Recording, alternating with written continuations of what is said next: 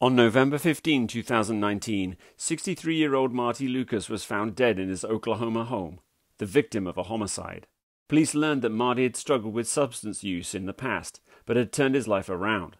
Now, he was considered a pillar of the community, giving jobs to locals who needed a second chance of their own. As they searched the scene, investigators discovered that Marty's beloved Silverado was missing. They put out a bolo for the vehicle. They also discovered a hat they believed could have belonged to Marty's killer. Marty's loved ones report that Marty had been in a tumultuous relationship over the years with a woman named Donna Hargrave.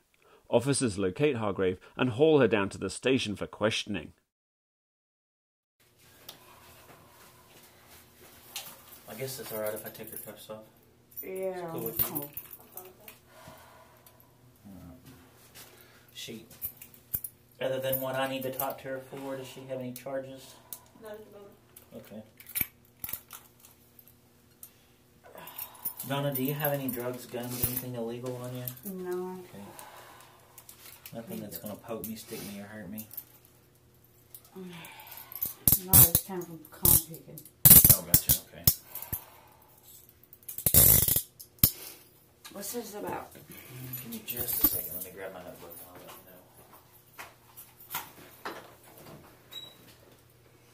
you know. Changed up.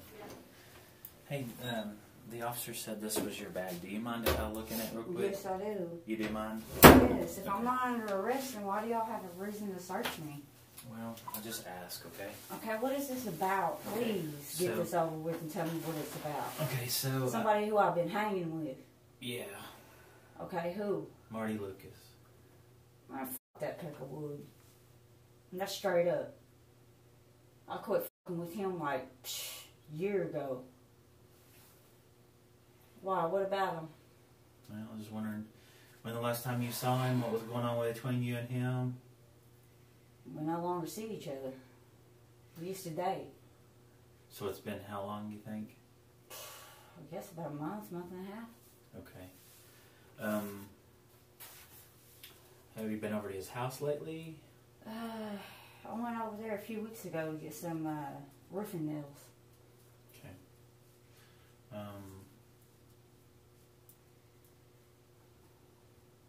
Do you know who else, when you was over there, was there anybody else there? No. Anybody else hanging out with him? Or? The only ones that I know that come by there to see him is his son, is his grandkids. Okay.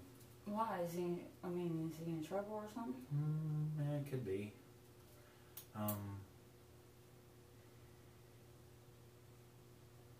know What? he's Tell me what? How you know Marty? How y'all met? How long y'all dated? Because he used to be a crackhead. Okay. Over there on the south side a long time ago. And how long did you guys date? Years. About 7, 8 years. Okay. From the time this last time he got out of penitentiary, I've been with him except till 2017. That's when we split up. Oh, okay. So, but, apparently you guys still get along somewhat if you're going over there to borrow. Well, I didn't borrow it. I can't bring him back no roofing nails. Well, yeah, I know what you mean, but we all say borrow, but yeah, but y'all get along enough that I speak to him on y'all are talking on talking basis. Okay. Yeah. On my birthday, he pissed me off because he was just being a dickhead. So when you said fuck him, what were you mad at him about? He just promised things and don't ever fall through. Like I shouldn't be living in a fucking trailer like I'm living with him being my own man for all them years. And I figured out that he wasn't going to motherfucking do anything, either I could come live with him or something. I was just going to be stuck in the same situation I was in. Right. So that's when I got fed up with him, his cocky ass attitude one day. Go f*** yourself.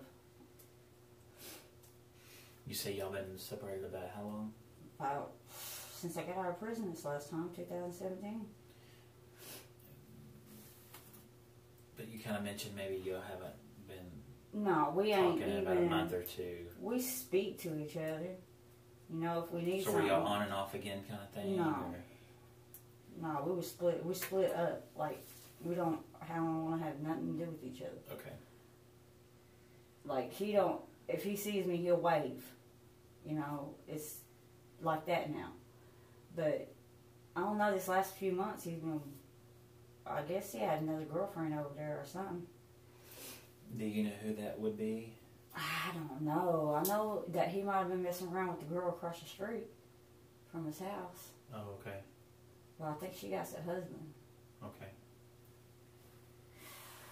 You know who's working for him, who's been helping him with some of his construction work in the last couple of weeks? No, his brother passed in Texas. Mm-hmm. And that's where he's been. Okay. Because when I called him, he said that he was in Galveston, Texas, I think. Yeah, Galveston. And he said that his brother had died. And that he had gotten a truck and his brother gave him a truck or something. In a house or something. You hadn't been over there since he got his brother's truck? Mm-mm. I seen it once, and I think it's green or gray or something. Did he ever let anybody drive his...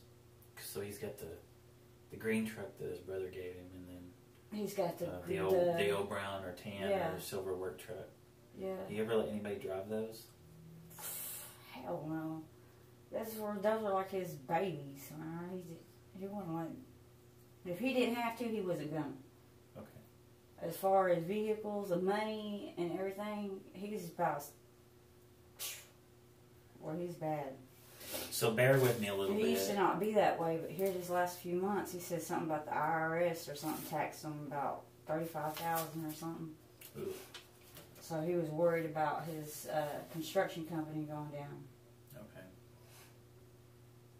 So, He said he retired, and one day he said he's got $15,000 in cash, and that he was going to go pick it up, and then he dropped me off at my mom's, and I never seen him after that. And when was that, do you think? About a month ago? About a month ago. Maybe about 4 weeks, exactly about 4 weeks ago. It'll be about a month. Okay.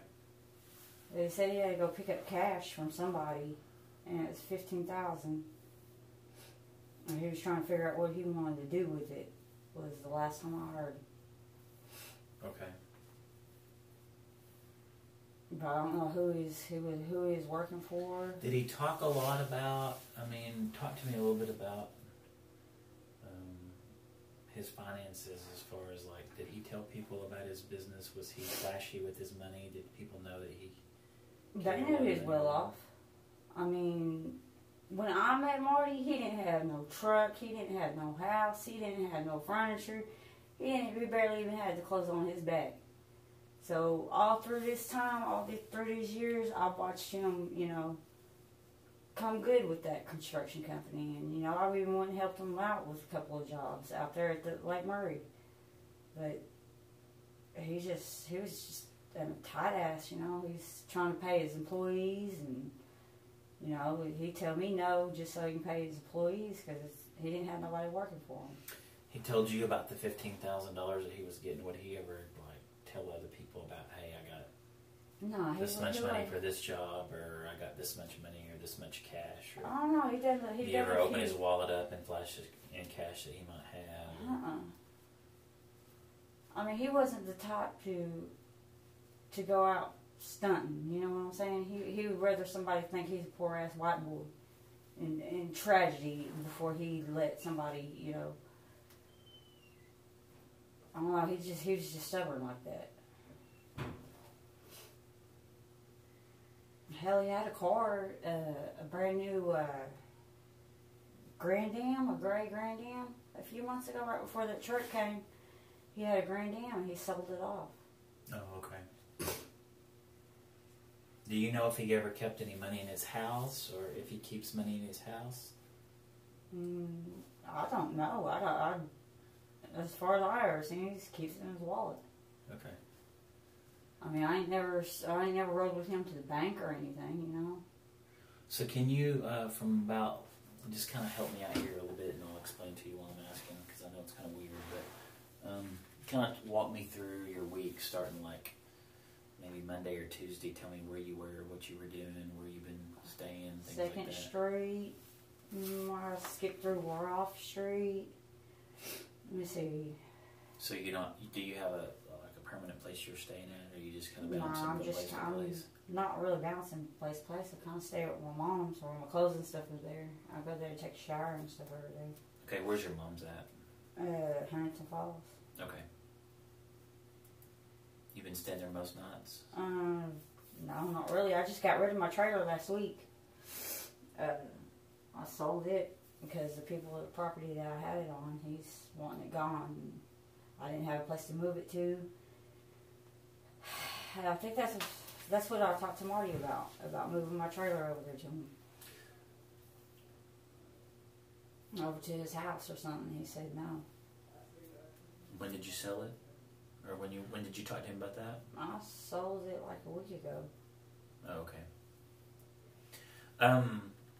So starting about Wednesday,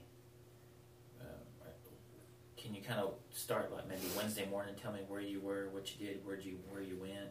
At my mom's, and I slept all day. Okay. And that night I went to the casino.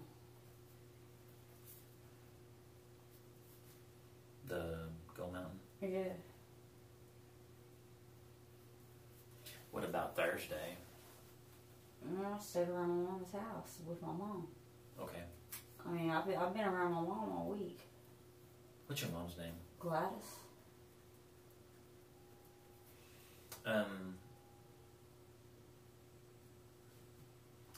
So, have you ever been over by Marty's house this week at all? Mm-hmm. If someone was to say they thought they saw you in the neighborhood, would that? I went through there. I went through that new apartment complex that they got over there. One of my friends wanted us to pick them up. And it was about last weekend. Last weekend? Yeah. Okay. That's as close as I've been. Other than that, you weren't over there anytime this week? Mm-mm. Okay. Tell me what you did Thursday, you remember? You said you was with your mom all day? Yeah, I was with my mom. What about Thursday night? Probably to the casino. Probably went over to David's house, and then I went over to BJ's. Who's David? Who's BJ? BJ is a person who I had my trailer. My trailer was on his land over there. About where is that at? Right up underneath the viaduct. Okay.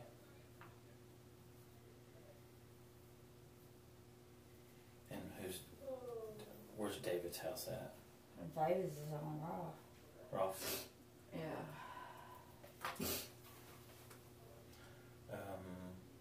What about Friday? Do you remember where you spent the night Thursday night? After you went to bed, where you went? I think I stayed out roaming around for a few hours. I mean, because I haven't seen Marty or nothing like that in about a month. So, at some point you had to go to bed Thursday night, Friday morning. Yeah, I sleep a lot. Where'd you go? I've been sick. Where'd you go sleep? My mom's. Do you know what time you went to bed and when? I know I'm asking a lot of questions, but it's important. Like 2 o'clock. 2 a.m. 2, 3. Okay.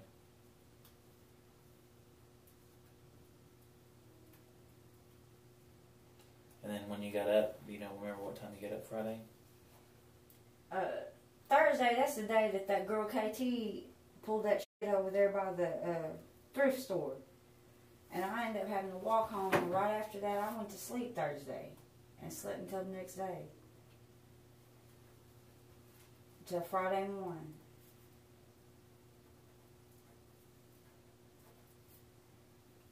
And then last night we ate steaks and salad, and I spent $5 at the casino, and that's it. Or did you at your mom's when you ate steak and salad? Yeah.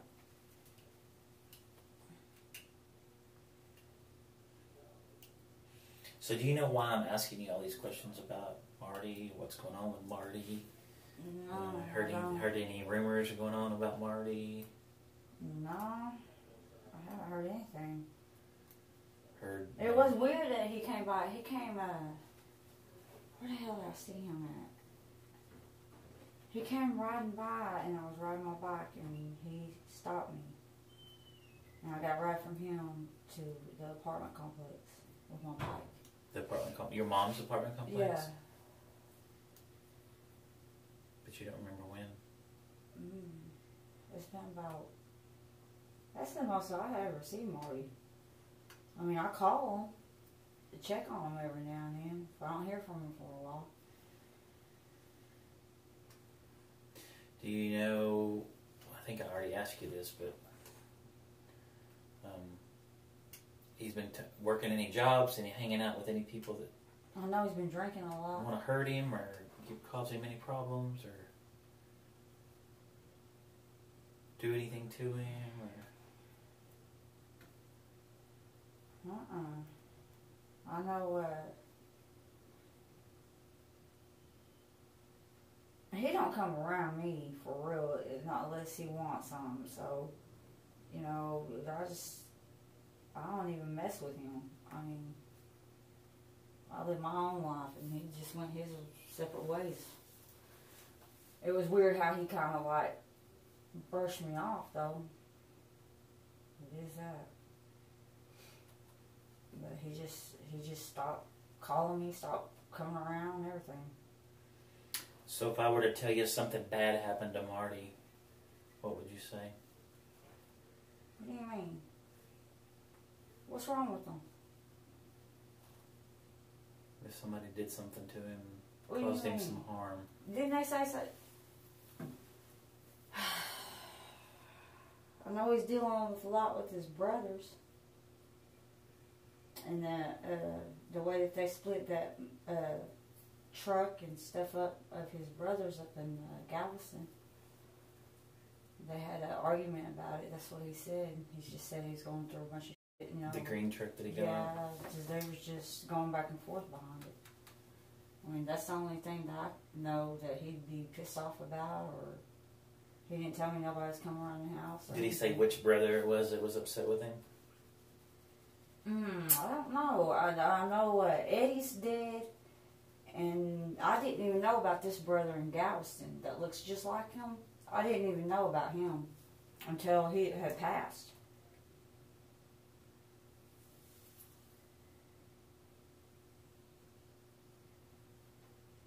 When he What about, passed, see, Jeff, the two brothers here, Jeff and James. I don't know. I know Jeff, but I don't know James. Did he say which brother was, or did he act like both brothers was mad at him over the green truck? Not really. I mean, he just, I don't know. Marty was doing something behind my back. I don't know what it was, but I know he was, you know, doing what he does. Which would be? Drinking. I mean, he started drinking here recently, and like really heavy. Like, is he doing any drugs or anything illegal like that? I don't know if he was doing any drugs. I know he could get them if he wanted them. Yeah. I heard he was hanging around with some pretty rough folks. Like some of the guys he would have help him on some jobs and stuff. Some of those guys I don't know none of his workers. Like I said, about 2 years ago when I got out of prison, that's when he stopped. He kind of stopped coming around. There's a Mexican that was working for him. Enrique is what he called him. Okay. How long ago do you know if Enrique was working with him? That's been about 6 months ago. Okay. Did he say anything about one of those guys being pissed off at him because he didn't pay him, or tried to screw him over, or did he ever mention, hey, this guy's capable of doing something bad? Anything ring a bell like that? No, what's wrong with Marty? Well, if I were to tell you he was dead, someone did something to him, what would you say about that?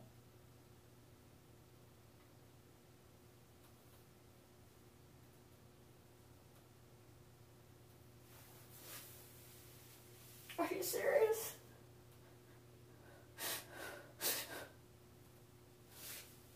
Yeah. Where is he? We're not dead, is he? Yeah, that's why you're here.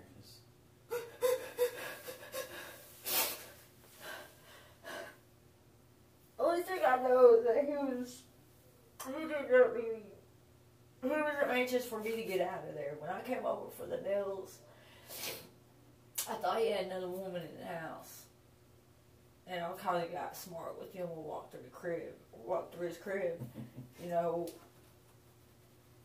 But he was like in a rush to give me the nails and get me the hell gone. He didn't want me like staying there or nothing. Because usually my mom stops and drops me off. Right.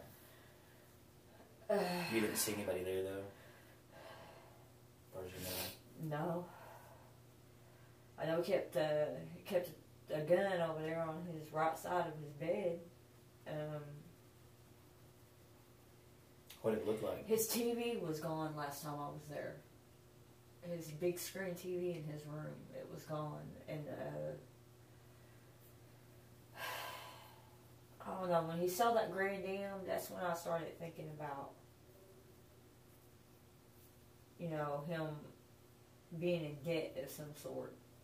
Because he saw that Grand Dam and it was a nice car. It had nothing wrong with it. It was in good shape. Had one owner.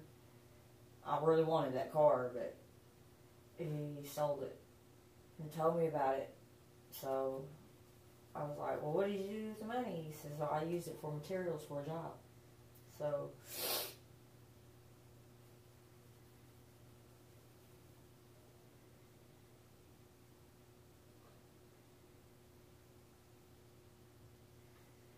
we were trying to figure out, you know, do you know a guy named Chris that was working for him that worked at the Valero down the street over there at Q and Broadway, named some guy named Chris?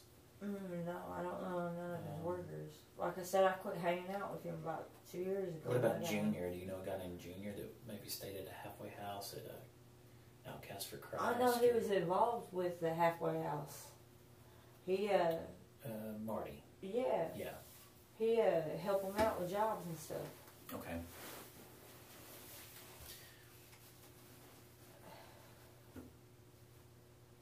Yeah, how did I? Well, I can't tell you that.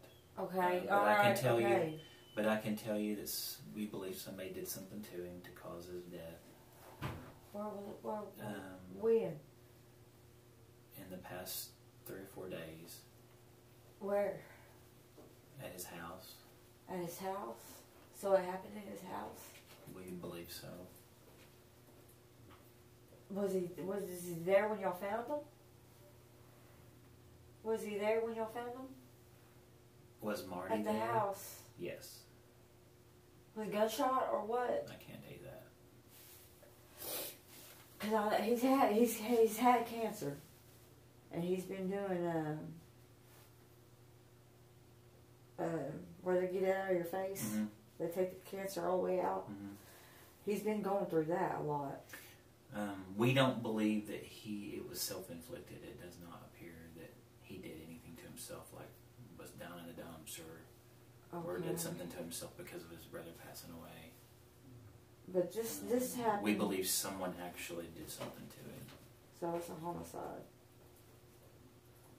And I seen a few cars and trucks over at his mama's house about 4 or 5 days ago, because I rode by there to go to Pacquisac.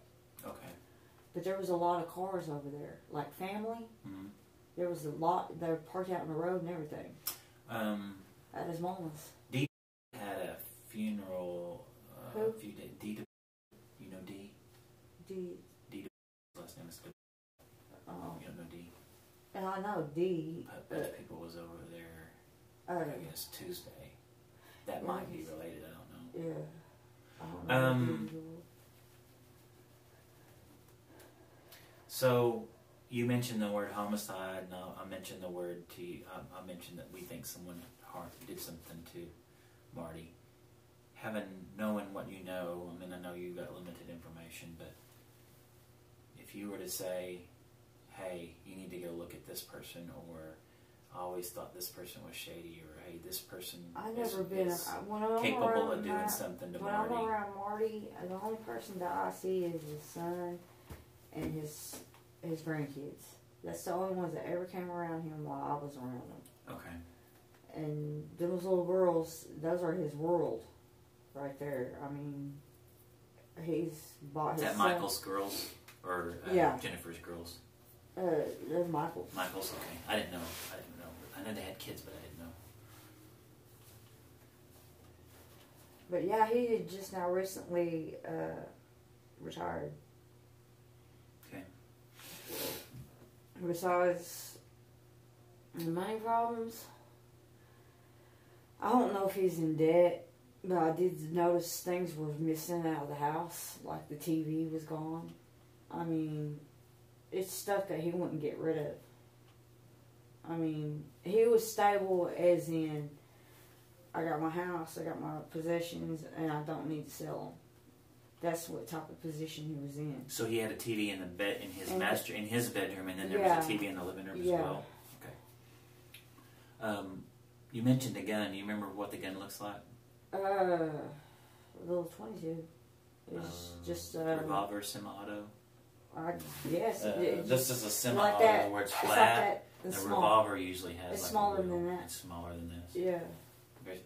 Is it in a holster or? I don't know. It's just on the side of the bed. I seen it one day. Okay. I went over there. Does he keep anything valuable, really valuable in the house, other than just typical? Not that I know of. And I don't think he's smart enough to have it. Does he have a safe? Does he have? He might, because he's in construction. And, I mean, I can see him doing something like that. He was supposed to help me fix my trailer.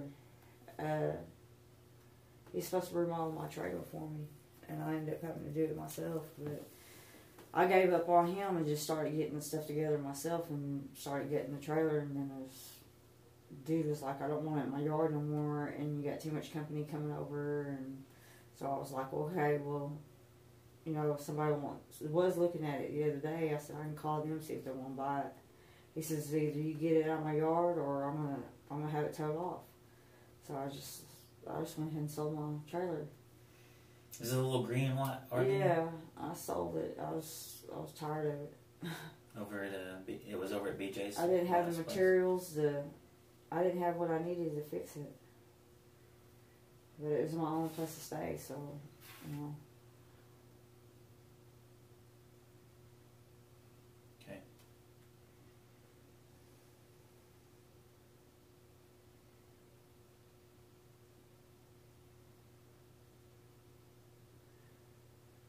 The only person I know that is the person across the street, that woman. He's seeing somebody behind my back. I don't know who it was. You know LB? Who? LB? Larry Bundell? Some guy named LB. There's a Larry Bundell that I know. But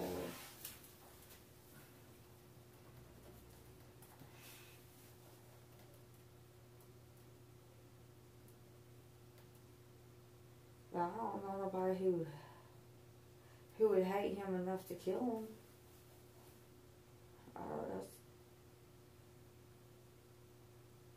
He didn't mention nothing like he was having problems like that. But I noticed he was real, like, he wasn't the same. He just, like, was anxious for me to get away from him or, you know, get me gone every time I went over there. But it's only been these last few visits. It hasn't, and he always goes up there to that Valero store up at the corner. Okay. Is there anything else you can tell us that would help us out? He does a lot of business at Lowe's. At that place. But I mean, that's because of his company. But okay. I know he gets discounts and stuff off paint and shit like that. Does he ever take his hired hands in there with him? I've never seen him take a hired hand with him. Every time that he's had a hired hand, we've always drove to the job and they was working, and then he'd go up there, say, you know, what he wanted done, and then we'd take off. Do you ever let any of the hired hands hang out with him at the house? No. Hell no, that's work and home. He kept them two separate. He ever let them drive any of his vehicles, even the work truck? The brown one is the work truck, since he got rid of the blue one. You ever let anybody drive it? No. I thought I seen it the other day, you know, rolling around Ardmore, but, you know, I was like... The brown one? Yeah. You didn't know for sure if it was the same? Yeah, I didn't know, because there's a lot of brown trucks with a dent on the side like his. But he was seeing another woman. Is there any way you can find out who that would be? Or how could I find out? Because the reason why I know that is because he says I can go get my stuff for $5 and I could take you home, drop you off, and go get it done. So we got into it. We argued behind it. Right. I was like, well, then go get it then. I don't know who he's messing with, though.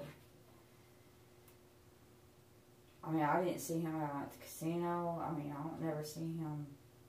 And it surprised me that day that he picked me up with my bicycle, because I ain't never seen him on that side of town. You know, I live over across the tracks. Yeah. I'll never see him over there.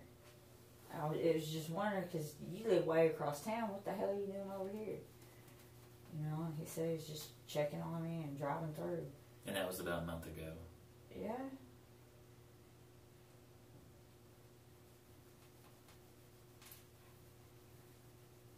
When he gave me a ride with my bike, and I pulled my bike out of his truck. That was the last time I went up to Huntington Falls. Does he have asthma or have an inhaler? Yeah. He does? Yeah. Okay. He has an inhaler, and he does, he just carried gauzes around for his face and stuff where he had the cancer taken out. Did he have a debit card or credit card that you know of? Did you ever see him use a debit card? I'm pretty sure he did, but that was for business purposes.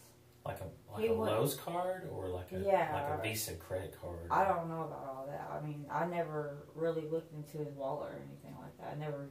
Okay. You know, because the way he is, get back. You try to steal my shit. You know. You know, I'm just gonna put it to you like that. No, I appreciate you being straight up with me. He always kept his wallet on him. He never relaxed, took off his shoes until he was at the house in front of the TV, in front of the coffee table.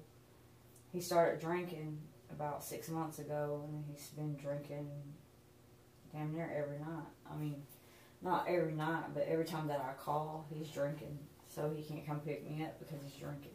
Oh, okay. You don't want him to drink and drive. Oh, okay. It was a big, big thing with him. Okay. He didn't want to get a DUI. Yeah, if he gets a DUI, he can't do his job. He got money. And he just now got out of all that stuff since last time he was in prison.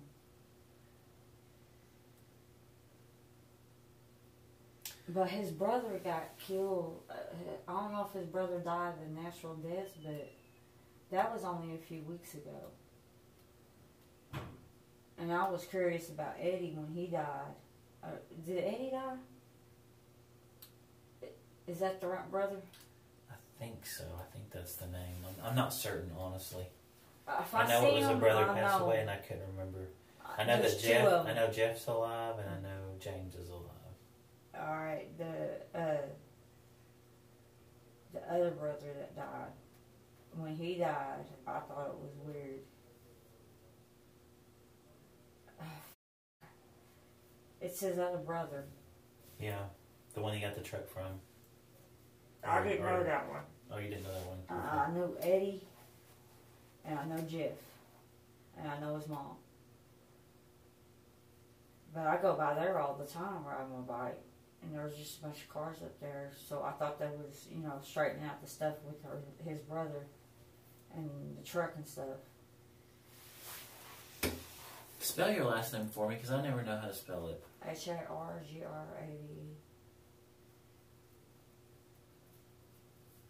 Because some people say Hargraves, Hargrove. Yeah. I guess I'm preaching to the choir now, so. All right, well, I don't know what else to ask you, but if you think of anything or hear anything, give us a yell. Did y'all do fingerprints on the screen door? Yeah, we processed everything. Of course, that'll take some time for all that stuff to come back. So. Did y'all check the windows? We did. Yeah. Oh, did it take anything? I can't tell you that either. His main closet was in the spare bedroom in the back. And that's where he kept all his clothes. And he custom made that. So there might be, a safe or something back there. Okay. Because that's where he keeps his clothes. And he was very protective over that area of the house. Okay. Alright. I don't know if he has anything in there or if... because he redone that whole house. The sheetrock, everything. Pulled up the carpet, the floor, everything. That wood floor, he done all that. Okay. So he does, he did heavy construction on his own house. I noticed there was a four-wheeler, a motorcycle that was back there. He's been accumulating a lot of furniture, like motorcycles, four-wheelers. Hell, he even bought his son a trailer. So, Like what kind of trailer? A double wide trailer. Oh, okay. Just, and then he bought him a truck. His son. That's the only other person. Him and his grandkids were his world. He didn't see past his grandkids. How much money did he make with his construction business? Did he make pretty good money at it? For him to come off a crackhead line, yeah. Yeah. He was doing real well.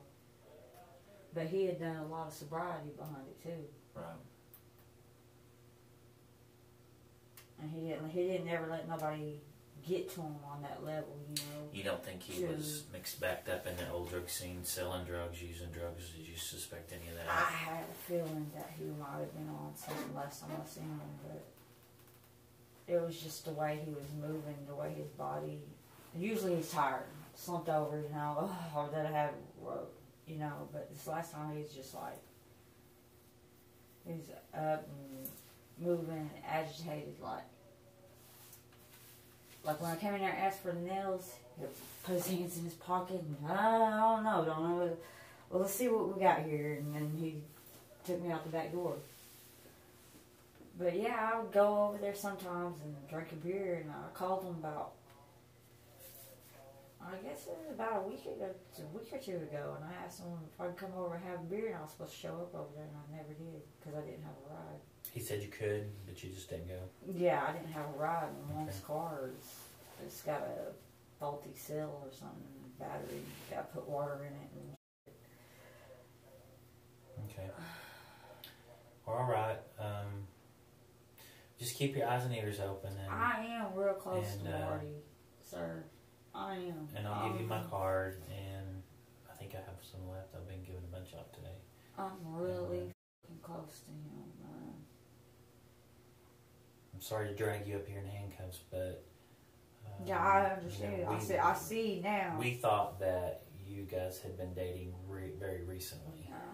We've been over for a minute. Okay. But I know he was seeing somebody else, I just don't know who it was. Don't know who. Okay. Well, if you find out, let me know. We'll find out who it is. We're just with y'all's help, with the office friends' help, friends and family's help. We'll figure it out.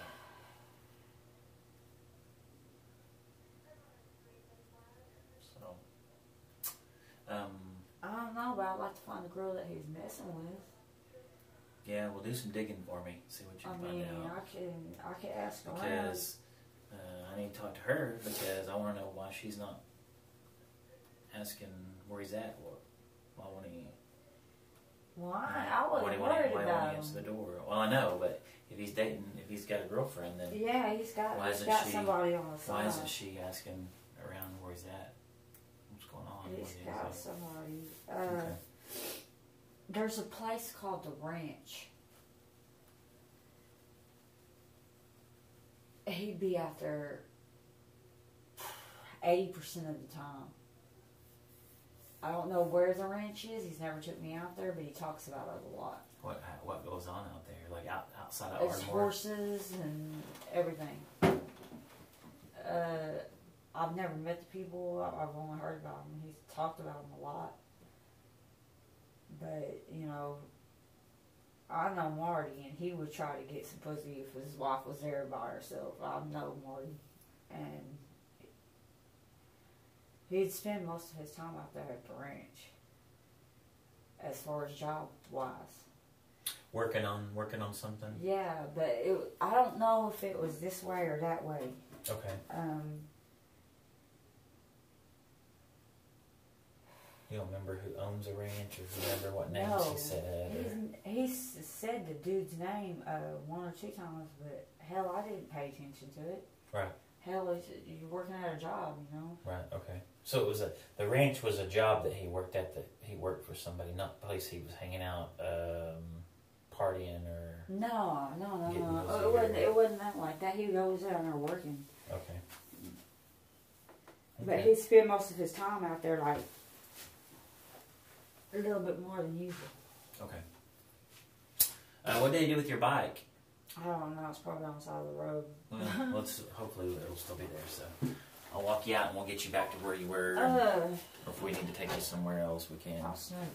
Okay. Thank you. I appreciate that. I'm gonna give you my card too. With Donna Hargrave not seeming to have a motive to kill Marty, police move on. Marty's family shares that his wallet with cash he kept to pay his day labour employees is missing. Investigators now question if Marty may have been killed by one of the employees he was providing a second chance to. When they ask around about which employees have recently been down on their luck, one name emerges, Chris Dyer Sr. Police bring Dyer in and confront him with what they've been told. Okay, I think I'm good to go for a little while. Cool. Some chocolate and and coffee. Let's see here. So let's get some demographics out of the way. Okay. Is Chris short for Christopher? Yes. On my license. Oh yeah, sure. That'll help. And it's got my wife's address on it. I'm not there anymore. At least for now.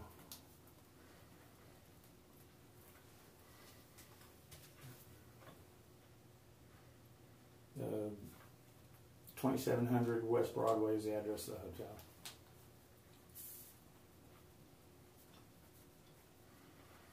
What room are you in out there? 168. Is that something about a permanent deal, or are you having to skip around? No, I've been there for about 3 weeks. Okay. Between 2 and 3 weeks. Is that the plan? That you're going to stay out there for now? Yeah. Okay. Yeah, my wife and I are estranged at the moment.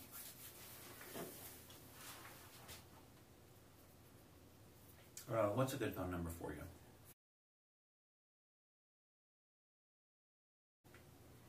And are you employed by Econo Lodge? Yes. Just doing maintenance? I'm head of maintenance. Okay. How long have you been doing that? Since Friday. They hired me just to paint, and then they saw what I was doing and asked me, if I knew how to do all that stuff. And cool. most of the way how to do most of that stuff. Of course, thanks to Marty, he's the one that taught me a lot of that stuff. So, you kind of know why we're here. Oh, yeah. You're aware of Marty's death. And yes. So what do you know about how Marty died? What have you heard? Just what I've heard. Marty's son went to the Easy Shop where I used to work, and told Jamie, that's working there in the evenings, what happened. And she texted me and said, "I'm sorry to hear about your friend." And I'm going, "What do you mean?" And I called her right quick, and that's when she told me. Do you remember when that was? Night before last.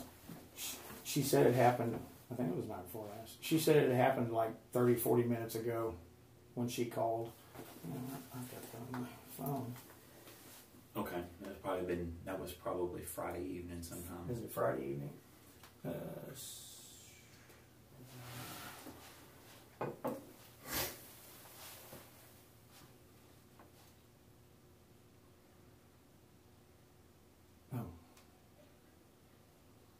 Yeah, Friday at 7:51 p.m.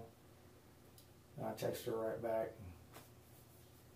Oh, okay. Did she give any details or tell you what? She just said that somebody broke in and shot and killed Marty and stole his truck. He had just gotten a green, I think it was a Chevy, from his brother right before his brother passed away down in San Antonio. Okay, gotcha. Yeah. So what is your and Marty's relationship? Tell me a little about how you knew him. What?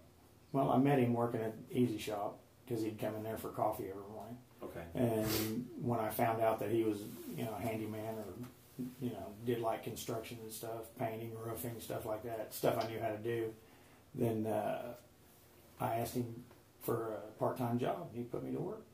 How long have you worked for him? About a year. Oh, okay. Yeah. I'd worked at Easy Shop for 2 years. So you pretty much known him the whole time you worked at the Easy Shop? Yeah. Okay. Yeah. Who was he running around with recently? Who was Marty? Who's Marty? Well, I know he works a lot of the guys from Outcast for Christ. As far as who he hangs with, I really didn't know. I mean, I knew there was a woman he was chasing. I don't know who it was, but he had told me that he had a date the last time I'd worked for him. So, I knew there was a woman somewhere. But yeah, as far as... Do you know who that is, who that person, that female is? No. Who he's hanging with? Is it the same one, or do you think it was just... Was it like, did he have a constant girlfriend, steady girlfriend? I don't think so. I know he was close with his ex. She works at KFC. And every once in a while he'd go up there and do work for them. If they need anything fixed. Have you worked... What was the last job you worked on Marty with? Let's see, we, trying to think of what the last one was.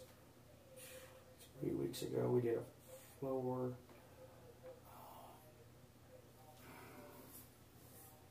It was, God dang. Man, don't ever get on. I swear. I know we did that floor over there. We put I know what it was. On, I think it's Birch. There's a white 2-story apartments right there on the corner, Birch, and like half a block up from Wolverton, half a block east of Wolverton. Okay. And we replaced a ceiling we replaced the ceiling in the bottom floor. They had just done some plumbing there, and we had to put the ceiling all back together and shim it in with 1-bys because it was like 2 layers of ceiling. Oh, gotcha. Yeah. How long ago was that? That was... I was still at Easy Shop, so it was about a week and a half ago, 2 weeks ago. Okay. Right around there. I know we were the only thing we had scheduled that he was going to use me on was a tile job down in Marietta, and we were supposed to start that this past week, or this next week. Oh, okay. Well, we originally were going to do it last week, but he had other stuff come up he had to take care of. So there's a rumor that some rumors went around that maybe you and him had gotten crossways, and he had basically fired you or wasn't going to use you anymore. He told me that he couldn't use me on certain jobs because of who he was working for. I guess they... Well, I don't understand. A bunch of damn drama at Easy Shop. Andy. What a jackass that guy is.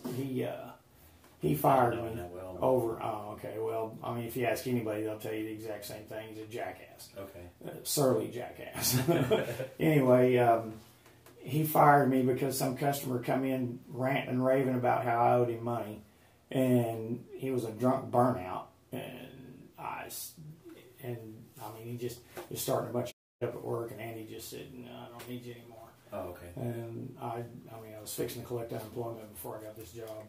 But, he told me that he couldn't use me on specific jobs because of what happened at Easy Shop. Because he was working for, regular customers there. You know how the rumor mill is. I could have I could have been a pedophile before it was all over with. The way people talk, yeah. You know. Did you when he told you that, was that? No, I totally understood. I totally understood.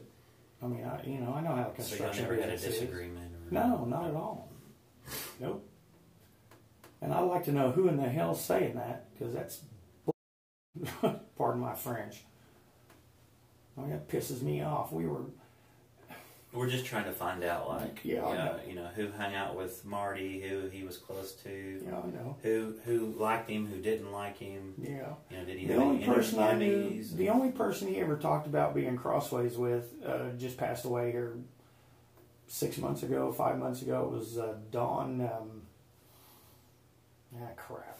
Can't remember his last name. He used to come in the Easy Shop all the time. But anyway, him and I guess Marty had gone through drug court. He had gotten arrested and gone through drug court, had a problem with drugs, and Don was supposed to be backing him up with something. I don't know the particulars of it, but anyway, he was crossways with Don. Oh, gotcha. Yeah. So, but like I said, Don died 6 months ago. I usually do this at the beginning before we kind of get off track. So give me a little history on you. What's going on with you? Why are you in the motel? Oh, because my wife and I are separated. Okay. Who's your wife? Gina died. Gina. Yeah. What's going on there? Just typical marriage stuff? Marital type stuff? Yeah. Okay. Yeah. Problems.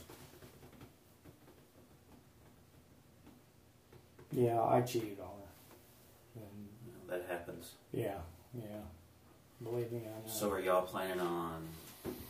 Are y'all just not talking? Well, no, we're talking. I've got a lot of guilt I got to deal with, and get through, and she's willing to have me back, but I gotta make sure that's what's going to be best for everybody. Anyway, we're talking. Gotcha. Yeah. You have any kids? Yeah, 2. I believe you've already talked to Ashley. Ashley? Yeah. And then Sarah is my youngest daughter. Okay. And then my son Junior, he's a stepchild, Gina's stepchild. Okay, so he's yours, but not Gina's. Yeah, okay, right. Gotcha. Okay. And basically, that's where I'm at. So, obviously, both daughters live here? Yeah. Sarah still lives at home. She's disabled. Oh, okay. And Ashley lives on the corner of G and 4th, the southeast corner of G and 4th. Where's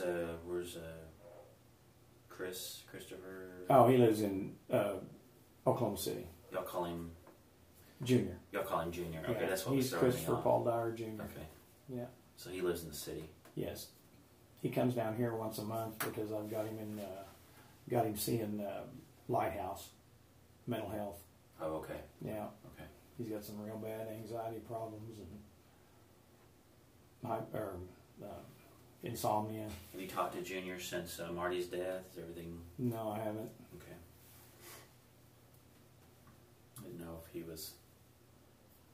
Did he know Marty at all? No, he never even met Marty.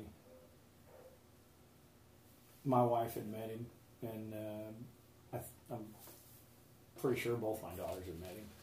So when you had heard this news about Marty, what did you think? I mean, you were told that somebody broke in. Yeah.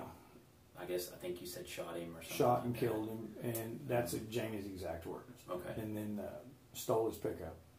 Well, when you heard that, what did anybody come to mind as far as anybody that was running around with Marty? No.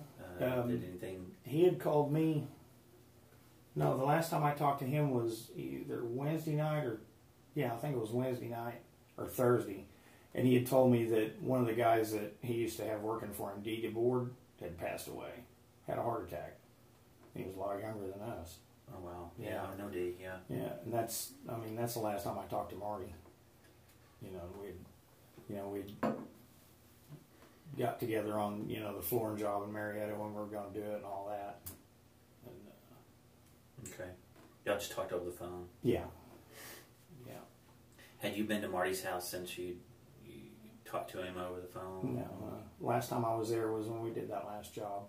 I'd always drive to his house, and then we'd all go on the pickup to the job. Okay. So did Marty ever let anybody drive any of his vehicles? Whether they... His son. I mean, that's, as far as I know, that's the only person that I've ever seen driving his vehicle. What about his work truck? Did he ever let anybody drive his work truck? Like, let you guys, his employees drive it or anything? No, he never let me drive it. Well, I mean, I never asked to drive it, but no, I don't. I'm pretty sure he wouldn't have loaned that out to probably anybody. Someone had told us that there was like a young kid, skinny young. When I say kid, or probably in his 20s, that was seen driving Marty's brown work truck earlier in the week. Is that a skinny young kid? Yeah. Is any of that? No, it's not. Ring a bell? I know it's not much information, but no. I mean, I would imagine he wouldn't let anybody drive his work truck except his son. But okay. Yeah, his son's Mike. Does Marty smoke? Yeah. What is he? Do you know what brand he smokes? Yeah, Marlboro Red soft pack, about 2 to 2.5 of them a day. Okay. Yeah. Yeah, the word that I'd go over there in the morning and you know, I'd bring coffee from Easy Shop because they wouldn't charge me for it. And he would sit there and hack for, oh God, a good 15, 20 minutes. I mean, just sounded like he was coughing up a lung. Yeah. You know, yeah, he smoked a lot. Do you smoke? Yeah, I do. What do you smoke? About a half. Oh, Marlboro Light 100s. Oh, okay. Special Blend Light 100s. I'm sorry. Gotcha. Yeah. His is Reds, Marlboro Reds. Yeah. I think they call them Reds. Yeah, Marlboro Red, short, and soft pack. Gotcha. Yeah. Okay. That was my convenience store clerk coming out there. Yeah, I've worked at a convenience store too. So you already know. Marlboro Reds and short soft pack. After a while, you don't even have to ask him. You just reach for the cigarettes. You have an idea. When you see them coming, you know. Yeah. And sometimes you even know what they're going to buy to drink. And yeah. You know exactly what they're going to get everyone. Well, especially there at Easy Shop, because there's a lot of people came in there regular. We're creatures of habit, aren't we? Oh, yeah. Sometimes not a good habit. Yeah. Creatures of habit.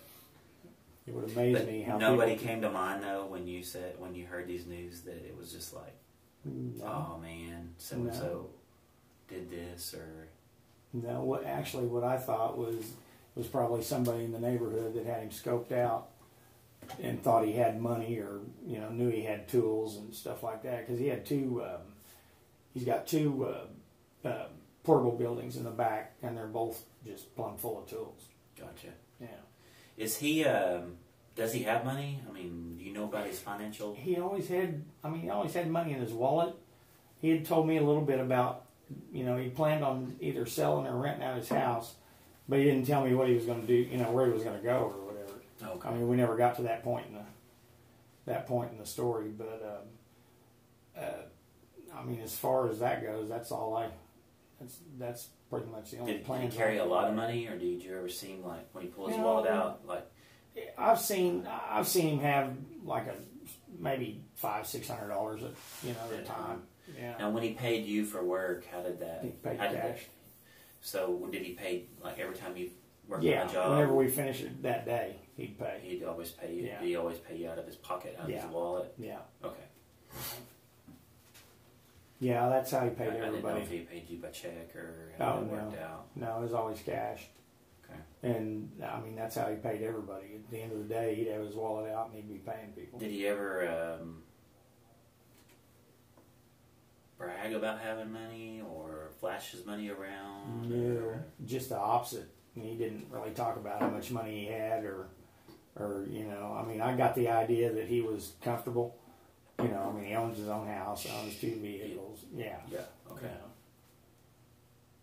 I mean, that was my take on it, that he was, well, you know, I didn't think he was really rich, but I knew he was making enough money. He had nothing. Oh, yeah. Have enough to pay his employees and take care of things, get what he wants. Yeah, and his Social Security was already started, so he was...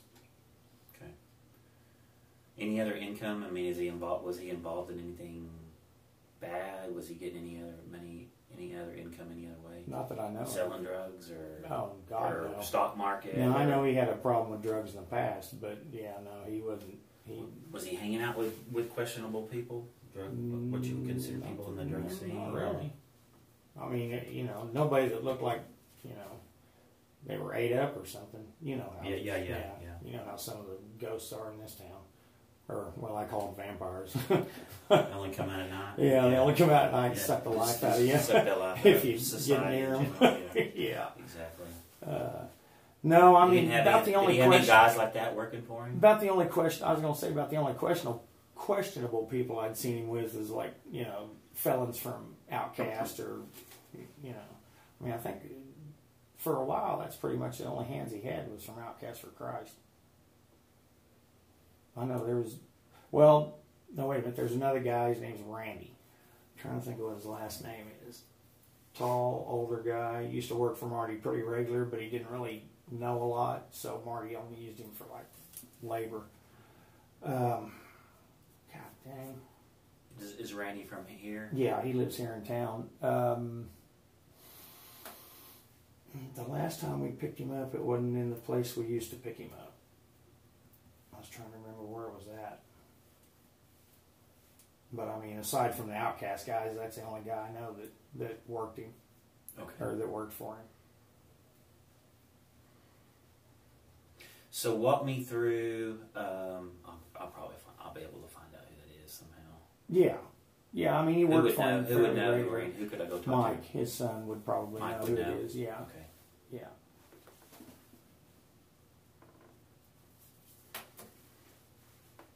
If he didn't know him personally, I'm sure, or if he hadn't met him, I'm sure he'd remember the last name better than us.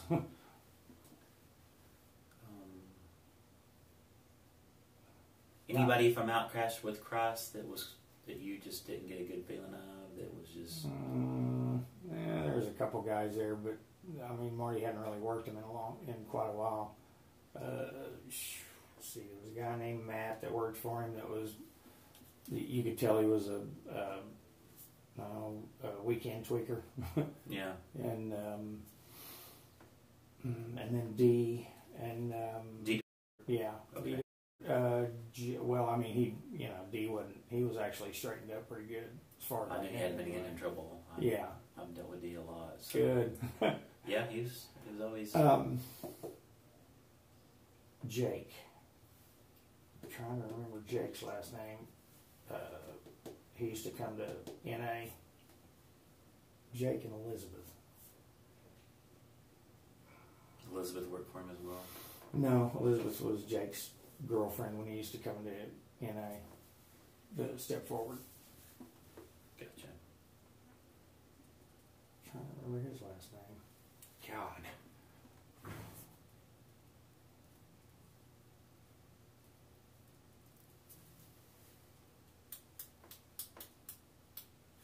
What's the street? Go downtown. Main, Broadway. Is it 1st Street, 2nd Street? Going down Washington, going north. You'll know where I'm talking about. We used to call them the crack hotel or crack apartments. That big building that's split into apartments right there on the corner of 2nd Washington? Is the Belvedere? Maybe 2nd. Yeah. The old brick building? Yeah. Jake lived in his mom's house right behind that place. Okay. Yeah. Okay. I mean, if you're needing to talk to him, maybe somebody we would talk to eventually. Yeah. So starting about, just go through a timeline with you. Starting about Wednesday, walk me through your day, Wednesday, Thursday, Friday, yesterday. Okay. As best you can. I know that's a lot of memory because sometimes I don't remember what I did 2 minutes ago. Friday, I can tell you, I started working at the hotel 8 o'clock in the morning. That was your first day at work? Yeah. Okay. And I didn't get off until 4:30. And 8 to 4:30. Yeah. And after looking back at it and going back through it, because I was, when Ashley called me and said that the police were going to want to talk to me, I figured you guys would want to talk to me anyway. But I went back through my head to see what I was doing Friday, and I was actually taking a friend of mine to Homeland when that happened. Or we were sitting there in the Homeland parking lot. You said when it happened, when you found out about it. Well, yeah, from when I found out about it, from the timeline she was talking about, 30 or 40 minutes before that, that's when I was at Homeland. Oh, I see what you're saying. Yeah, but that's the only place I went that evening. So. Let's see, Thursday,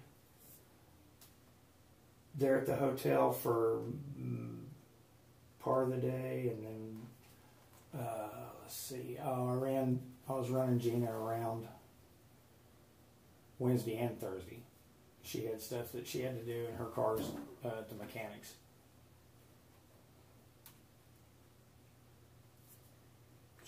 So she was just running errands or whatever? Yeah, went to Walmart, went to the Chickasaw Gymnasium so she could sign up for that. I believe that was Wednesday. Okay. Or no, that was Thursday, because Wednesday I took her to the post office because she hadn't been getting any mail there at the apartment. They put a vacant slip in the mailbox, and so she had to go down to the post office and find out why they was holding her mail. So Thursday would have been the day prior to you finding out about Marty. Yeah. Can you remember as much as you can about Thursday, starting when you got up, what time you got up, what you did? Got up at about 7:30 in the morning, 7:30, 8 o'clock. Fixed coffee, sat there and watched TV for a little bit. Talked to a couple of guys at the hotel I'd know, just, going outside to smoke. And aside from running Gina around, I'm pretty sure I wasn't doing anything else. Do you know, like, what time you picked Gina up, what time you kicked her off, when y'all went? I think Thursday I picked her up around 11. Okay. You said her car was... Yeah, her car is at the mechanics. It's being repaired. Gotcha. Where'd all y'all go when you picked Gina up? Went to the post office. Okay. And, well, I may be getting Wednesday and Thursday mixed up. Went to the post office, went to the Chickasaw Gymnasium, went to stop at dollar store and get pads for my daughter because it's Shark Week. I got 2 of them there. It's Snake. You threw me off for a second. I got it. We call it Shark Week because there's blood in the water. Gotcha. Ran her to Walmart that evening. Yeah, and pretty sure we went through McDonald's and got stuff for my daughter, for Sarah. Okay. What dollar store did y'all go to? The one next to Save-A-Lot. Okay. That's the one I always go to. Save-A-Lot, Walmart. Where else did you say? Chickasaw Gymnasium. Chickasaw Gym. Post office. Post office. Yeah, that, and they're at the apartment. So, what time did you and Gina call it a day? Separate, go different ways? Actually went back to the hotel around 3-ish, 2-ish, right around there. In the afternoon? And then, okay. And then came back that evening to watch Supernatural with my daughter. Came back to Gina's? Yeah. Okay. Yeah. Yeah, that's a regular thing with me and Sarah. Gotcha. We're fans. Gotcha. And then went back to the motel after that. Do you know what time that was? Yeah, about 10:30. Okay. That was 10:30 Thursday night. Yeah. So, who... Are you the only one staying in the room? No, I'm there with a friend of mine. Who is it? Shara Thompson. Okay. Shara.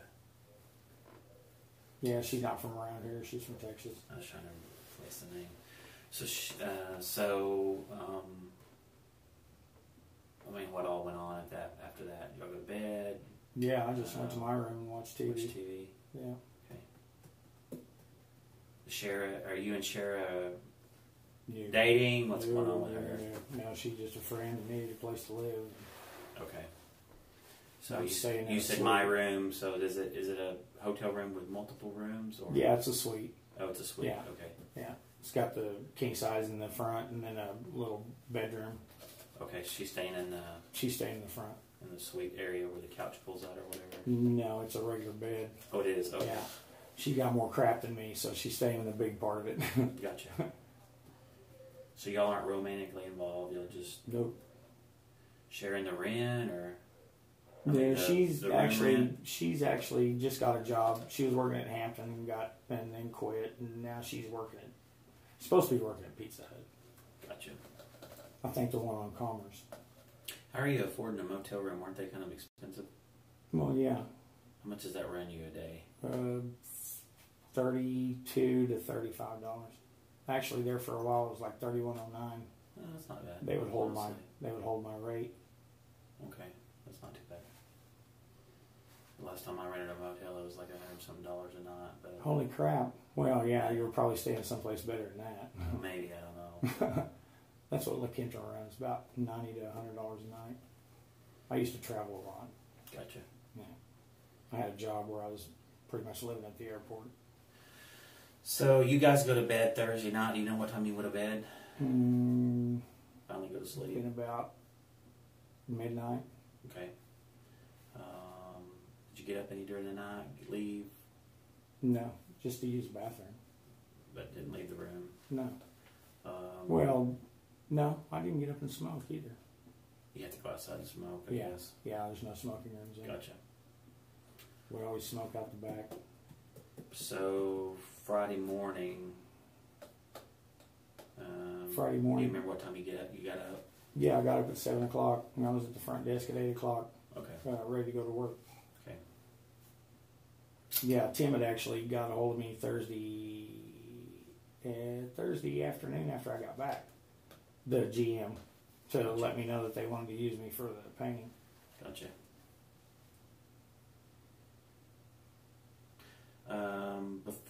Let's go back another day. Thursday you picked Gina up. I think you said around 11 or so, maybe. Yeah, somewhere around there. It was between Wednesday and Thursday was when we did all that stuff. I don't remember exactly which day it was. But so do you remember where you were, what you were doing, who you were with the night before you and Gina started running around doing errands? Wednesday night? Yeah, maybe. Just there at the motel. Nothing out of the ordinary. No.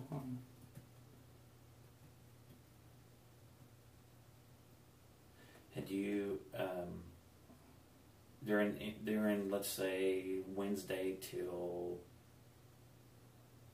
today, had you drove by Marty's house, been over to Marty's house? No, what was the closest you've been to Marty's house during that time frame?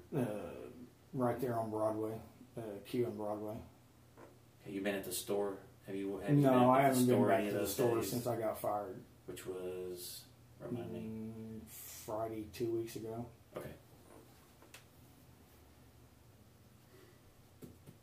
I think that would be right. Hang on. Thank God for cell phones. I know, right? I don't know how we survived without. I haven't memorized it. We're such spoiled. Years, I know. It's funny. Most people don't even know their own phone number now. They have to look it up on their phone. Oh yeah. Used to, we could rattle off phone numbers. Oh my God! Let's see. What was I fixing to look for? Good Lord. You were looking for brain dead. When you last worked at the Bolero store. Oh yeah, calendar. Yeah. Would have been. Let's see, what's today? Today's the 17th. Yeah, it would have been the 8th. I believe that was when it was. Yeah, because I just come back from days off. I was off on Wednesdays and Thursdays there. Okay.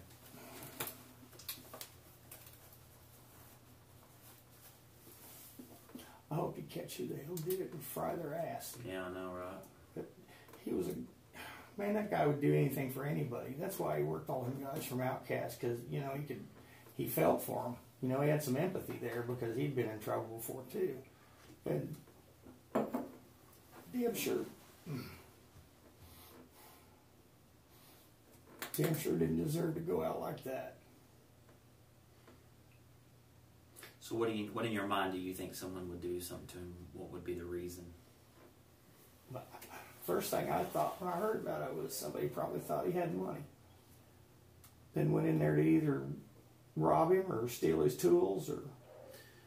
Do you know him well enough that if someone went in there and said, you know, we know you got money hidden or we know that there's money here, you need to tell us, would he just give it to him? Or would he put up a fight? Or no, I think he'd give it to him. You think he would? Yeah. Yeah, I mean, he wasn't like totally innocent. I mean, you got a gun on you, you do what they say, Mm-hmm. you know.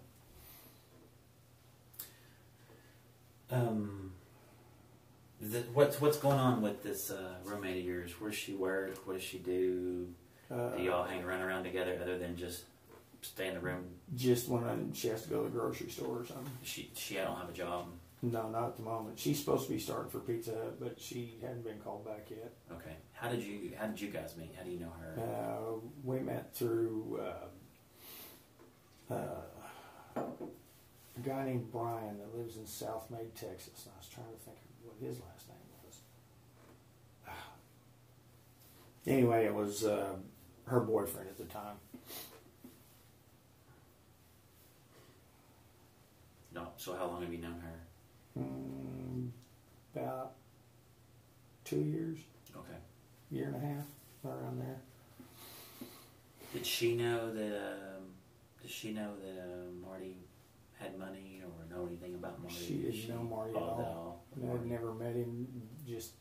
She didn't know him at all except for me talking about him. Okay. You know, but the extent of that was I'm working for Marty this week. You know. So I have to ask this. This is just part of the. We got boxes we got to check off. We got to ask all this stuff because we're just, like you said, we're trying to find out what happened and who did it. So you are obviously having some marital issues. Yes. So job issues. You've been through a couple jobs. Are you having trouble paying bills? Are you having trouble? Do you have money saved up?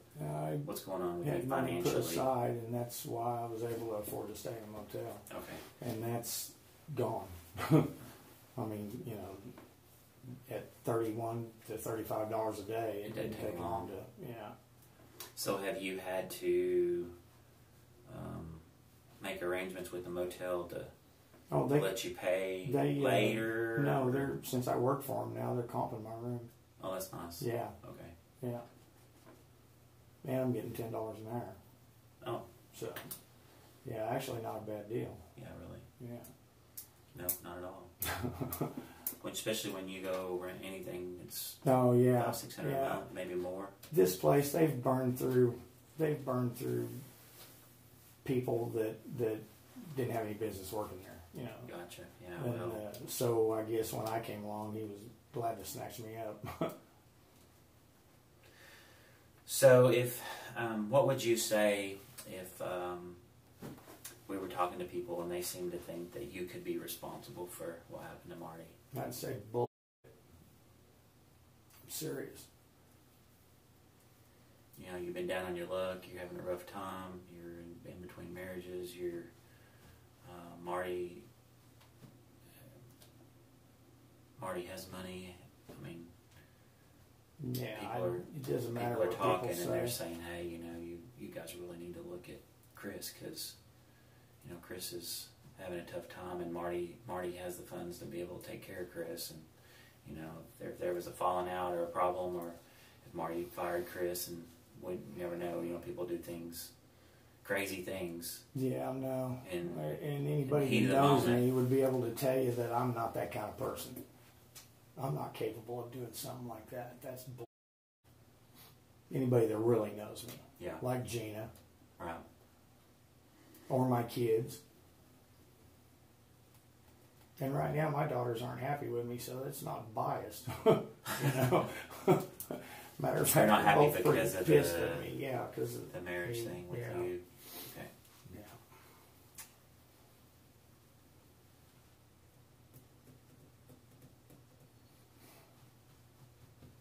Yeah, Gina said something to me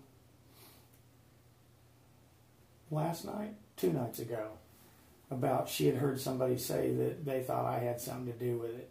And the first thing I asked her was, will you tell me who it is that said that so I can go let them know that I had nothing to do with that shit. Who do you think is telling us that have this grudge or have a reason to try to I have no throw idea. you under the bus? I have no idea. I worked at a place for 2 years with a bunch of gossipy old people that come in and out every day. Yeah. So, take your pick. And by gossipy, I mean gossipy. I heard every rumor that went around for 2 years there in that neighborhood. So, what if we were to I gotta ask this too. Drug history. I know that you had some trouble, been in prison maybe for back in the 80s. I don't know what it was for. Yeah, possession with intent. How are you doing on your sobriety? 17 and almost a half a year. You're still clean. Yeah. You're tested now. You'd be clean. Yeah. Everything good. Yeah. Okay. And if I need to take a lie detector, I will. Okay. Would you have a problem with us? Again, we just have to go through the gamut of everything, ruling people in, ruling people out. Yeah. That's part of our a situation like this. Because we weren't there. We didn't know what happened to Marty, so we're just trying to put the pieces together. Well, I'm in the same spot. I don't know what happened. Would you be willing for us to go through your truck, look through your motel room to see if there's anything that would be? Yeah, I got nothing. We can roll you out, so that these people are saying, "Hey." Yeah, if that's what it takes to rule me out, then we'll do it. Okay.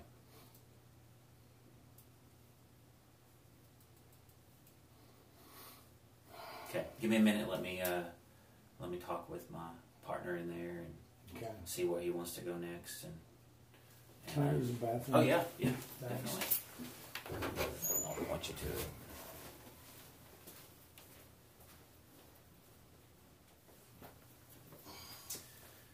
So I'm going to ask you these questions because I know we can't rule anybody in or out at this point. That's what we're doing, working on. So I just want to confirm with you. Thursday night, you go watch a movie with your daughter at Gina's. Yeah, Supernatural TV show. Is it on a certain time of week? No, we watched it on the CW app. On her phone, on Sarah's phone. Was Gina there? Yeah. She can confirm you were there. What time do you think you left and got back to your room? Probably about 10-ish, between 10 and 11. You went straight from Gina's back to the motel? Yeah. And then you, from what I remember, you said you think you went to bed around midnight or so? Yeah. Okay. Well, was the roommate there? No, at the time she wasn't. What did you say her name was? Shara Thompson. I didn't write her name down, so that's why. If I don't write it, it doesn't. Yeah. So if I write it, I don't have to say roommate anymore. I can actually call her by name. Yeah. So would she be able to say what time you got there and verify that you stayed there all night? She wasn't there when I got there. Oh, she wasn't? No. Okay. Do you know when she wound up coming in? It was after I went to bed. Did you know what time she would come in, or did you just wake up the next morning she was there? Yeah, I didn't know where she went, so I didn't know what time she's going to be in, but sometimes she likes to walk. Gotcha. Is she clean, as far as you know? As far as I know, yeah. Okay. Does she know about, I think I asked you this, does she know about Marty having his cash on hand? No, she didn't know Marty or know anything about him. Okay. Where's she at now? In the room, I think. Okay. She don't. Well, if you don't mind, we'll haul you back up to the motel. We'll maybe go through your truck real quick and that's fine. Go through the room. We may talk to Sheriff for a few minutes. I'm I'm going to ask you about the dark spots on your pants. It's paint. What is it? It's paint. Now, it's obviously paint there. But Yeah, the dark and that's spots on paint. this converted. It's a dark gray that I'm using to touch up at the hotel. Yeah, okay. It's just something we have to More ask. light It doesn't- over here. It doesn't look like anything. Okie dokie. Well, I appreciate your time, and I know this is a pain in the butt for you, but It is. it's one of those things that we have to do. Yeah. So, Yeah. you know, if it was up to me, you know, the person that did this to Marty would be standing out in the front yard saying, "Hey, I did it." I Yeah. did it, waving his hand up in the air. And, Yeah, no kidding. You know, saying, you know, I'll turn myself in. In a but perfect world. it just doesn't happen like that. No. So, I appreciate you. Well, like I said, you know, I want you guys to catch him as much as you do. Yeah. Chris Dyer Sr. swears he's telling the truth, but police aren't so sure. They go to check his story with his roommate, Krista Thompson. As soon as Thompson sees police arriving at her work, she takes off. Officers catch her, arresting her on outstanding charges. When she's brought to the station, she offers to share everything she knows about Dyer and the murder. Excuse me, my warrants.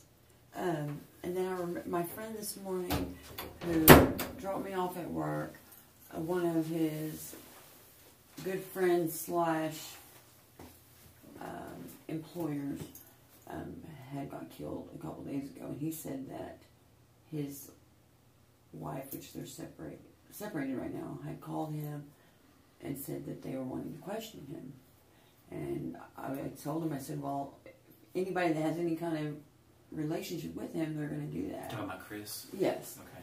Yeah, I mean, that's just their job, to rule you in or rule you out as a suspect, you know, because he was like, I don't know why. Anyways. What's your name? So that is what It's I'm Krista, assuming. right? Yes, Krysta. What's your middle name? Nicole, Nicole. Last name Thompson with the P. But yeah, first I just thought it was my drug court warrants. And then when you said that you wanted to question me, I thought it might be in regard to that. Okay, what's your date of birth? 6/15/82.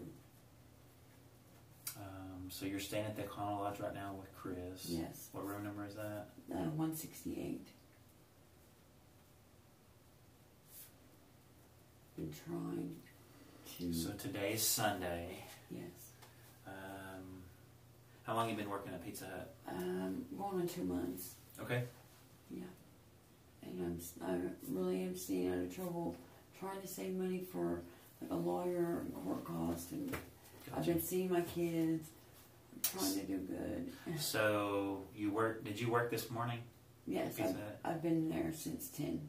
Okay. A little bit before 10 because I had to get the salad bar and everything set up. Did you clock out earlier, or is that why you were leaving? Were you heading out, heading back home, or were you just scared we were going to come and arrest you, or what? I thought that y'all, yeah, for my warrants. Okay.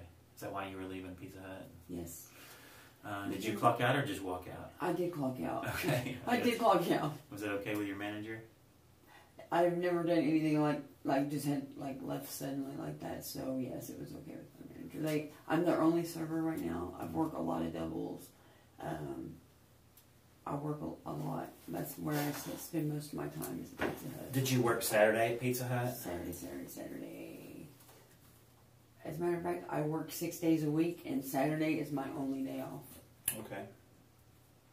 Did you work? Are you doing that yesterday? Yesterday, right? Yesterday. Get yes. off, yes. Yeah. I was off. What about today?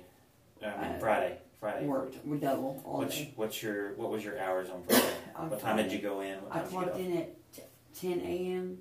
Okay, and then they were going to let me go at 4, and he called me at 4:30 and asked me to come back because they had a party of 100 coming. So you did go home at 4, but you went back? I didn't even make it home. Oh, you didn't? I was like in mid-walk, and Travis, my boss, called me and said that a football team was coming and they needed me back, please.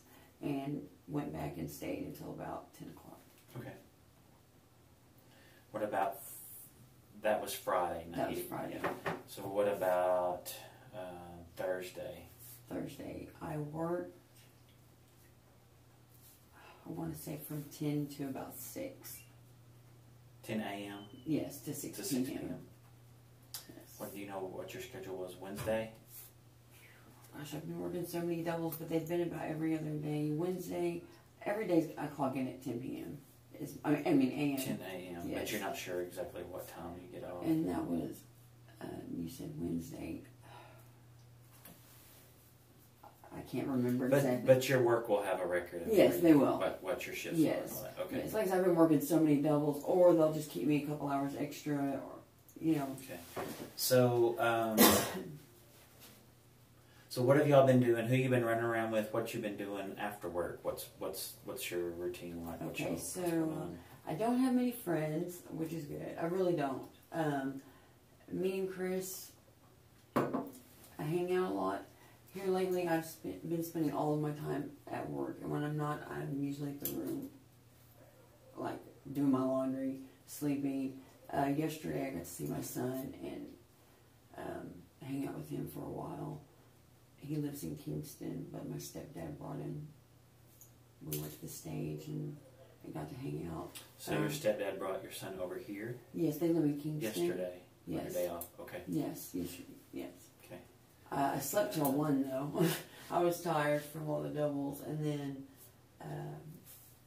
waited for my son. We went to the stage and bought him a sweater. So Friday, what did you do Friday night after you got off? You worked a double Friday. I worked a double.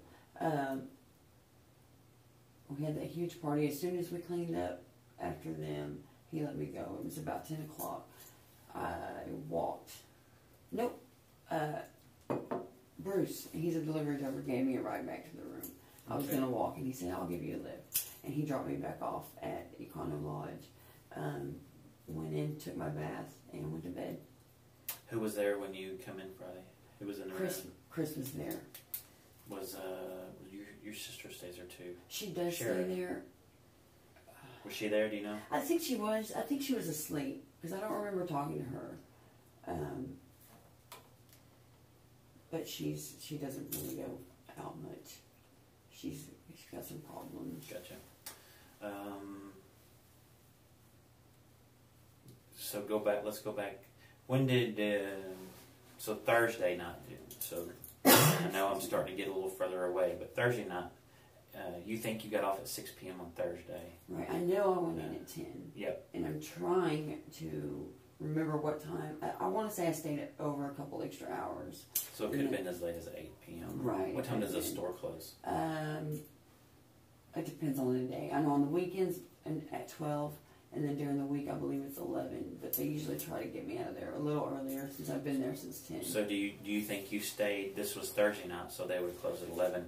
Do you think you stayed all the way till close? No, I didn't. Okay. Because I've never actually closed. Okay. They try to get me out of there because I'm working from morning and then staying that late. Okay. So they're basically just needing me until the rush is over. Yes. Okay. So do you remember Thursday after you got off where you went, what you did, who you were with? One memory is so bad. It is. And it's, you know, when I'm stressed out, it's like, it's worse. And I understand. So let me think. Okay. I remember Friday really well because of the double I worked. Thursday I know I worked. Let me think. I mean, I would have just worked and then went back to the room. I haven't gone out anymore. Do you remember what day was it that you and Shara and Chris went to Kingston to get Shara's food stamps? Oh, what day was that?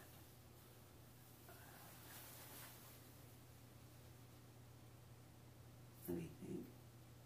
It was not very, it had to be within the last few days because she had lost her card on the 3rd, I think, is when we called, and it came the 13th, I want to say. 13th or 14th? I think the 13th was Wednesday. And it was after work that we went, because I did work that day. So the 13th would have been on Wednesday. Okay. 14th was Friday. I mean Thursday, I'm sorry. Okay, 13th so is Wednesday. that sounds... You think it was the 13th you guys went to Kingston? Oh, it was either the 13th or 14th. But you're not sure? No, I'm not sure. My mouth is so dry. You want some water? Please. Yeah. It makes me self-conscious. No, I got some water. I should have offered. I forgot to get you that. Thank you. take It's cold even. Thank you. I take Effexor and it makes my mouth really dry. So, one of those nights, I'm not sure which one, you remember Chris said he went to Gina's and he watched a movie. Yes. Or watched some TV program with his daughter. Supernatural. Was that the same night y'all went to Kingston, or was it a different night?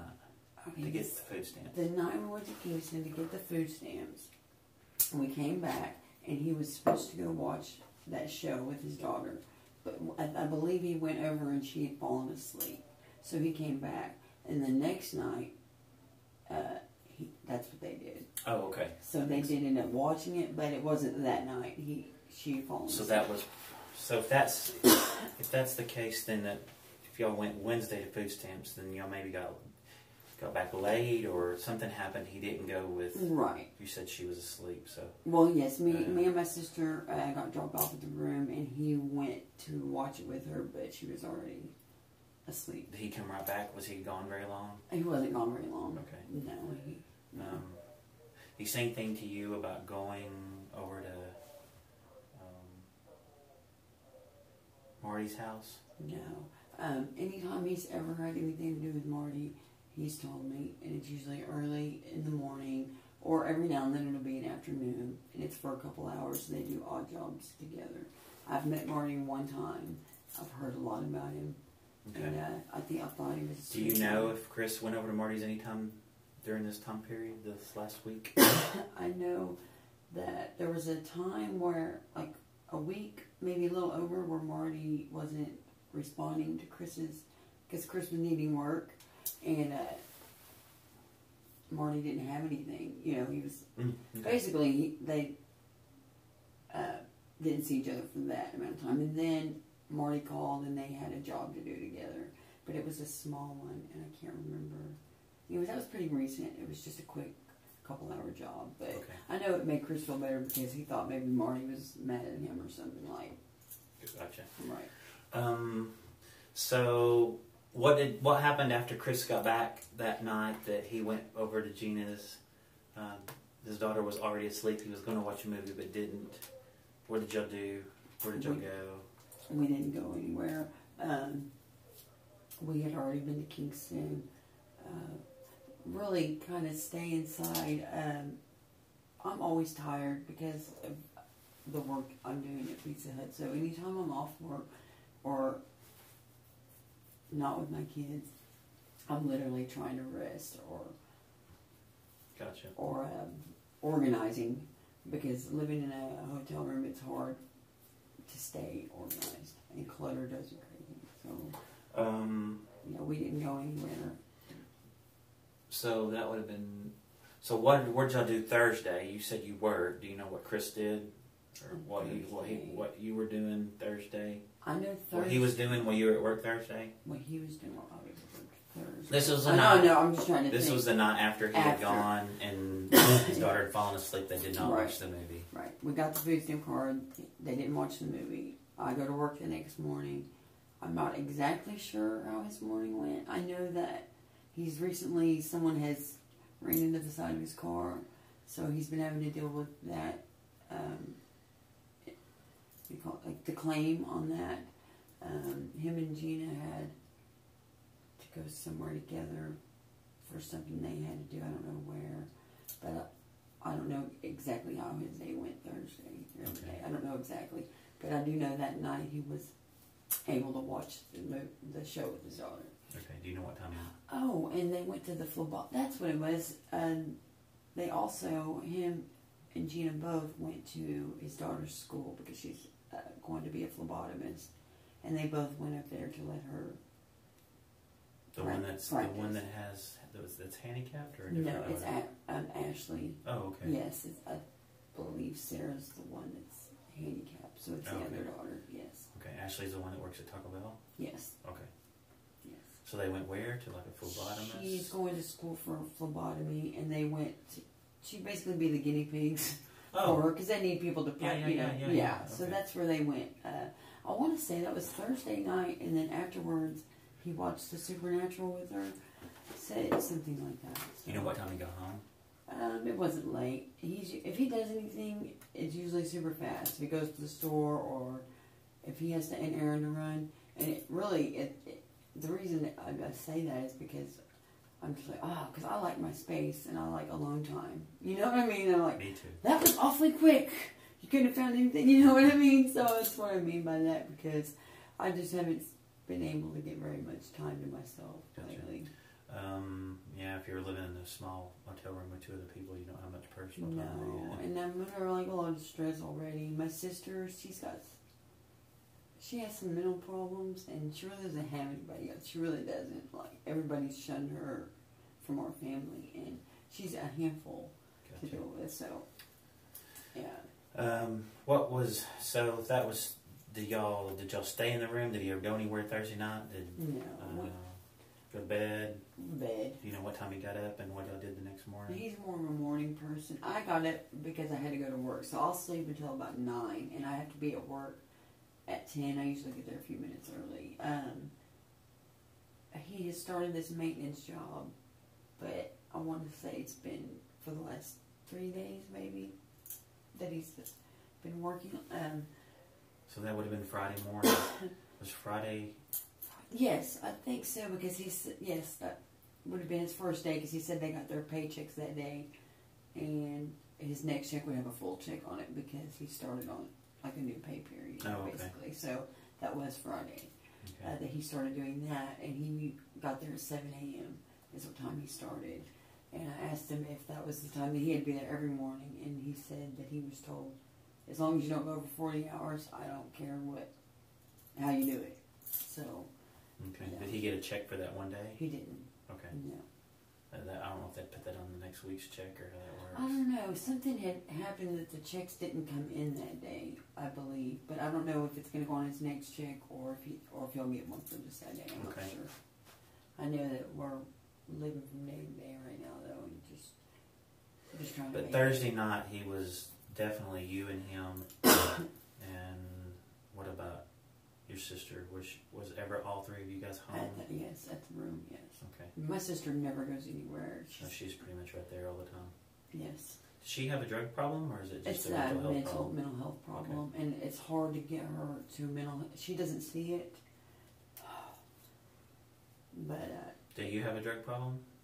I have. As a matter of fact, right now I'm seeing a doctor out of Tulsa.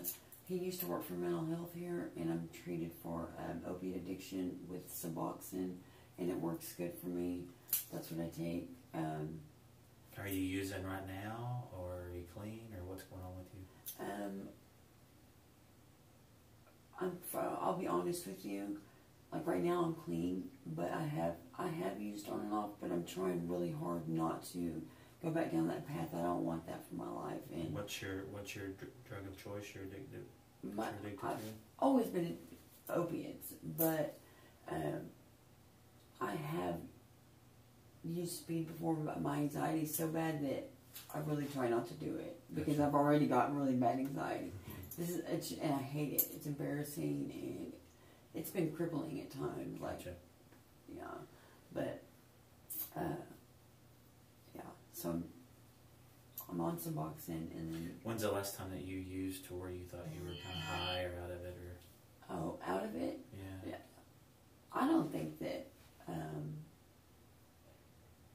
I could say there's been a time where I've been out of it high like that. No. Okay. Like I said, I've never late to work. I've never called in. I'm there every morning. I stay as late as they need me, and then on my off days, and sometimes in between, I hang out with my 15-year-old. And that's basically what I do. When I'm using, I don't do that. I don't work. I stay away from my family because I don't want them to know. And so. Gotcha. Yeah. Is Chris clean right now? Chris is trouble? Clean. No, he's clean. He has a medical marijuana card, and that is what that's all he uses. How are y'all doing financially? Like I said, right now we're kind of living day to day. You know, my sister, she can't work. She can't. I can imagine her. She says she wants to, and she had worked, I believe, one day at the Hampton Inn, and What about like how much is y'all's room rent costing y'all a day? Okay, so since they know that we're going to be there a while, and we've already been there a while, it is basically a set rate of $30 a day. Okay. Yeah. So, have y'all been behind on that? Have you been able to keep it up pretty well? Every Y'all day. haven't had to get kicked out? No, ever. No. Okay. No. How long have y'all stayed there? In that one room, actually, we've only been there a couple of weeks. Okay. But they moved us from a smaller room to that one, so about 3 months, I want to say. Yeah. Okay. Yeah, but no, we've never had any issues with them. What's Chris told you about his friend getting killed? What do you understand's going on with that? What's Chris said that he's heard? He is hurt. I know that the night that I was at work at the double. Okay, one more drink. I'm sorry. No, it would Friday night. Yeah. Yes, he. I was working and I had texted him and I was like, OMG, there's 100 people here. It was football players from Kingston. And then actually there were 60 of them. And then we had a party on the other side of 40. And he was like, oh my gosh. He's like, you poor thing. Because I had been working, I was tired. I'd been working all day. And then like an hour or so after that, I had looked at my text and I don't know, it said something like, it had an emoji with the tears and it said, Marty was shot. Marty was shot and killed, or something like that. I was like, I didn't know him that well, but just through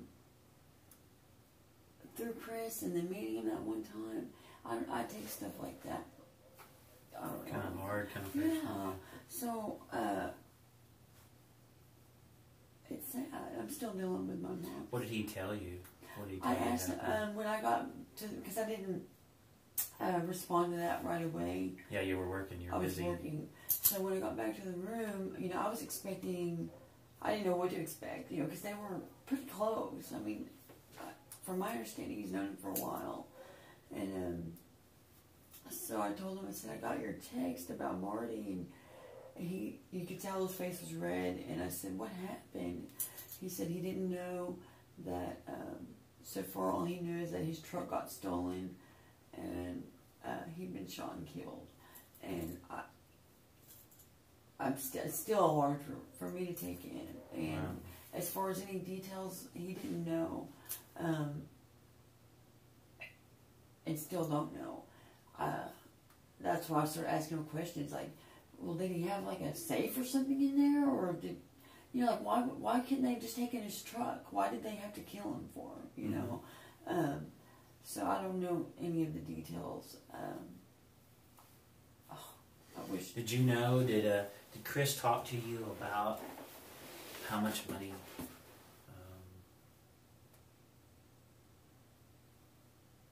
he had?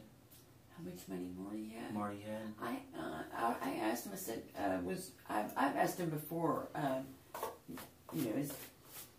because Marty had... I guess the question is like, when you guys were talking about Marty getting killed and someone shot him and all that, I mean, obviously there's talk, I was just trying to figure out, what were y'all talking about? Well, yeah, crap, no wonder they did this because blah, blah, blah, or did y'all have any knowledge of...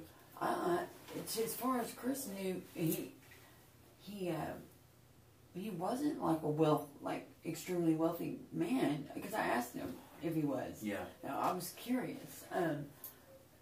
That night, or you asked him? I think earlier, I've asked him before because because he was working with him and stuff. Because he owns his own construction company. Right. So. And he worked for a couple hours, and then he told me, he'll ride to the store or to go get supplies and this and that, but he only pays him for the exact time they're right there on the job. And so I was just asking, being nosy, basically, like, is he loaded? He's like tight with his money or what? And he basically, I don't think Chris knew about Marty's his finances. Okay. Yeah. I'm sorry. No, that's fine. That's just one of those things we got to work through. Yeah. So what were you, when you guys were talking about him getting killed, were y'all thinking like somebody was mad at Marty? Were y'all thinking that they shot him to rob him? Do you know? That's or what do we y'all thought. know? Is that because someone had called him? And I don't even know who told him. I can't remember right now who told. Maybe a family member of Marty's, or a son or daughter.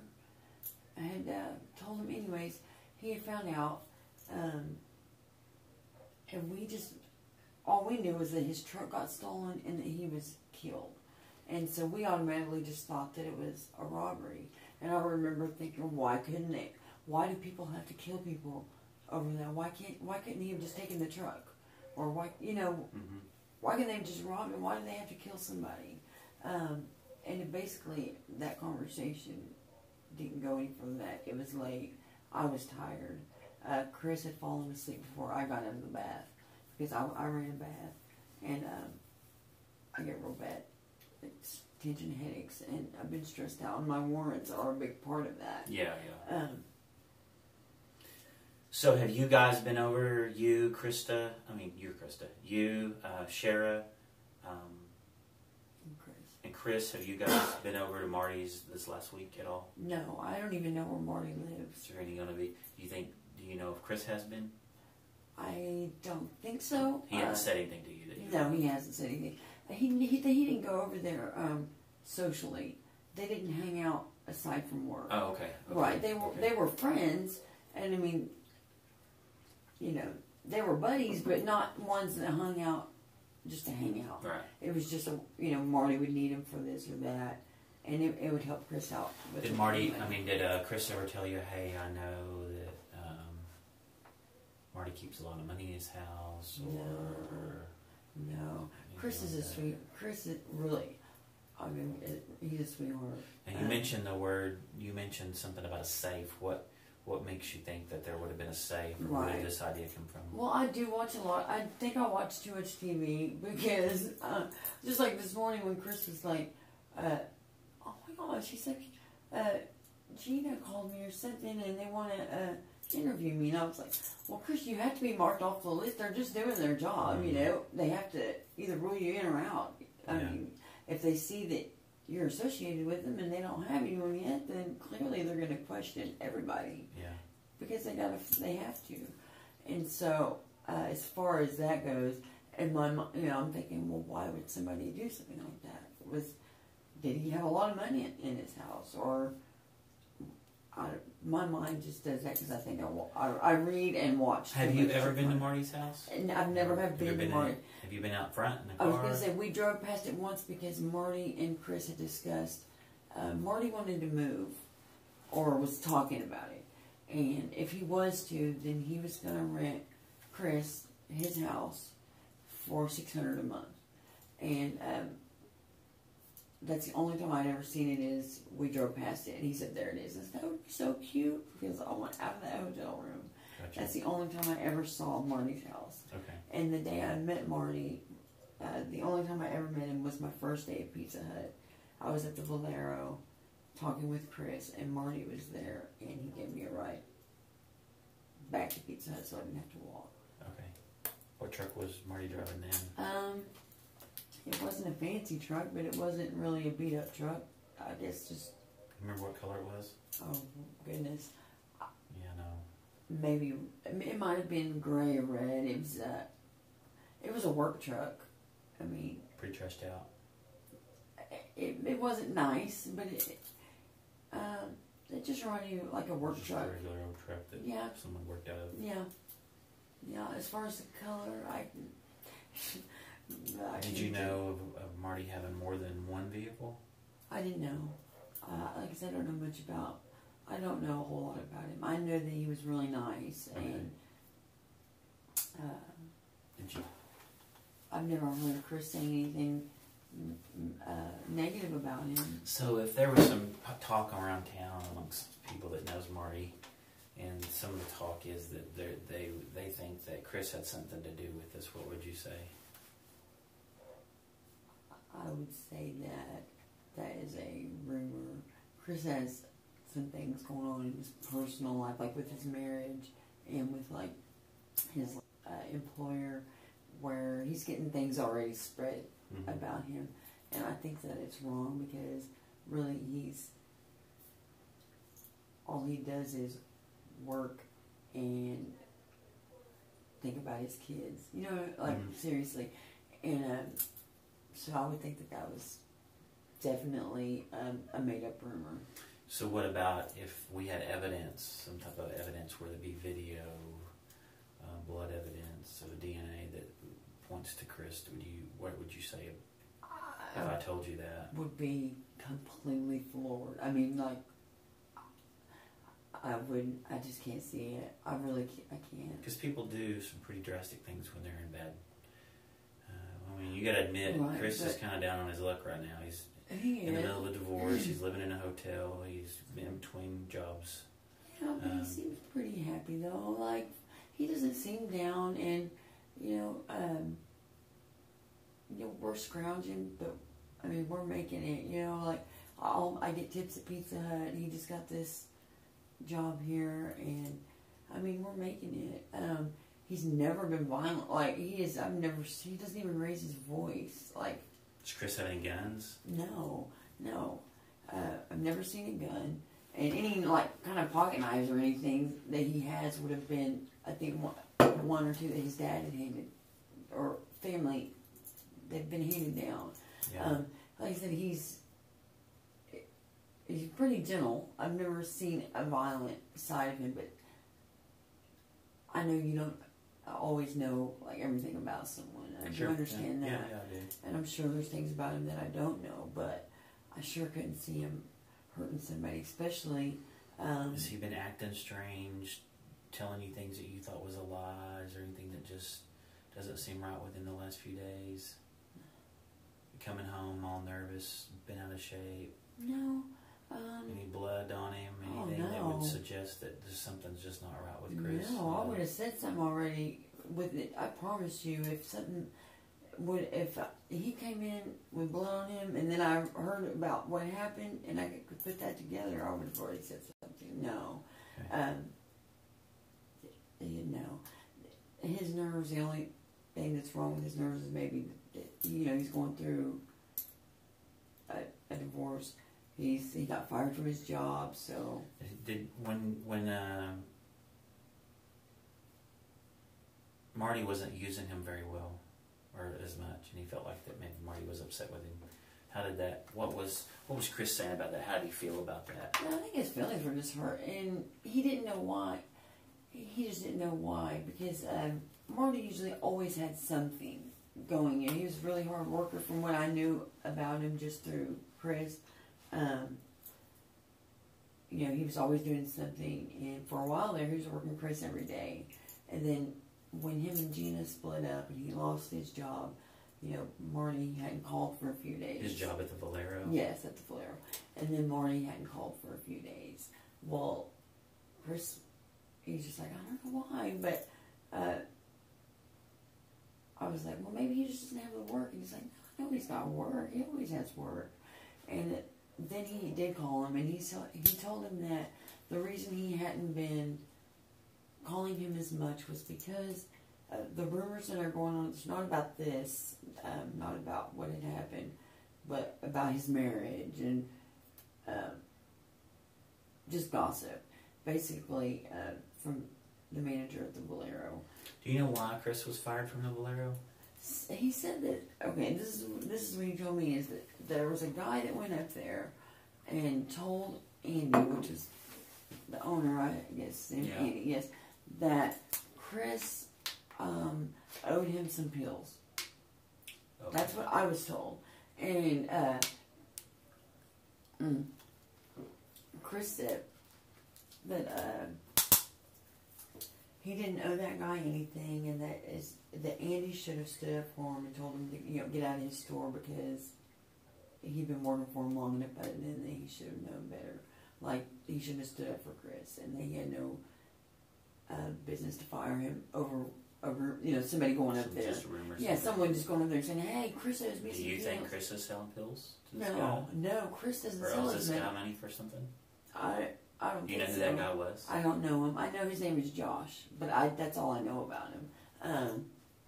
I know that Chris doesn't sell medication. He gets tramadol for his back, and when he's asleep, he like moans and almost like a cry in his sleep because his back hurts so bad. Looks like he had some Xanax pills in his truck in a green bottle, prescription bottle. Who? Chris. In his car? Yeah, when we were checking through his car earlier. He gets a prescription of Klonopin. Or they might be saying he gets a prescription for a benzo, but I don't know if they're Klonopin or Xanax. Okay. But I know that he doesn't really sell his medication because he needs it for his back. Does he? Okay. So what kind of medication does he have? Prescribed? What is he prescribed? He's prescribed Flexeril, Tramadol, and like I said, I don't know if it's Klonopin or Xanax, and they are trying to taper him down off of them. Okay. So yeah. Have you heard of something called what is that called? It's a bar that looks. It's a pill that looks like Xanax, but it's called something bar. Buspar.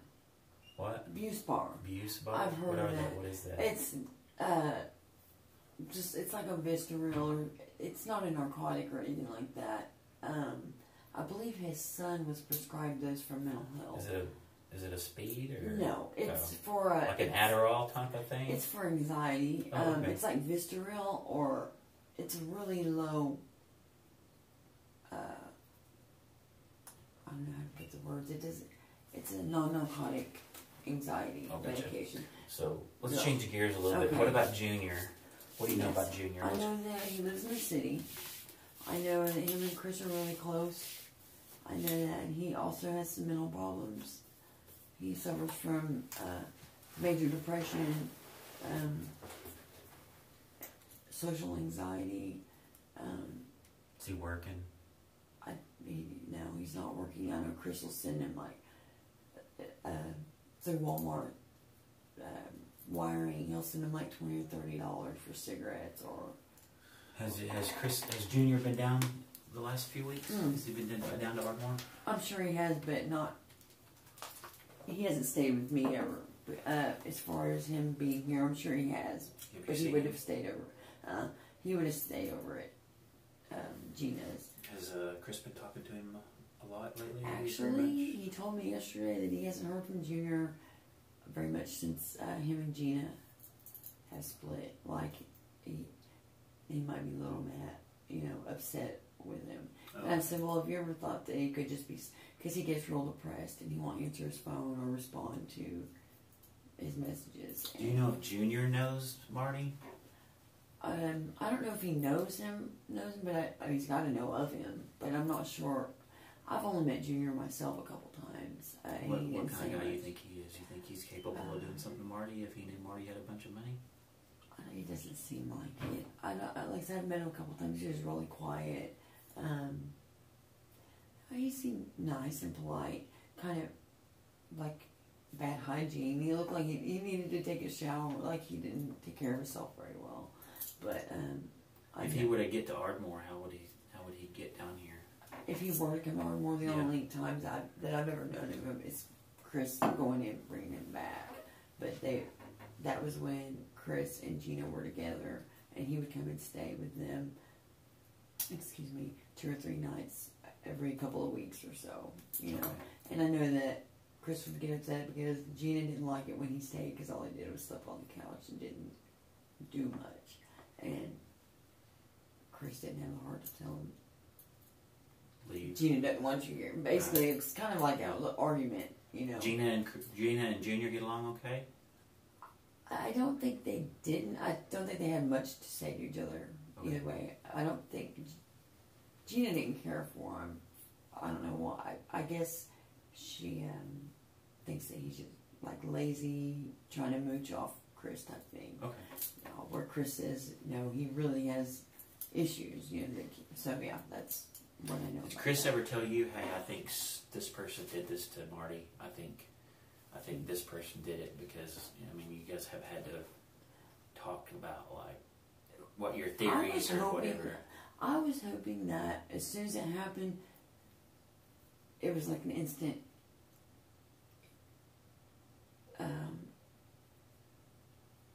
issue result. He was automatically got.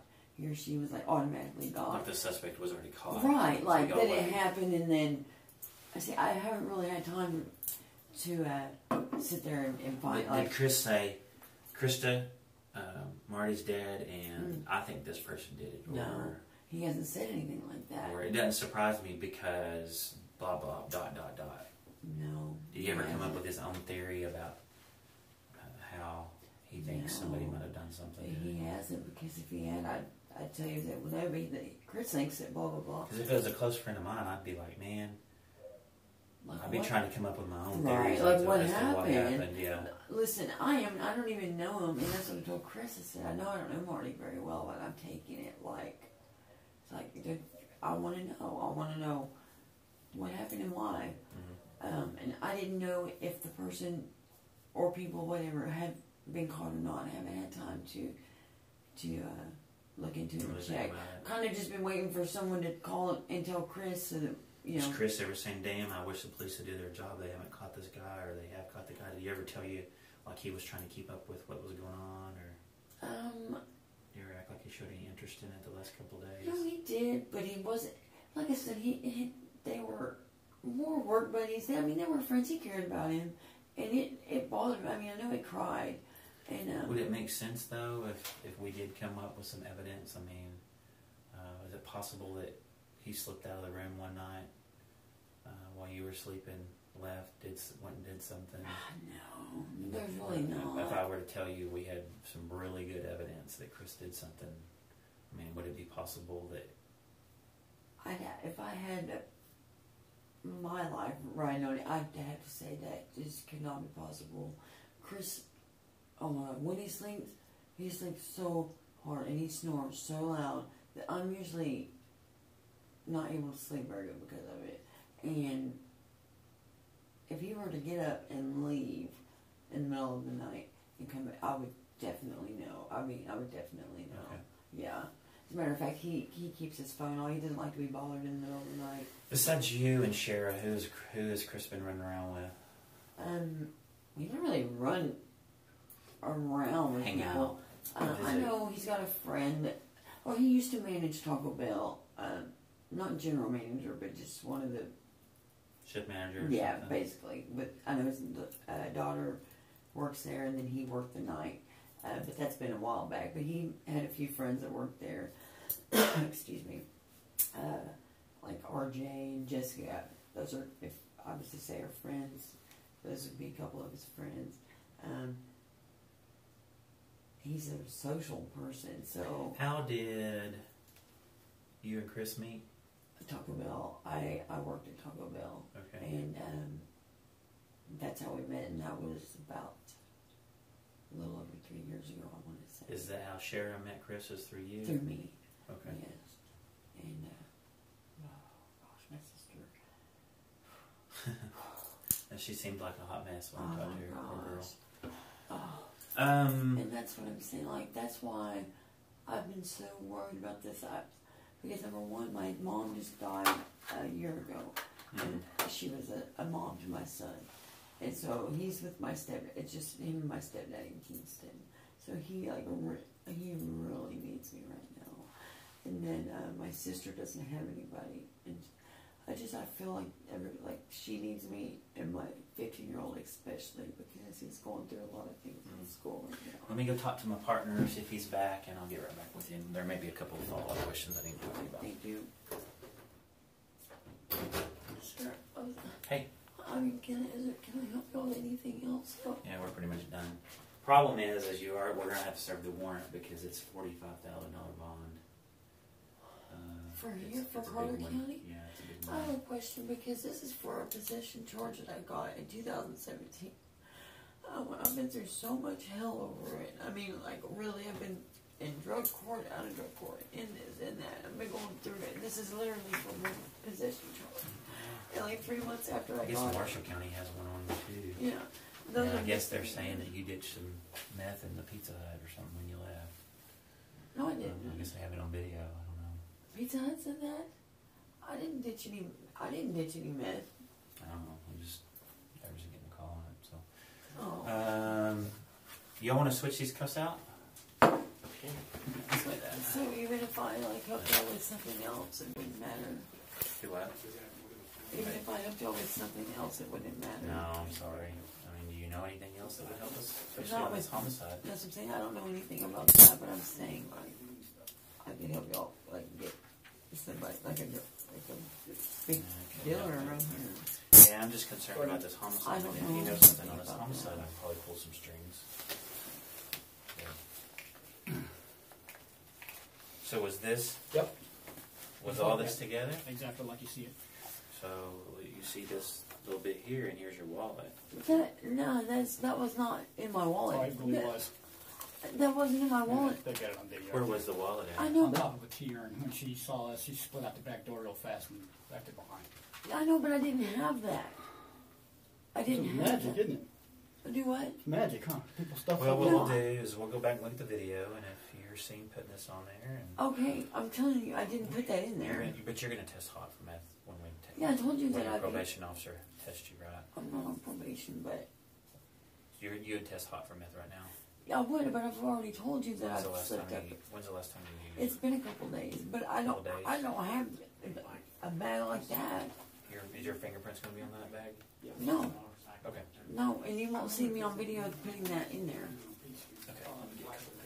I don't know why. Just go ahead and stand up. He's gonna put your cuffs on back. Oh my gosh. Yeah, that's a pretty. Is there any reason anybody at the Sonic would try to plant drugs on you? Pizza Hut. Yeah, Pizza Hut. I know, I don't want everybody. Hey, Sergeant, did you pat her down any? No. Do you have anything else on you that you're going to take into county? Because that's a felony right off the top. I don't have anything on me. You're 100%? Yes. Okay, all right. Yes. Okay. I don't want you to catch another charge. So this is your wallet, right? That's my wallet. But you're saying this is not your drugs. I did not put that in there. Are you? Well, okay. So is this? They're saying it was just laying in my wallet like that. I can only tell you what I've been told. I've been here with you. Oh my gosh. I would know if I had a bag like that big. When I get anything, it's usually like $20 worth. How much is that worth? How much is that? I have no idea. More than $20 worth. Okay. You won't see me throwing that. Well, what we'll do is we'll pull the video. We'll look at the video, and then if your prints comes back on this, you'll probably have an additional charge. But right now, we're just going to book you on the warrants and go from there. Okay. Is this your phone? Yes. What do you want? Back pocket. It's fine. Thank you. Will you take this over there? My vape is at the Pizza Hut though. Your I what? probably don't care. My vape, if Your it's vape? expensive. Okay. Yeah, you might just have to talk to your manager about that. At Pizza Hut. I mean, you took off out of there knowing we were coming up there to talk to you. I mean, you left it there on your own accord, so I can't do nothing about it. Maybe your manager will.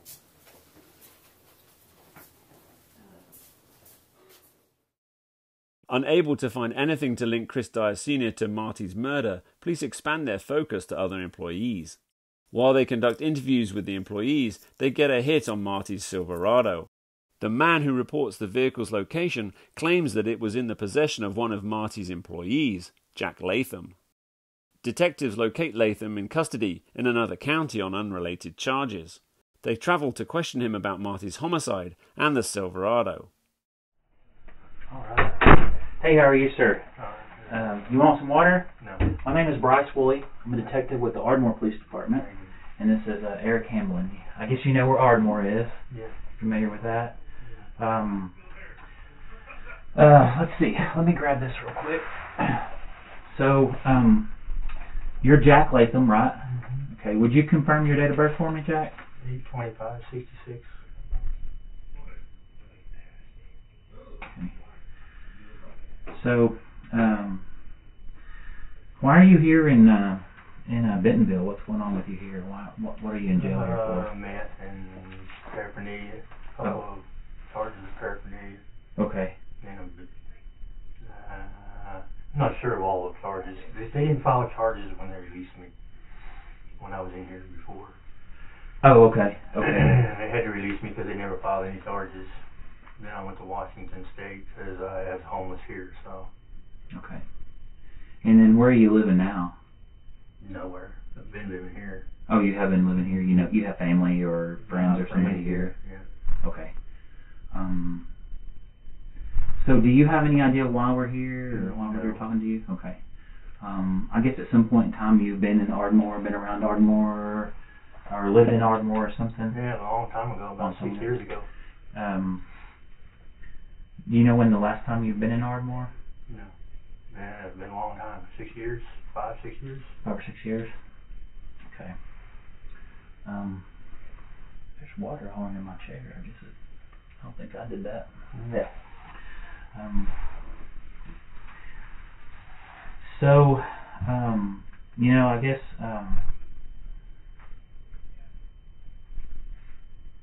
you been working anywhere, or what kind of work have you been doing? Auto mechanic.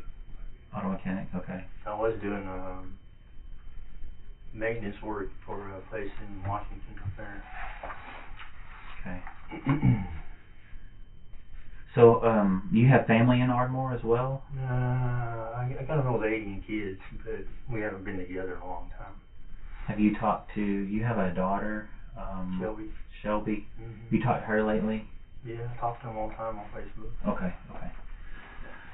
So, I guess what led you up to you be getting here? How did you decide to come back to Bentonville or whatever? To take care of these warrants. I understand you just kind of come up, turn yourself in, trying to get this stuff taken care of. Yeah. When did you leave Washington State? Did you come from Washington State to here and turned yourself in? Mm-hmm. Young Grant. So, where were you living in Washington State? Colville, Washington. Colville? Mm-hmm. And you left Colville when? About 3 weeks ago. Where it took you 3 weeks to get here? No, I was staying in Enid, and then we came down. Then I came down here on a bus. Okay. When were you in Enid? You left Colville and went to Enid? Yes, with my brother. Yeah, we went to Colville. We went from Colville to Enid, and then down here. I got on a bus and came here. In Enid? Yes. When? About a little over a week ago. So you've been here a week? Yes. Where have you been? Just homeless, wandering around. I tried to find people I used to know here, but everybody's moved away, so. So you got on a bus in Enid on, like, today is Wednesday. Yeah, I got on a bus and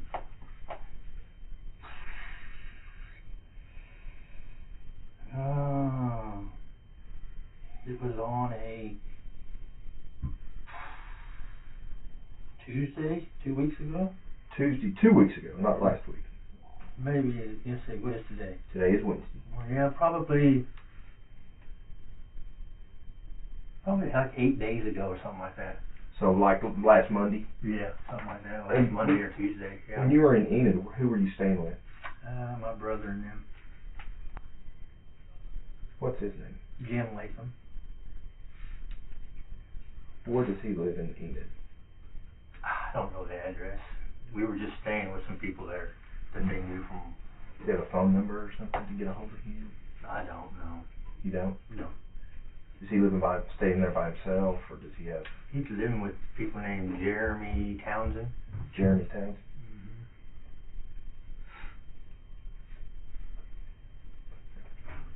Okay, so just to make sure I'm clear here, you haven't been to Ardmore in 5 or 6 years. You were in Washington State, Colville, Washington, and about 2 weeks ago, you took a bus from Colville to Enid. You stayed in Enid for a week. No, we didn't take a bus to Colville. Oh. I took a bus from Colville to Enid. I mean, me and my brother and them, him and his wife, we drove to Enid. About 2 weeks ago? Yeah, and then we got on. Well, it's been. No, about a month ago. About a month ago, yeah, okay. Correct. All right. And then last Monday, say a week ago Monday, you left Enid on a bus and you came here to Springdale? And you've been here in Springdale homeless for the last week? Yes, correct. Okay.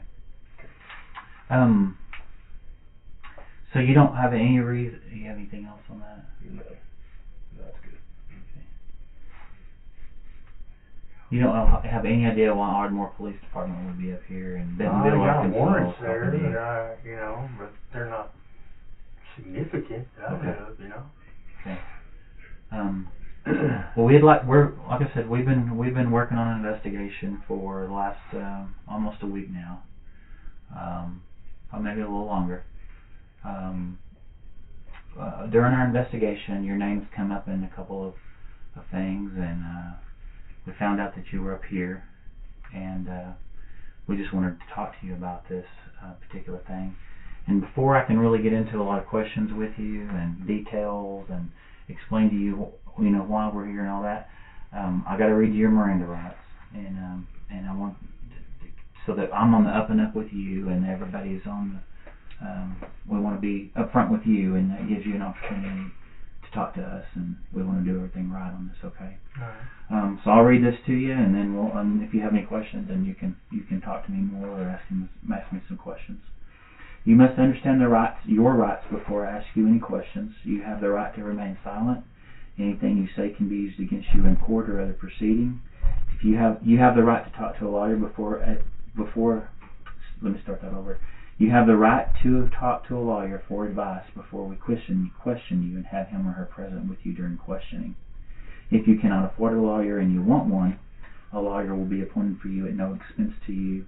And if you decide to answer any questions now without a lawyer present, you will still have the right to stop questioning at any time until you talk to a lawyer. Do you understand each of these rights I've explained to you? Mm-hmm. And understanding these rights, do you wish to make a statement, or will you answer any questions that we have for you today? No. No? Okay. Well, that's fine. Like I said, that's your right to do so. I was kind of hoping that you would give us the opportunity to clear up a few things, because, like I said, we have been talking to a lot of people, and we know a lot of things that's been going on with you this last week, and we don't believe that what you just told us is in fact the case.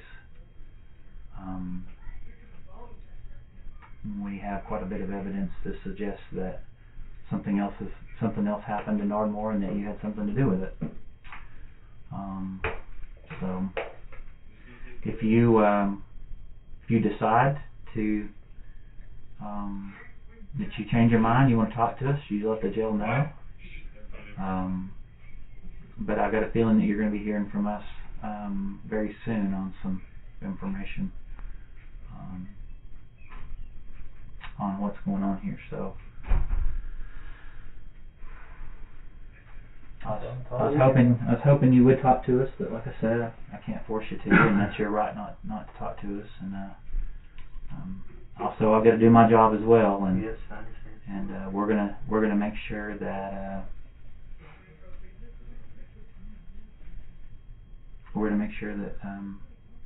justice is served in this investigation that we're working. All right. All right. All right, man. Yeah, we drove a long ways only because we thought you would want to talk, because I think the reason you turned yourself in is you know why we're here. You feel a little guilty. No, I don't know why y'all here, but okay. Anyway. Sometimes a clear conscience is a good conscience, but yes. Do you have any marks or abrasions or anything on you still? Because you did when you booked in.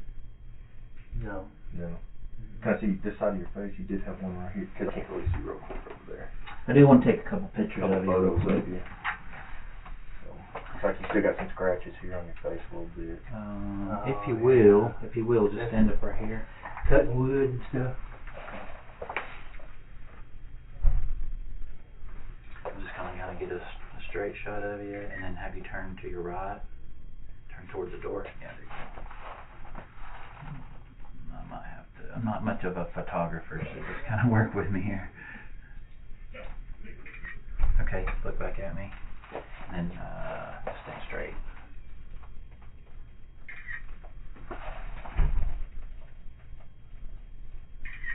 Looks like you got a black eye there. Okay, turn that direction for me. No, I don't know. Oh, hang tight. There you go. Yeah, just like that.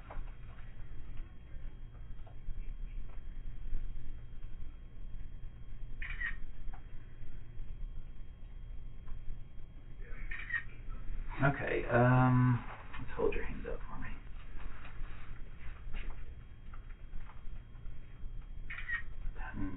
palms up, please? Would you put them together for me just a little bit? Yeah. Phone's not. Let's see. Just hold them out for me a little closer.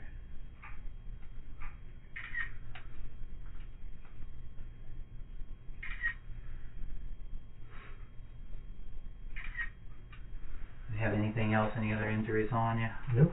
Take pictures of your. I've had that for a long time. Is that like that? Yeah. Just now outgrowing it out. Okay. Another thing that we wanted to do while we're here is, you can go ahead and have a seat, is we wanted to get a what we call a buccal swab from you. What that is it's basically just a swab of your inside of your cheeks for any kind of testing to help with our investigation. Would you be willing to do that? Go ahead and give us a sample of that. Do I have to do that? I'm sorry? Do I have to? Well, no, you don't have to. We obtain it by two ways. Is you can basically give us like a consent, and you sign saying yes, I'm going to allow these officers to take this sample without us, but without you being threatened or any of that. You do it on your own accord. If you say no, then I will probably go get a warrant and see if a judge will agree. If he agrees that. I gave a swab here. Okay, you do have a swab here. Okay. You gave them but you got booked in? Yeah, I don't know if Oklahoma does that or not, so I don't know. Arkansas might be a little different. Okay. Would you be willing to let me get one from you since you've already given one? No, they got one here, so. Okay. They do everybody here. Also, we have a bag that we were told that belongs to you, a black Nike bag that was picked up at Ray's house in Springdale. Would you give us consent to look in that bag? Yeah. It's okay with you if we did that? Yeah. Okay. I'll get you to, I'll just have you fill out a little form for me.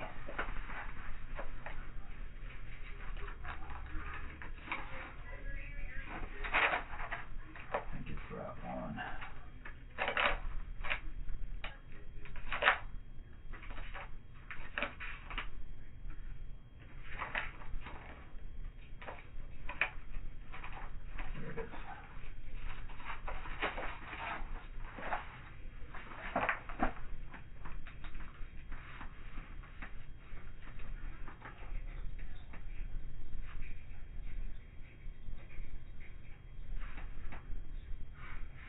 Do you have any other scratches or anything like that on you, anywhere else on your body? Nope.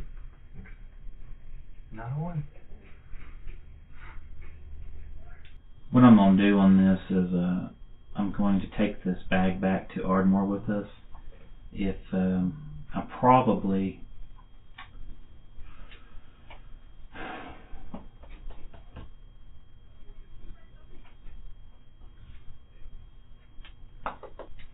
you know what, I'm not going to do that because he can't revoke. So we'll just do it another way. Yeah. Because we don't have it with us right here. If we had it with us in our hands, we could, with your permission, we could go through it, but we'll do it a different way. Okay, I'm gonna hold off on that.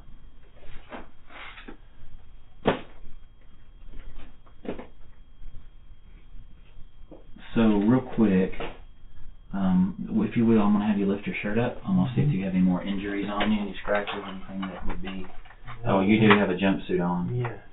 Just a jumpsuit. Yeah. You don't have to get completely undressed, but just hold your bottoms up. I'm just going to take a picture showing that you don't have any injuries, okay?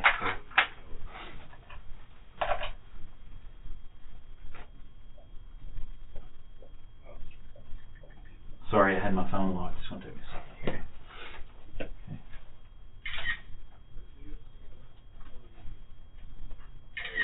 Okay, you can turn and face me. Alright, you can go ahead. I think that's good enough. Yeah. I mean, you can check my legs. I got nothing. Yes, sir. I'll go ahead and do that. If you'll just hold them up there.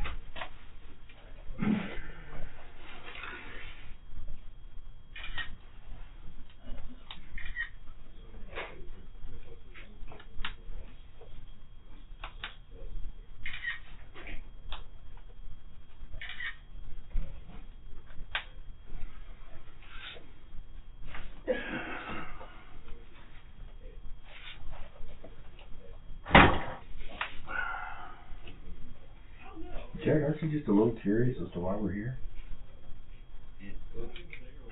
No. No? Okay. You think we would drive 5 hours for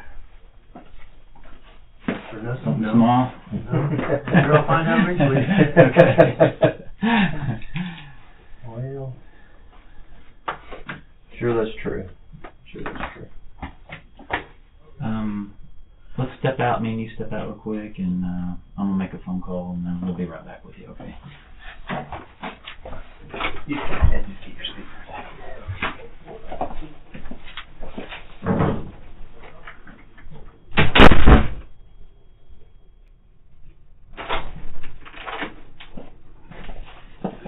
Jack, you still awake, buddy? Yeah. All right.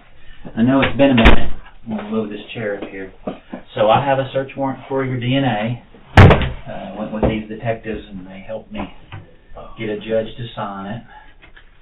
It'll be quick and painless, my friend. Yeah, I know. Okay.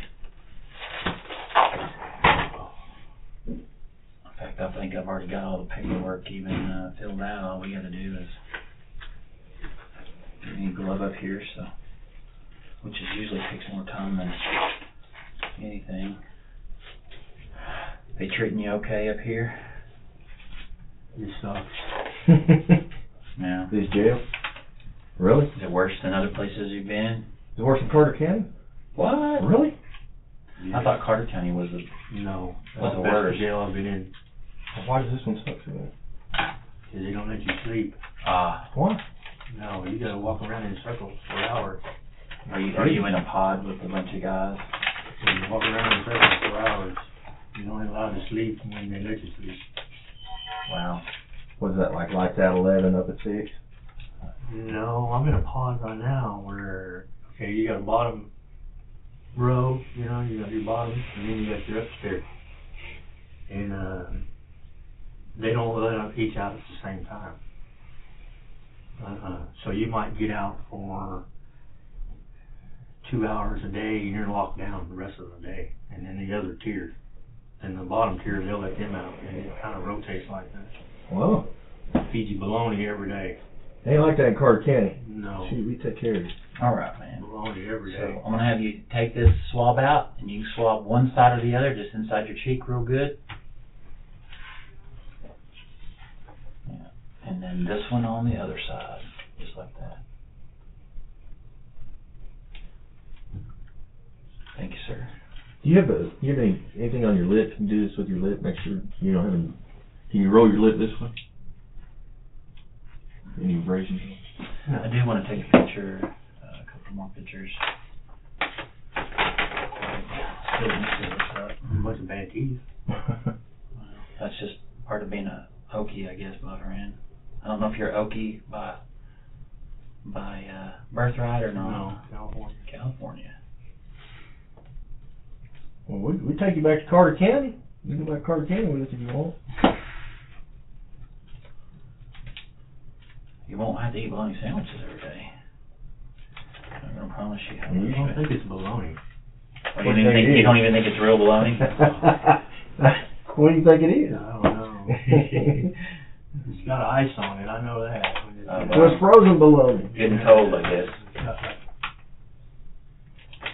It looks like somebody's face that had acne real bad. Wow. Like craters all in it. You know, have you ever seen somebody's face? Yeah. Pitted all up? Yeah. Good Lord. Is that what they feed you for breakfast too? No. No. It ain't much better. I need to get a date and time on this real quick. And you're sure you don't want to talk to us? That's why we're here. You don't have any questions for us whatsoever? No. Mm-hmm. All right. We'd sure like to hear your side of it. You know, I don't think you're a bad guy. You seem pretty nice to us. But something bad happened. We'd sure like to hear your side of it. That's your choice, your decision. If at some point you decide you do want to talk to us, if you'll let those folks know, we'll drive back up here. Okay. Yeah, we don't mind. It's just a road trip for us. I mean, I've rode that road trip before. yeah. That gives us an excuse to stop and eat lunch on the city's dime too. So. I'm gonna get a couple quick pictures from you. You don't even have to stand up. I noticed that you had some kind of a scratch or something back here on the back of your neck. I'm gonna get that. Yeah, that's just for me. Okay. Yeah, don't pick at it for me. You can pick at it. I pick it myself all the time. And then I'm just gonna have you I'm gonna get it close up, and then kind of roll your lips inside out earlier. I gotta turn the flash on. I smoke cigarettes. I got smoking scars. So let's do that again. Just kind of do it like this.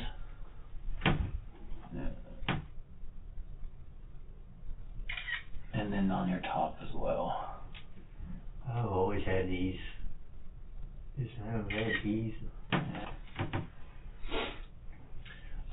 This one, just roll your bottom lip down just a little bit. Do I have to keep doing this? Yeah, just one little time here.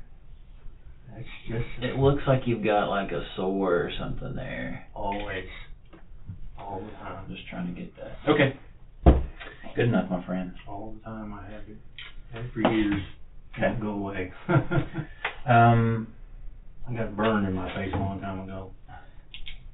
I'm going to write my name and phone number on the back of this. Okay.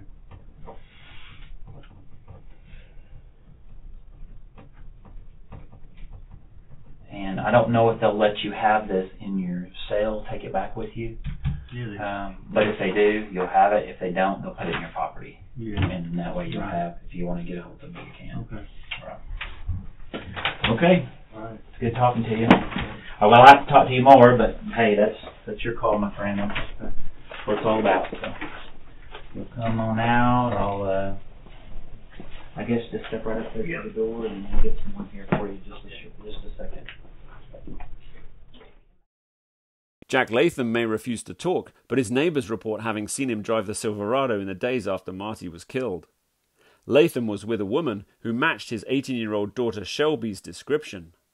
Please haul Shelby Latham in for questioning. Alright, sorry about that. You're fine. Phone was ringing off the hook when I walked in, so... like I said on the phone, I'm Detective John Johnson, one of the investigators here. Currently, right now, we have 2 investigators in Arkansas. You probably know why they're there. Yeah, because of the vehicle. Yeah. Yeah, one of my dad's friends called me yesterday and asked me about... Who was that? Ray Sylvester. Ray Sylvester? I don't know that name. Yeah, he asked if I knew whose it was. Okay. And what else did you guys talk about? Anything? Me and Ray? Mm-hmm. He just told me that where he left it. I was like, okay, I don't know anything about it. Who left it? My dad. He said Okay. he parked it at the hospital in Springdale. Okay. Parked at a hospital in Springdale? Yeah. And then he just said he took my dad to turn himself in. Okay. That was it. Alright. Did you see your dad in the truck last week? No. Okay, because we got somebody that says you told them you were in the truck last week. No. Okay. Do you understand what kind of trouble your dad's possibly in? He's been detained as a suspect in a homicide. Oh, damn. Yeah. So it's very important that you don't minimize anything or you tell me the truth, because this is one of those things that not only could it help your dad potentially or anybody else that was involved. We're trying to establish a timeline. And we know that your dad was still here in Oklahoma last week, but we don't know when he left. Do you have any idea when he left Oklahoma to go to Arkansas? I know where he was staying in Oklahoma. Okay, where was that? Enid. In Enid? Yeah, okay. with his brother. Enid with his brother? What's his brother's name? Jim Latham. Jim Latham? Yes. And what day was that? What day was that? I was still in Arkansas when he came down here. He said he was moving back to Oklahoma from Washington. Mm-hmm. I don't. Do you know what day your dad went to Arkansas last week? No. Okay. Have you talked to him at all last week? No, he called me out. He called me like 14 times, but the phone was dead. Okay, he called you several times. Yeah. When I told you on the phone that he said that he gave you a ride to Walmart from your house, why would he say that? I have no clue. Okay. No idea what he's talking about? No, I don't. Okay. What's your relationship like with your dad? I'm sure it's kind of strained and everything, but do you trust him? No, definitely not. Okay. No. So you haven't had any face-to-face contact with him in how long? Not since he got taken into foster care. Okay. Did you know that he was living in Ardmore when you came down? Mm-mm. Okay. Did you ever hear anything about this truck other than what Ray told you? No. Okay. Do you have a phone number for Ray? I think it's in the wallet. Somewhere in this mess. It's not in your phone? No, I haven't put it in my phone. Wrote it down yet. I had his wife's number in my phone. Whatever you got, that's fine. So he called you and said that you... He texted me on Messenger. Okay. On like Facebook? Yeah. Okay. Let's see. Do you still have those messages? No, I deleted all my messages. Her name's Paula. Paula? Yeah.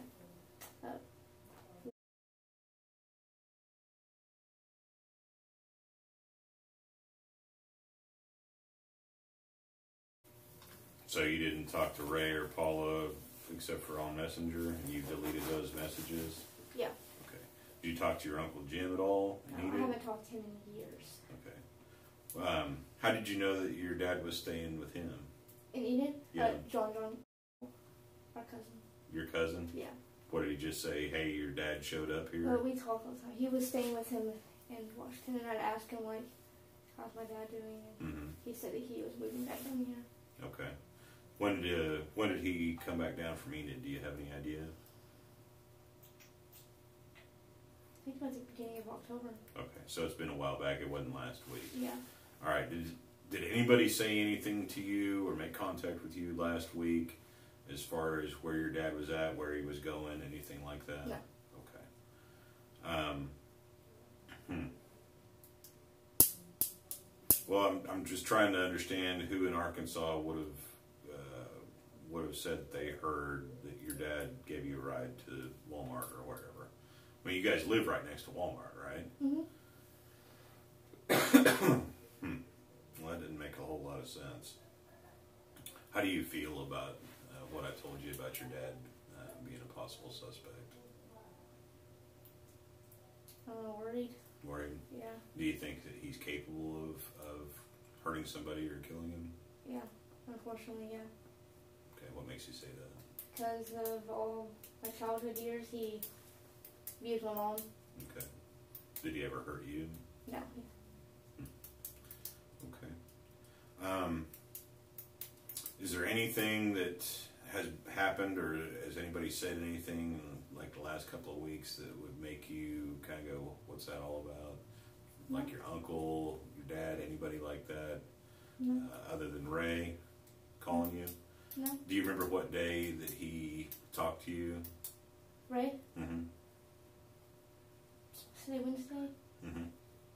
What about Saturday? Saturday? Friday or Saturday? You don't remember whether it was Friday or Saturday? No.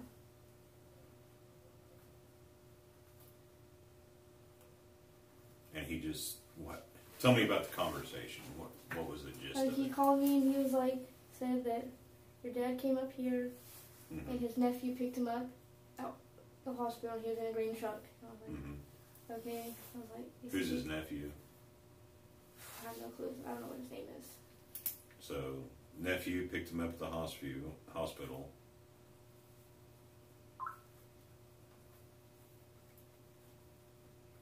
And he just asked if I knew who it was, and I said, no, I don't know. Huh. Okay. Do you know any of your dad's buddies here in town? Or family members here in town? People he used to run around with?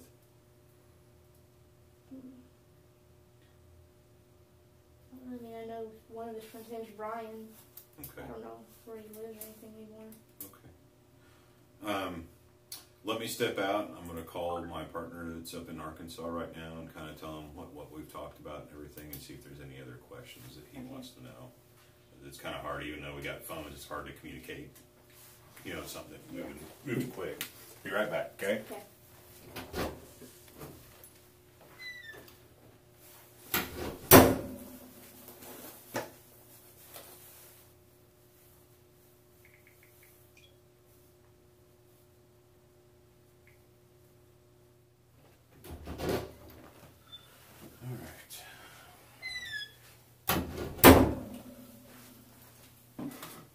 So, who in Ardmore would your dad have talked to or been hanging out with since he's been back in town? I have no clue. I mean, the only friends I know he has here is Brian. And you don't know Brian's last name? No. It's been years. Do you know where he lives or anything? No. Okay. You said he was staying with another family member up in Enid? Mm-hmm. His brother. Okay. Jack? Yeah. You know, his brother's name is Jim. Oh, Jim, sorry. Yeah. Do you have any idea when your dad came back to Ardmore for sure? No. No. Okay.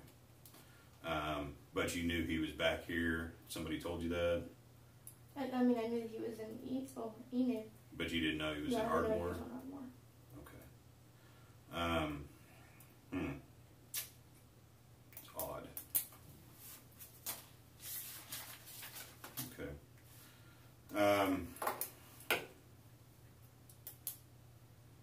So do you and Ray or Paula talk on a fairly regular basis, or?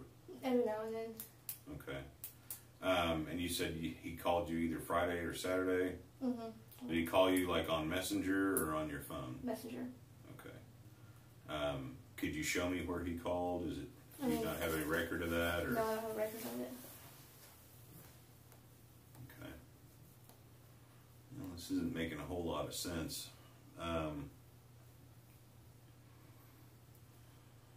So you for sure haven't seen your dad since he's been in Ardmore? No. Okay. Last you knew that he was in Enid? Mm-hmm. Okay. And other than the guy Brian, you don't know his last name, no other family members here or anything like that? No. I mean, I have an uncle here in Ardmore, but he don't get along with my dad, so. What's his name? Boogie. Boogie? Freddie. Freddie. Freddie? Yeah, that's his real name. Is he kind of a blonde guy? Does he have long hair? Yeah. Okay. That's your dad's brother? No, Boogie's he's the family member I have here in Ardmore. Okay. I mean, he don't talk to my dad, though. Okay. But so your dad wouldn't, like, go and hang out at his house or anything like that? No, not at all. Okay. They don't get along, or what? They're not going to get along because of my mom. Alright. And I'm guessing your mom wouldn't have been like, yeah, you can crash at my place for a couple of weeks? That's how it's hard, to be honest. I don't know. Huh? I don't know. Possibly. Okay. Do you have a phone number for your mom?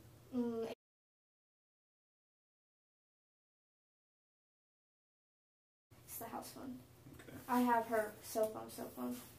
Yeah, let me get that too, if you don't mind. This one? Yeah, the cell phone. Oh, that's her cell phone. Yeah, she gave it to me. She uses the house phone. Okay. She lives up in Ratliff? Yeah. Okay. What's her full name again? Tracy Lloyd. Is Freddie her brother or something? Yes. Okay. Her dad's name is Freddie also, so he might get them mixed up. Okay. All right. I know you don't really know a whole lot about what's going on, but I'm going to need you to write a statement for me. Basically, that when you got to Ardmore and that Ray called you on Friday or Saturday and said, hey, your dad's up here. Whose green truck is this? And you haven't seen or heard from him since you've been back in Ardmore. You don't know who he might have stayed with or anything like that. Okay. Okay. Do you know a guy named Marty or Marcus? Marty, yeah. Do you know Marty? I don't know him personally, no. Okay, so was he one of your dad's buddies? Yeah. Okay.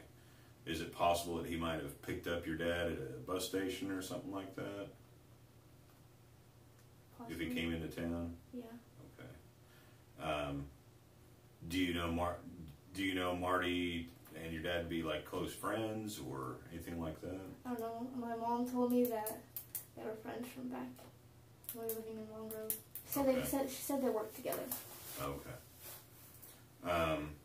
Have you seen or heard from Marty at all? No, I've never met him. Never met him? No. Okay. So your mom might know, you think I should call her and talk to her? She might know more than you do? Possibly, yeah. Okay. All right. As far as the statement goes, just kind of basically what we've talked about, that, you know, when you got back in Ardmore, the last you knew was that your dad was staying in Enid with another family member. Ray calls you, and then all of a sudden, I show up or call you. Okay? Let me grab you the statement form. Be right back.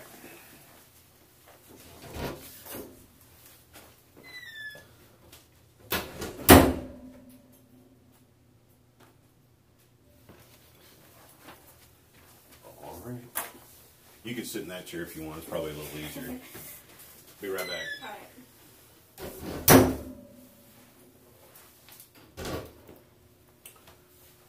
Got her knocked out? Yeah.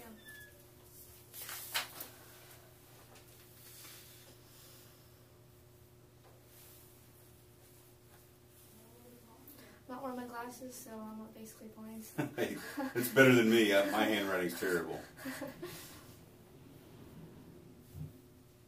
All right. Just give me your signature right here on the bottom, and I'll leave you guys right back to the house.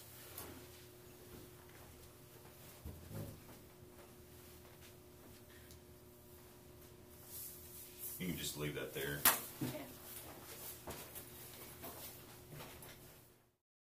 With Shelby Latham insisting that the woman seen with her father wasn't her, police theorize it could have been Jack Latham's estranged wife, Teresa Lloyd. Detectives bring Lloyd in and grill her. Hello. Hi. How are you? Fine, how are you? Good. If you would, I'll have you move over here. My name is Bryce Woolley. I don't think we've actually met. Hi, Teresa. So, you're kind of like me. You're kind of getting thrown in the middle of this deal. So, yeah. I'm trying to play a little catch up. Okay. Let me see here. Tell me, give me a good name for you. Spell your first name. T-E-R-E-S-A. And your last name? Lloyd, L-L-O-Y-D. And what's your date of birth? 12/13/80. What's a good address for you?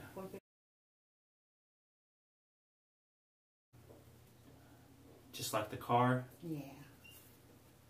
Where is that? It's Pruitt City. Pruitt City? Yeah. Is that, but is right next to Ratliff City. Okay, so is it a Ratliff City address? Yeah. Okay.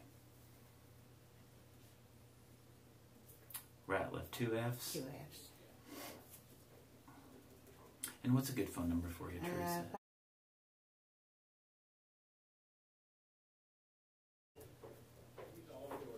So do you know why you're here while we're talking to you today? Well, the detective came out to the house the other day and talked to my mom and dad, and then they had called me and asked me a couple questions about my ex. But I haven't seen from him or heard from him, so... Okay, who's your mom and dad? Cindy and Freddie.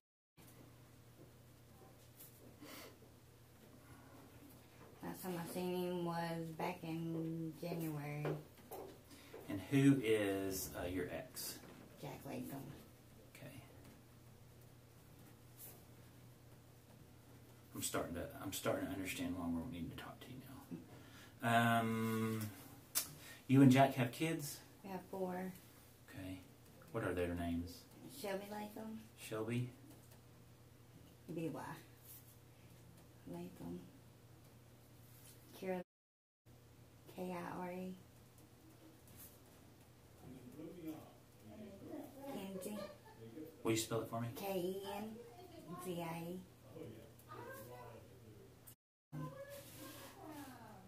And then Jace. J-A-S-E. Same last name, Latham. Yeah. How old are they? Shelby's 18. Kira's 11. And then we got 7-year-old Kenzie. 7. And then 5-year-old. Okay. So what is the status of your and Jack's relationship right now? We sometimes messenger, but other than that, I don't really talk to him. Okay. Are y'all separated, divorced? Yeah, separated. What? Okay, so y'all are still legally married through the courts? Well, no, we never married. Okay, y'all were never married. Okay. Never legally married, No, but not legally but married. I guess we know what that means. But state We of were Oklahoma together says you off and are. on probably 15 years. Okay. So I'll just kind of start off and just tell you what we know. Okay. We believe that, or we know that you've been either texting him the last week or two. We have his phone records. Do you know why we're interested in Jack and what's going on? Well, my daughter said that you talked to her too. And she was worried. I told her to come up here and talk to you guys. We talk. I'm assuming Shelby. Shelby. She's the Yeah. only one of age. Okay. And she said that he was involved in some kind of homicide. Okay. Or you guys thought he was. Okay. Okay. Has what's Jack's history like? Tell me about the last. You said y'all been on and off again for the last how long? Well, we haven't been together for the last 4 years. Okay. So Jace was just a little over a year old or so. So what happened? What caused the problems between you guys? Well, he did drugs and I didn't, so. Okay. What kind of drugs did he use? Marijuana. Okay. Did he do anything else that you know of? No. Okay. Are you aware of any other drugs that he uses now that he did not use then?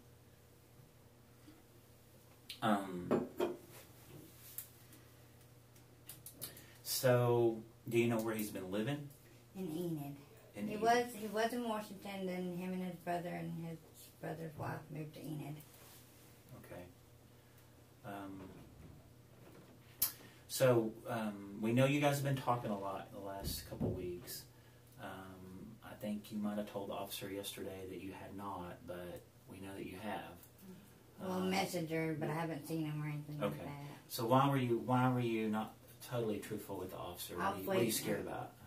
Well, my mom and them were there, and they don't like me talking to him or seeing him, so I just kind of said no. Okay. So that way, because you're kind of putting you in a hard spot with your parents there and all that. Okay. Yeah, they don't want me to have nothing to do with him, so. So, far as you know, he's been staying in Enid. Yeah. Do you know with who or With his brother and brother's wife, Jim. Jim? Okay. Do you know?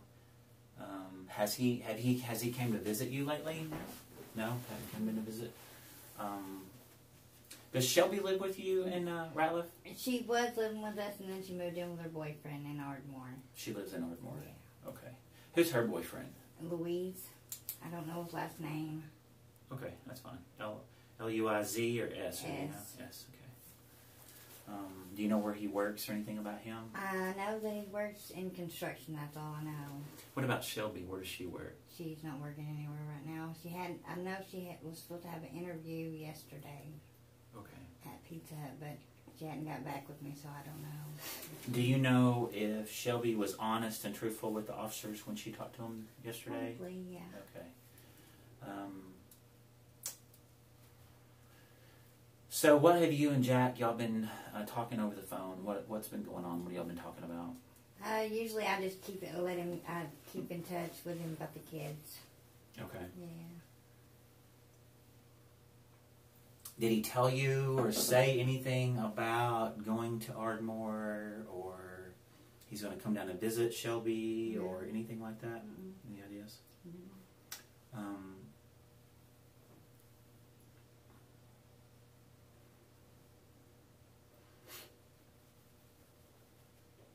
Do you have your phone with you that you could show me where no. where you guys have been messaging? I don't. Okay. I'm sorry, I didn't mean to That's keep all right. you. Why did you not bring your phone with you?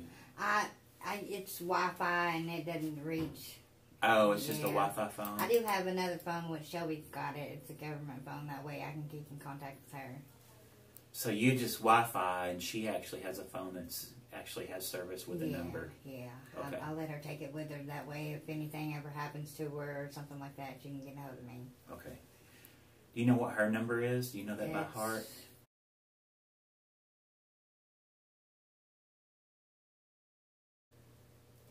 So what about Jack's phones? Does he have a phone number? I don't know it offhand. Does he just have one or two, or? As far as I know, just one. One that we message with. Okay. And is that Facebook Messenger? Yeah. Okay. So, I didn't bring my phone with me.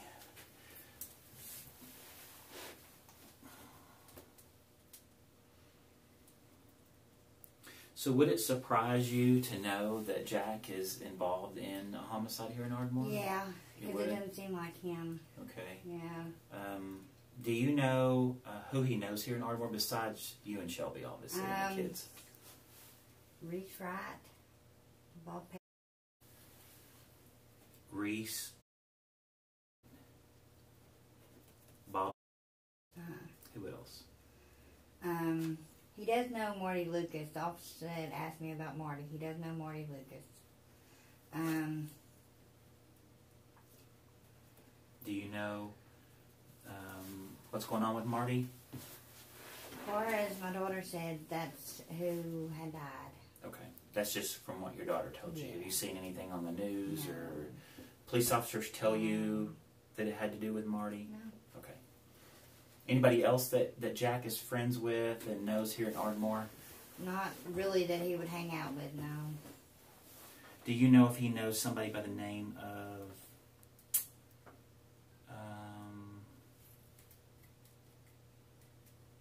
well, I have to get back with you on that. There's a name, but it's going to come to me here in a minute. And she's a black girl that works for one of the nursing homes. Ring a bell? No, not really. Okay, I'll think of her name here shortly. Nobody else that he runs around with or is friends with, or. No. So how did he know Marty? What do you understand? He used to work for him. He used to work for him? Yeah. What kind of work did they do? Construction, painting. Okay. Do you know when the last time he worked for Marty? Probably. You would ask me that question. We hadn't been together in a long time. I know. So, probably at least 4 years. Okay. Bob, how does he know Bob? He used to work for Bob. Same thing? Same kind of work? Yeah. Has Marty done mostly construction and painting type work his whole life, or has he done other things? As far as I know. When you guys were together, what kind of work did he do? What kind of jobs did he have? They were doing painting, stuff like that. Okay. What about Reese Wright? That's just his friend. Do you know why they're friends? I don't.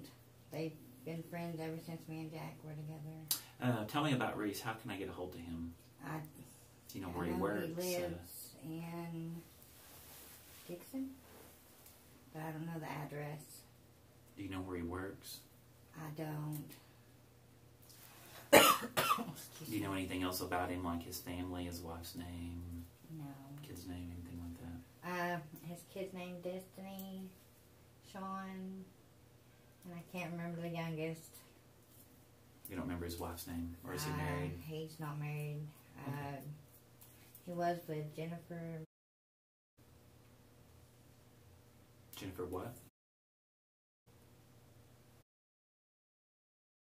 Yeah. Something like that?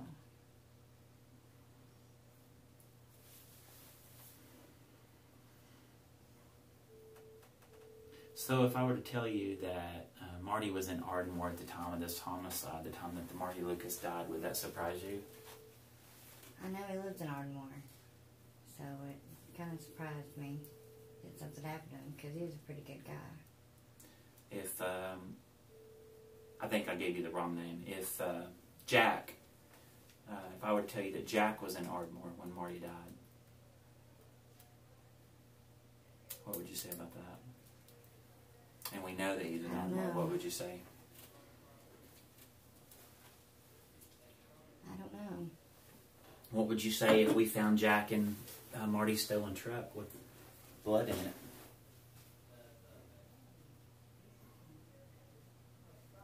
Kind of crazy, huh? Yeah. Well, that's true. That's exactly what happened. That's why we want to talk to you.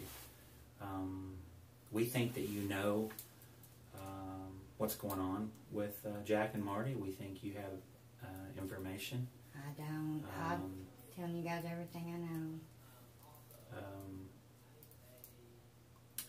We even think it might be something over, that might be an argument over you or something. Have you and Marty, have y'all ever dated or messed around or any of that? I know his wife. I used to work with her. Whose wife? Patty Lucas. Oh, Patty? Yeah. Okay. Used to work with her too. Why would Jack kill Marty? I don't know. You're asking me a question I don't know.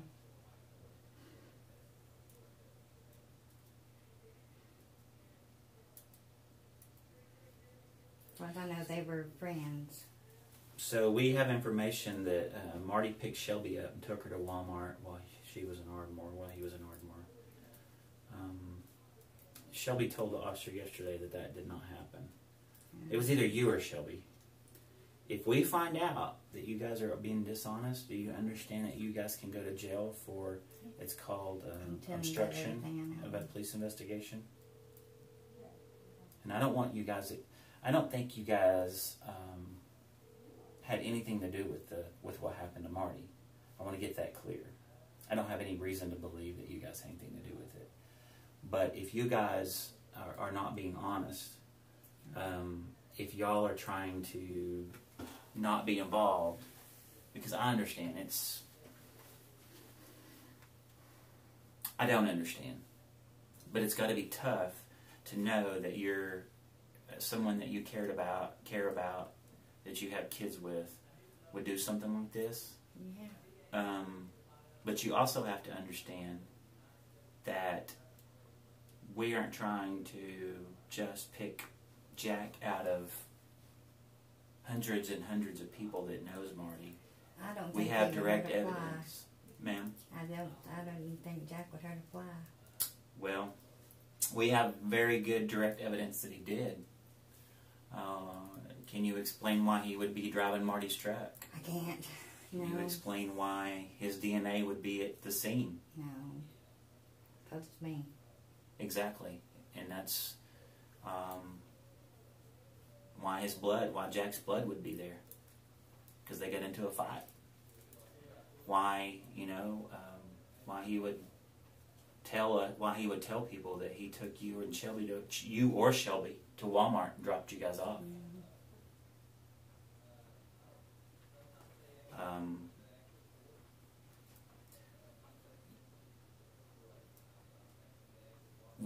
What can happen in a situation like this is all we're trying to do is get information that is to get the truth. And if you guys were with Jack but didn't know he had done this, you're not in trouble for anything. If we are able to prove that you did know about it and you helped Jack, or you're lying about certain facts, being with Jack, or that you was with him in Ardmore, or you knew he was in Ardmore, you guys could be in some trouble, and that's why you need to be very honest with me now. I'm being honest. Because when we go pull these phone records, it's going to show what you and Jack talked about. It's going to show if you guys were together. It's going to show if he was at your house. It's going to show if Shelby and him was running around. I mean, the technology to be able to find those things out is very easy these days. You can track someone step for step with their phone now. We may not be able to do it immediately, but within a few days we can find out that information. That's why it's important that you're honest with me today. Because I don't want you to get wrapped up in this. It's going to be tough enough to you to deal with this with your family and your kids and explain all this. You don't need to be wrapped up in it. My daughter even asked me if she thought if he'd ever kill anybody. I told her no. Which daughter? My oldest daughter. Why would she? Was it after the police officers was talking to her? Yeah. Okay.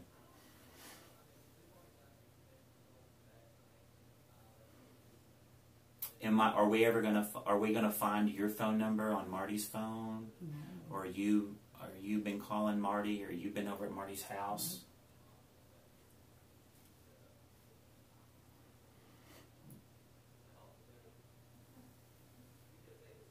As we speak, we are filing charges on Jack for first-degree murder. He's in jail in Arkansas. You know that, right? Yeah. Okay.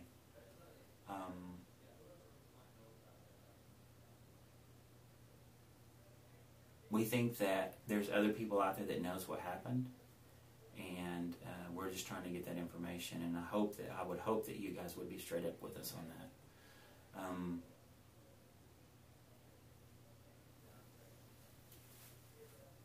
Because this is what you've got to think about. And there's an old saying out there. You can be a witness or a suspect in a case, and we want you to be a witness. If you know something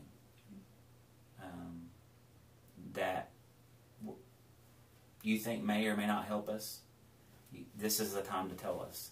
If you don't know something, or you don't say something now, then what happens is it looks like you're covering up or you're hiding, and what happens is it turns into that we believe that you might be involved because that's the only other reason you would lie about it.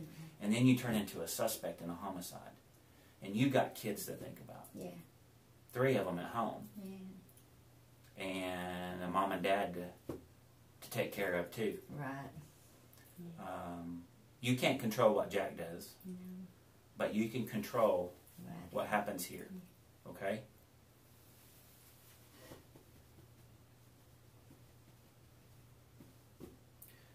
Besides those 3 people, besides Reese and Bob, obviously Marty, I can't talk to. Who else would know? That's usually the only people he hung out with. Ben at Ben's to You, he worked for them. Say again? Ben's to You. Spell it for me. B-E-N. That's the first name. It's a automotive shop. Ben's to You? Yeah. Where's that at? It's on Drew Street. Here in Ardmore? Yeah. Has he worked there? Or? Yeah. Okay.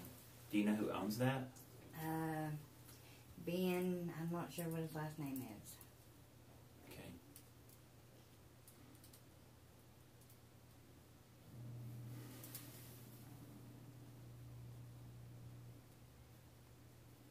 I think it's wrong, but I may be wrong. Okay. So,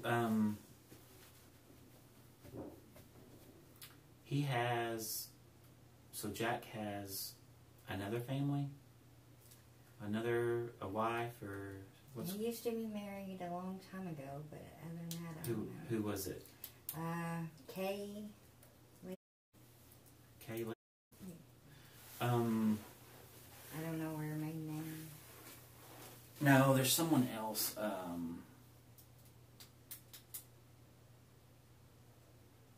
That he's married to, or been living with, or has a child with. I wouldn't know. Where does Kay live? I don't know her really. I just know of her being his wife.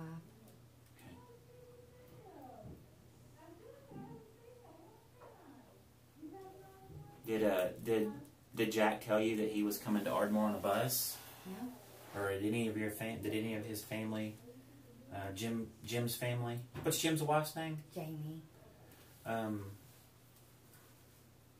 Are you aware of them buying him a bus ticket? No. Putting him on a bus anywhere? Mm-mm. Okay. Does he have a vehicle? Not that I know of. How does he get around? I don't know. I don't talk to him about that on Messenger. Okay.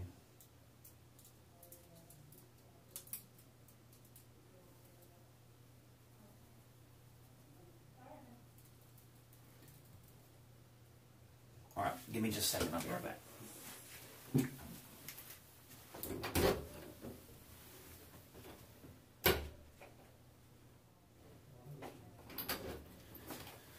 Teresa, this is my supervisor, Captain Hamlin. Hi, Teresa. How are you? You know who I am? Not really. Not really?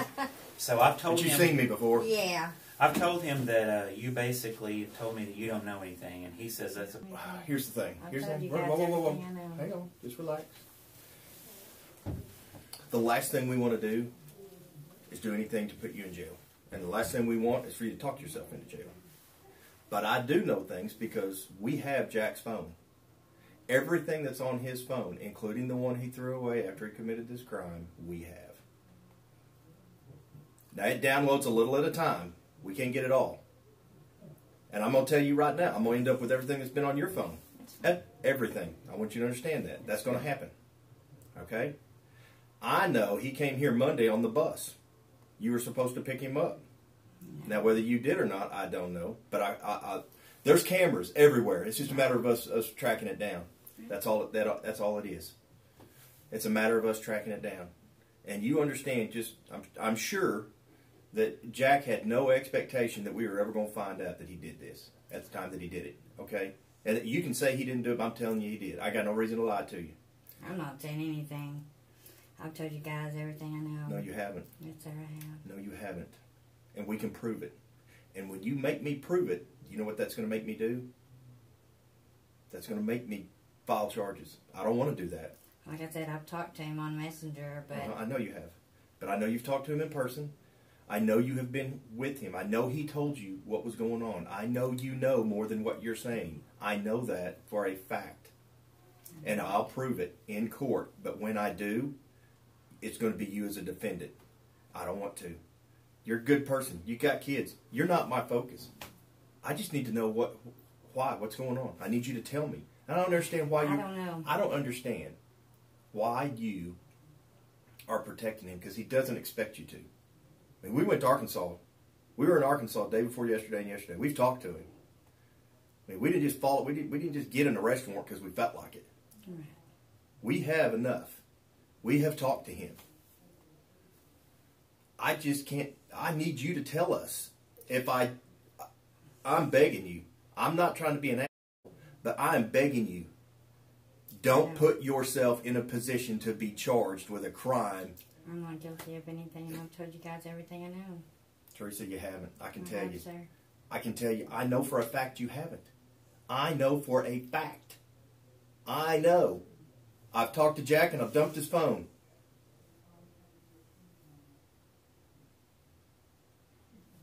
Barbara Cantley said that you were at Walmart with him, you and Shelby. Nope. And we're just going to pull video. Not possible. You can check Walmart's videos. Well, we're going to. That's fine. Are we going? We're going to see you on any videos with him, No. anywhere. And if I do, what happens then? What if I do?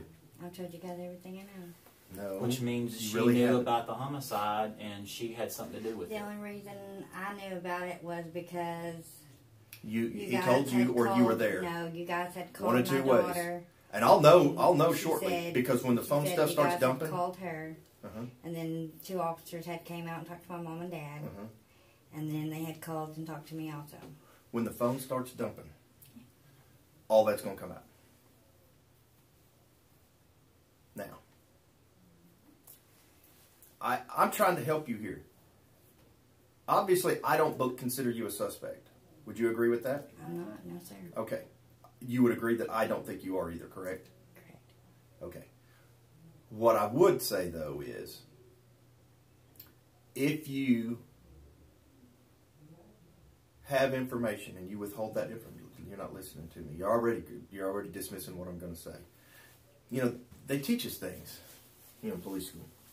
They teach us things to look for when people are dishonest or not truthful or are hiding things, deceptive, or like they're not being truthful, even though they appear to be. I mean, you watch TV, right? You know what tells and that kind of thing are, right? Yes. Well, you're screaming them. I've done this for 26 years, and you're screaming them. And I'm just telling you, Teresa. I'm telling you. I can understand if you would want to protect him because you love him. I understand that. Bryce understands that. I don't understand I could understand more that you would be scared of him because he beat the shit out of you about half your life with him, if not more. I mean, I've worked domestics on y'all. I've been to your house, so I know. But I'm telling you, you know more than what you're saying. And when we prove that to be true, which I can do, I can walk out this door and go get a cell phone and prove that, I'm going to come back at you with a warrant. I don't want to do that. The last thing I want to do is put you and your daughter in jail. But I have to know. Marty's family has a right to know what happened and why. I can answer every question except why. Every question. I can put, by his own statements, I can put Jack there, I can put the murder weapon in his hand, I can put the killing on him.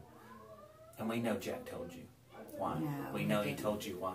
Why would we end up with you? Why would I come back from Arkansas and my first phone call be you? If I didn't know something that I'm not going to sit here and tell you because I am not. Because I have to determine if what you're telling me is the truth or not. Why would I? That doesn't make any sense, does it? That's for you guys to figure out. I don't know. So is that what you want us to do? You want to force us to figure it out? I want you guys to figure out who. But you're not going to help us. That's what you just said. If somebody killed your father, you guys everything. If somebody killed your father, or whoever did it. Okay, if someone murdered your father, and I'd hope you guys did. And we caught the guy, and his girlfriend or ex-wife knew something to help ease your pain, you'd want to know, and that's why we're sitting here, because Marty's family deserves to know. Yep, they deserve to know. And you know. I was close friends with Patty, his wife. Then tell us what the hell's going on. I don't know. Yes, you do. You do. You've already lied to the police when you said you didn't have contact with Marty at all, or not Marty, Jack. You lied about that. Then you walk in here and you say, "Well, I messaged him." I haven't had contact, but we've. If I ask you if you've talked to him, you've messaged him, then you've talked to him. That's contact. I mean, come on. Don't treat us like we're fools. I'm not treating you like a fool. Don't treat me like one. Come down here. I know. That's why I'm telling you. You know more than what you're saying, and if you don't tell us, you're talking yourself into a charge. Let me ask you this, straight out. Do you think I'm lying to you? Do you think I'm okay? Then you agree that you know that you're talking yourself into a charge. No, period. I don't. Yeah, you are. You and your daughter both. You and your daughter both. We were contacted by you guys. We knew nothing about it. Yeah, you did. And you knew Marty, or Jack was in Marty's truck. When I get the video of that, I'm going to play it for you. And when I do, I'm going to put you in handcuffs. And I'm going to walk you across that county jail. And I'm going to do everything in my power to see that you're charged with accessory after the fact. Because I know you're not telling the truth. I wasn't involved in anything. I don't think you were involved in the murder. I don't know that for a fact. But obviously, if I thought you were, I wouldn't be coming at you like this. I'm coming at you as a witness because I think you know. No, let me change that. I'm coming at you as a witness because I know you have information. I know you know. Based off of the cell phone and Jack. He wouldn't lie about it. Cell phone can't lie about it. You, on the other hand, can and are. And I don't understand why. I can't figure out what it is. You know, one of the things that they teach us is that we have to figure out what it is that keeps you from telling the truth. What the impediment to that is. What wall is here with lying to you over here and truth over here in this wall? That's something that you care about that makes you think that I've got to lie because if I don't, then this bad thing's going to happen to this person, this wall. I don't know what that wall is. I can't figure it out because Jack can't hurt you. You can't be charged with anything other than if you lie. If you tell the truth, you can't be charged with anything that I'm aware of. It might be that. Maybe that is it. Maybe we're looking at this the wrong way. Maybe that's what it is. Maybe you think you can be charged, or maybe you can be charged. I don't know. Maybe she was there. Maybe. We might be looking at this the wrong way. We gonna find your DNA in Marty's house, Heather? No, sir. Well, I hope we don't in his truck. So you know if you sit in that truck, or your daughter sit in that truck, your DNA is going to be in that truck, right? And you can't wipe it down. You know where the truck's at? I don't. It's in our evidence bay. You know what touch DNA is? Mm-hmm. You know what that is? You've heard of it? So if I touch that like that, my DNA's on it. You know that? That's a fact.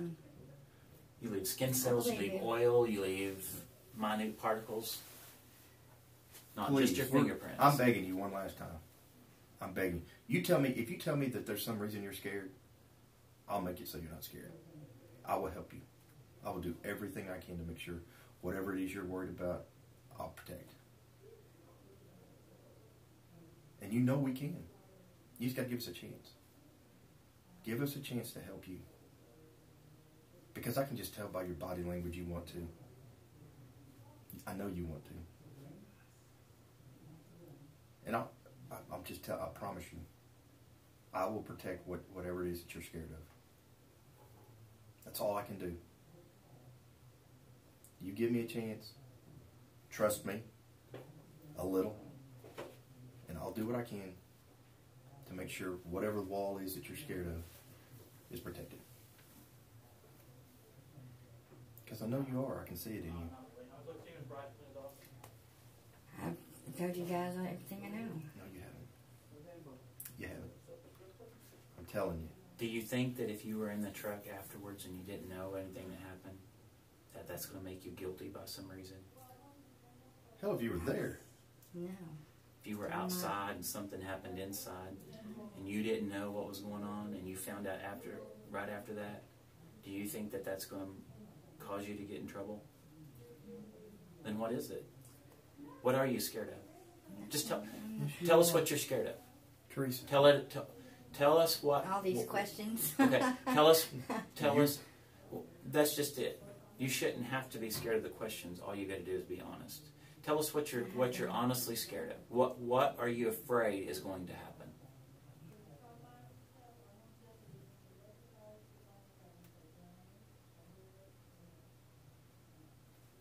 I don't have an answer for that. Does Jack financially support you? No. Well, he can't. Jack can't do anything anymore except sit in jail because he ain't getting out. Do you think he can reach out and hurt you from jail? I don't know. Do you think he can? No. Obviously, there's something there because you took a really deep breath. Another reason he made mention that we know that you're not telling the truth. You're crossing your legs. You're crossing your arms. That's just the way I sit. That's signs of a person that don't want to be honest. That you're scared of something. You're closed off. You have no emotional effect at all. If I do this, cross my legs and my hands, I don't have to tell them anything. I want to keep it all inside. I don't want them to know what I know. That's just fact. No, that's just the way I sit. Well, but you, Teresa, I told you, it's screaming off of you. It is. It's screaming off of you. Particularly since I know you. Particularly that. I've been around. I'm just telling you. Let us help you. Whatever. You're going to have to let us help you because this is going to eat you up. It's going to happen. There's a big train coming down the tracks, and ain't nothing going to stop it. Only thing that can stop it is for you to get off the tracks by talking to us. Otherwise, you're going to get run over. That's what's going to happen.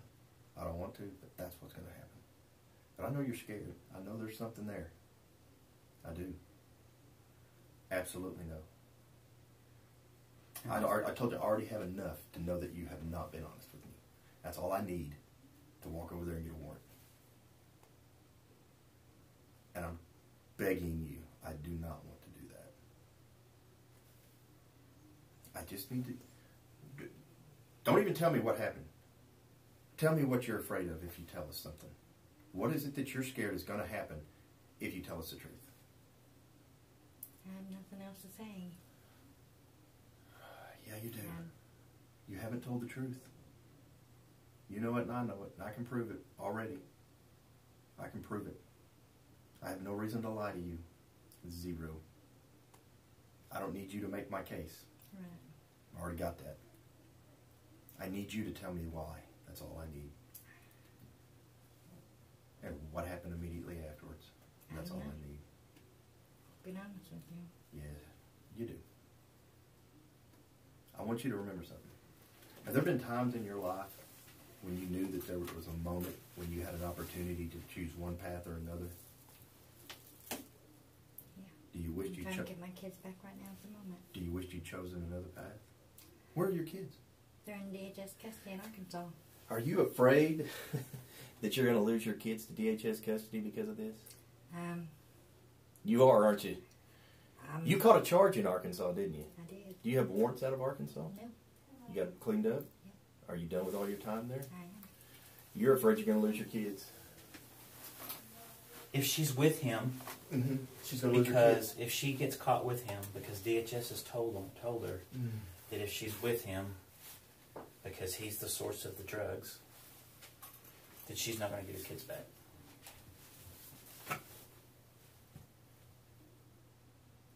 But you know what's going to happen? Today, we have just got through talking to the news channels and the Armor Up.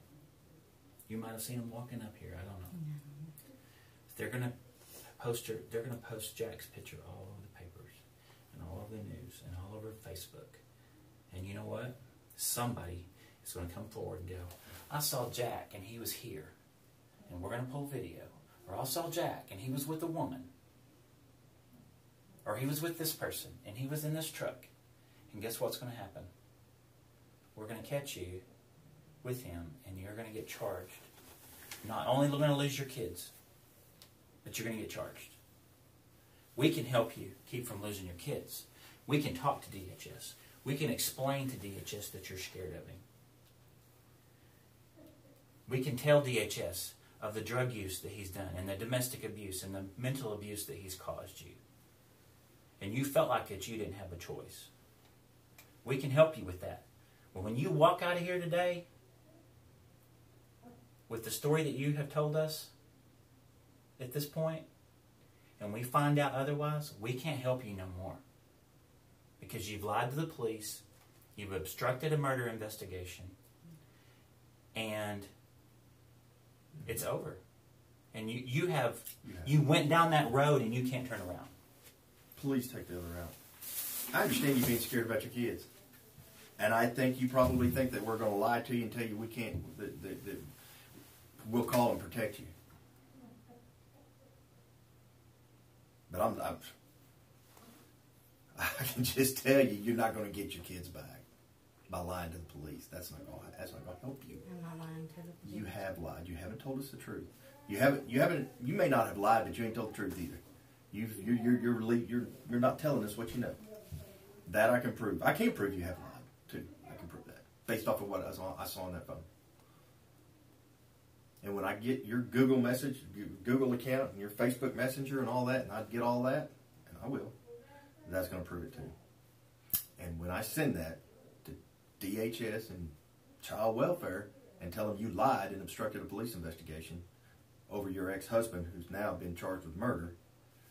You chose him over your kids is basically what you just did. I would never do that. Okay, if that's the case, then now we know what the wall is. The wall is your children.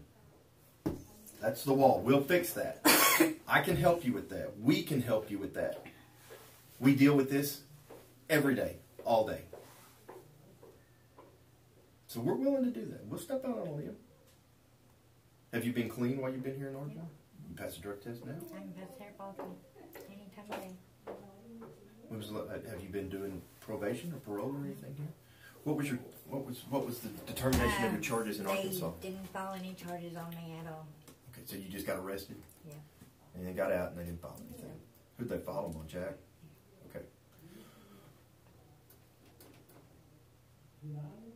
Okay. So if that's the case, then why'd you lose your kids? I was the only adult in the home, and there was paraphernalia in his home. I didn't know. And they found marijuana pipe, and I was the only adult in the home at the time. And when the police came, they arrested me and took the kids. I've been fighting ever since to get them back. What have they said you have to do in order to get them back? I've had to go to counseling. I've had to go to parenting classes. I do regularly drug tests, hair follicle tests. So what's the plan? You have to work a plan with DHS, right? What's the rules of that plan? What do you have to do to get them back? That's just some of the things that I have to do. What else?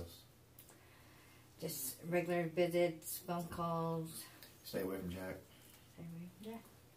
Do you know that you've already told us, we already know by the phone conversation y'all had contact.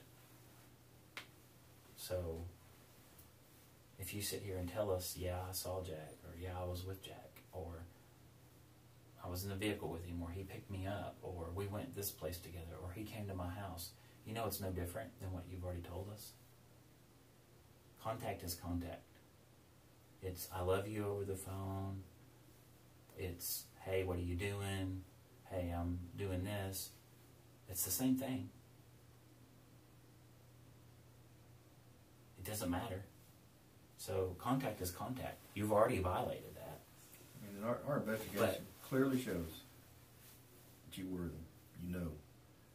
All we're asking is tell us what's going on so we know. See, I don't know it's not going to work anymore. That ship sailed.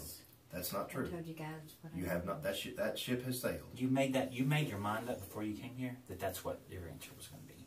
I've told you everything. I've told you everything. That's you keep saying the same thing over and over because you made up in your mind that's what you're going to tell them, and you're not budging because that's all you know to say because you've already thought in your mind when you drove over here from Rattle City.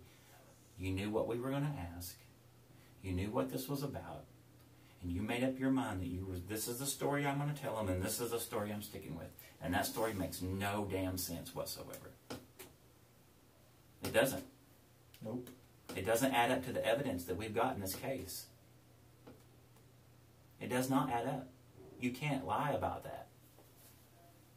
And that's going to make it look worse than if you were just to say, yeah, I care about the guy, I had a bad day, I was lonely, I don't have my kids, I needed somebody to talk to, he was in Ardmore, whatever the case may be. That makes more sense. People understand that. DHS understands that. Do you not think that those DHS workers have ever had someone they cared about, but they can't live with them? They can't live without them? Do you think we've ever had relationships like that? Everybody is dealing with the same stuff you are, maybe not the very same circumstances, but the same feelings. But what people don't understand is when you lie, when you're caught, and when we know what the truth is, but you just sit there and go, I've told you everything. I told you everything I know. That's what people don't deal with. They don't handle that very well because then you just don't give a shit about nobody but yourself. And you're starting that's to what look it's like saying. Maybe you're part of the killing. Right. Well, I'm starting to that's feel what that it way. looks like. That's not, you aren't. For sure. Absolutely. No, sir. Absolutely, positively. Never been to Marty's house, not going to find a single strand of your hair or DNA. I've been to Marty's house before, yes, but it's been over 4 years ago. Not going to find a single strand of your hair or your DNA? Promise you. Okay. Now, having said that, I hope we don't find it in the truck either. But I have a feeling, looking at your hair, we are. Yeah, I didn't think about that. Now that I remember what Teresa, we found. This noose is getting tighter and tighter. I'm just telling you. I ain't got no reason to lie to you. None. And you have every reason to lie to us, obviously. You feel like you're going to lose your kids. I'd lie too. But you're caught. That was just one of the things I was being honest with you guys about with my kids. We're going to find that out anyway. All we got to do is background on you. I mean, I knew you'd been arrested, right? So, I mean, by the time I get done with you and dig it into your background, I'm going to know everything I need to know about you. You know why? Because you put it all over your Facebook, you put it all over Google, you text people. There ain't nothing in your life you don't text. Yeah, you do. Everyone does. I do, he does, hell, we all do. We don't realize it, but we do.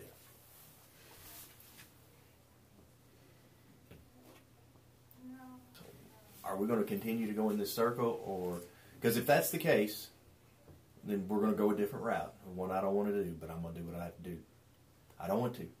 I just need to know what circle we're going to go. I need you to get off... I need you to... This is that moment in your life.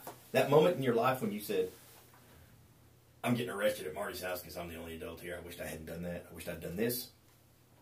This is another moment in your life when you need to say, I needed to trust the police and tell the truth. Because it's not going to be good. I trust you guys. That's why I come up here. I know, but you're not telling us the truth. That I know. I've already told you that.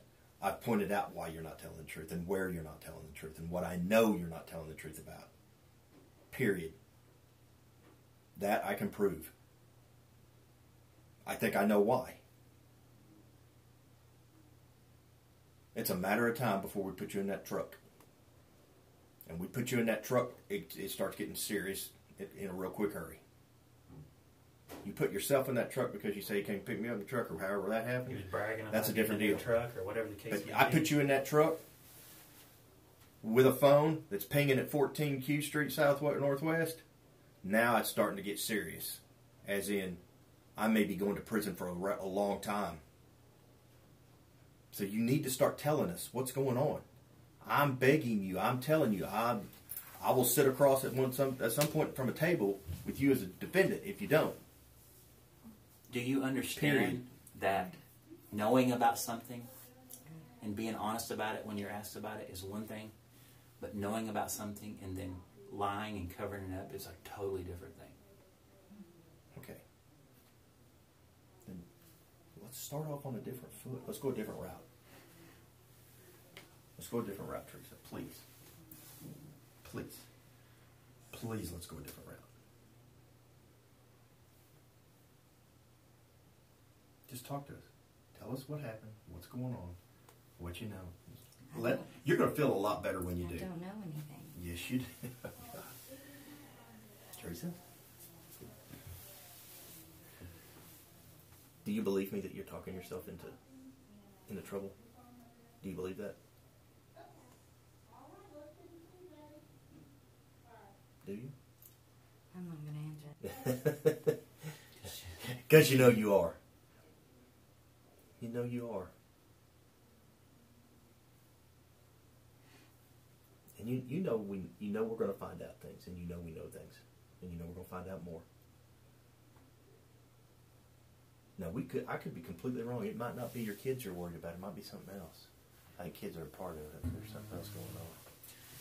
She knows what he did with some of the things from Marty's house. Perhaps. Or helped him. Or got proceeds.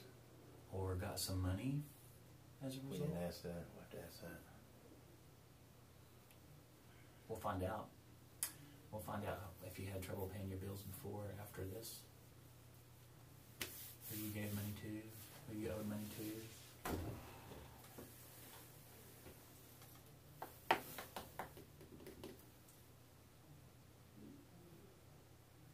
Teresa, what are you thinking right now? Because you're really far away. That you guys are looking at me like a suspect of some murder that I'm not part of? No, we told you when you came in here. I told you I don't think you're a suspect.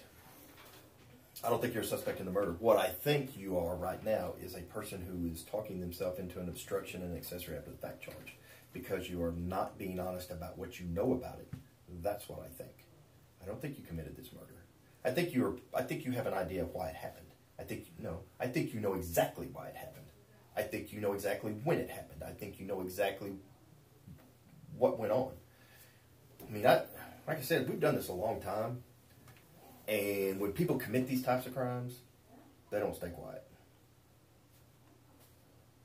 And would you agree that you're probably the most important person in Jack's life, the closest one to him? No.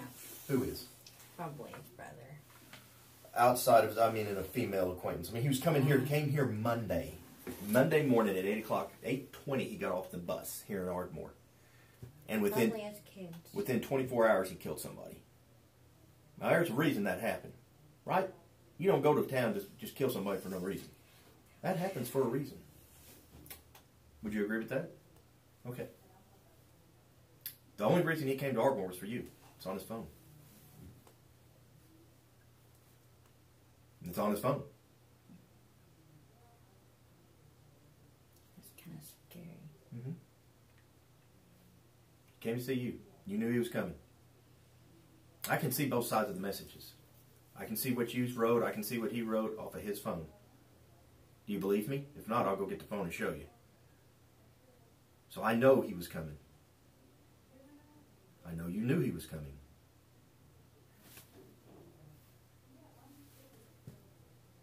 Okay. Okay. I don't know why you don't want to talk. I don't know why you want to lie. But we'll find out. We'll find out. It's not going to be good. The next time we see you, it's not going to be good unless you come to us first. Because if we come to you first, you're not going to like it. It's going to be bad for you. It's not going to be dismissed on charges because now we have a dead person that was brutally, brutally, brutally killed. And you had knowledge or knew something or was a part of it and you refused to help the police. People don't put up with that crap. They can deal with lots of things. They can deal with lots of crap. They can deal with people making mistakes. They can deal with people screwing up. They can deal with Jack killing somebody. But what they don't deal with is when people get called in and they get caught and then they sit there and they lie about it. People don't like liars. And that's what you've done here today. That's what you've proven to us that you are. You and Shelby both, as a matter of fact. Shelby is the next one that we're going to be knocking on her door because she lied yesterday too. Because Jack didn't show up in Ardmore just to go over and kill Marty. He showed up to see you and Shelby.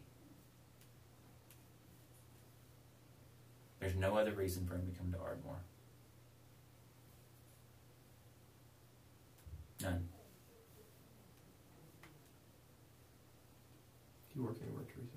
I don't. I'm on Social Security. Really? For what type? For disability? Disability. Live with your parents? I do. Afraid your parents are going to be mad at you? No. You don't think they're going to be mad at you for talking to Jack? If they knew I pestered them, yeah. They kick you out?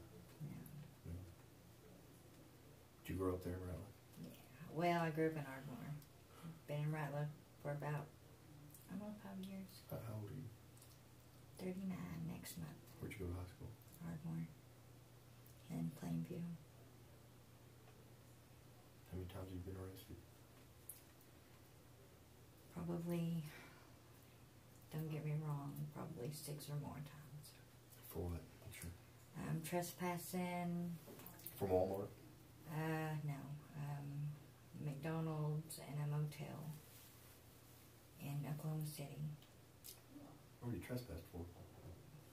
I don't know. I wasn't on my medication. Misdemeanor marijuana charge back in 2004.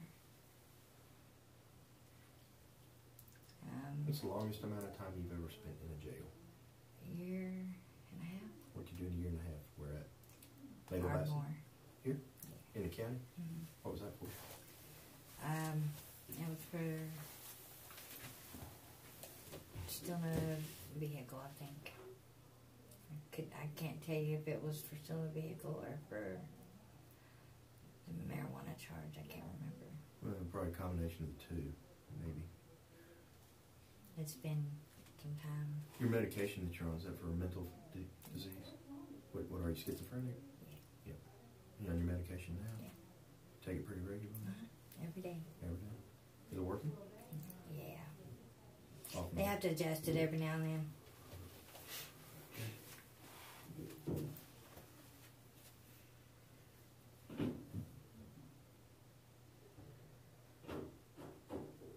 When's the last time you saw the kids in Arkansas?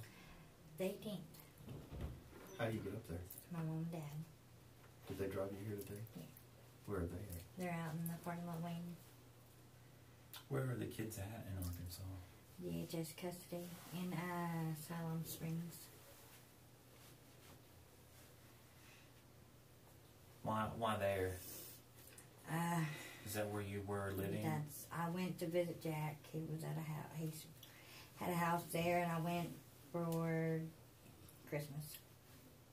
Last Christmas? Last Christmas, to let him see the kids, and one of the biggest mistakes of my life. You're making another one today. I asked you, I begged you to think about the choices you made and what it did. And the choice you made to go to his house for Christmas, you just had said, was one of the biggest mistakes you ever made. Not until now. I'm telling you, that right now you're making another one. Because today would be the biggest, if you thought that was bad. We're talking about, that was just simply over some pot or something, some paraphernalia. This is over someone dying. A brutal death. Where is your cell phone? It's at home. Do your parents have cell phones? My mom does. You ever use it? No. I use it on Tuesdays when my kids call.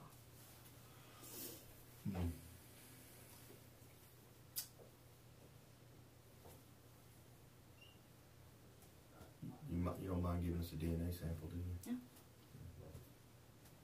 You're probably going to do that before you leave today.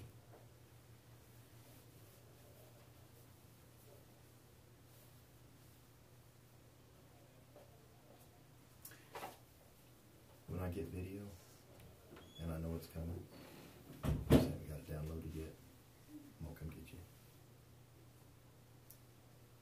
I'm just telling you the truth. If you've been around Ardmore, you've been around any time at all, you know if I tell you I'm going to come get you when I got you, I'm coming. That's going to happen.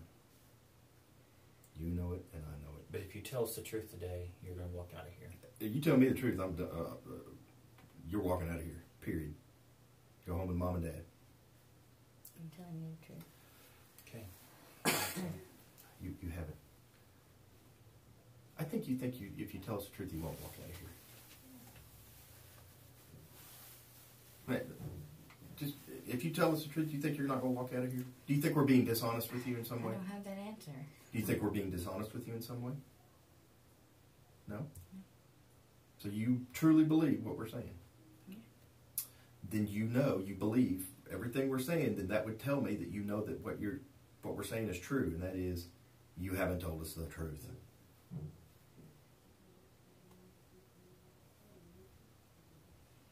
That's the truth. You know it. You know it. You admitted it. You may not have meant to, but you did. You heard of a Freudian slip, haven't you? Yeah. You don't know what a Freudian slip is? Where you say something and it was just by accident or whatever? You've never heard of that?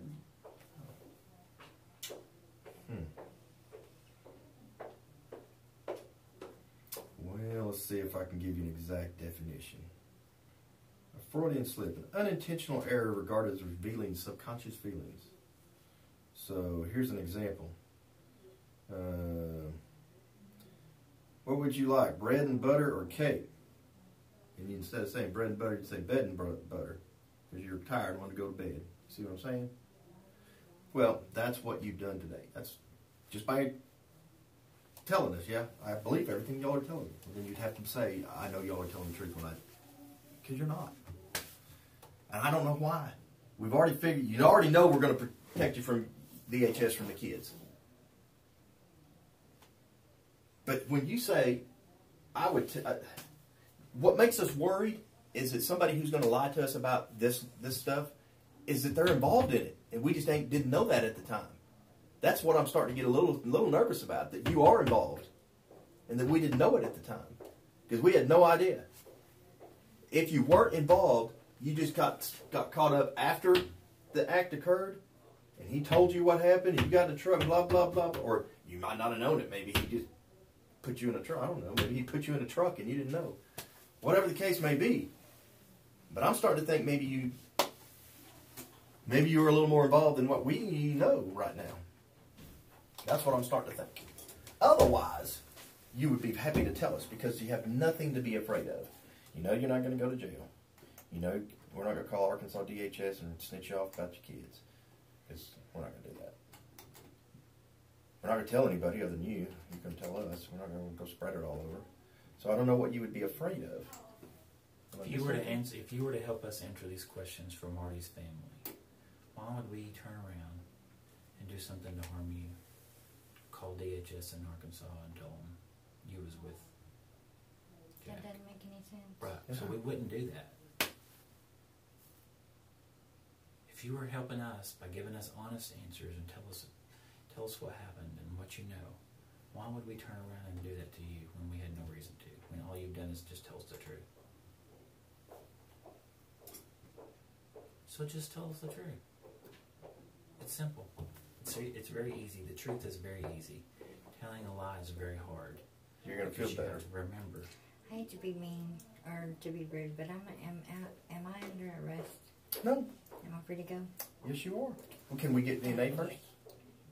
Can we go get a bugle swab? Yeah, I'll do it real quick. I'll get some DNA first.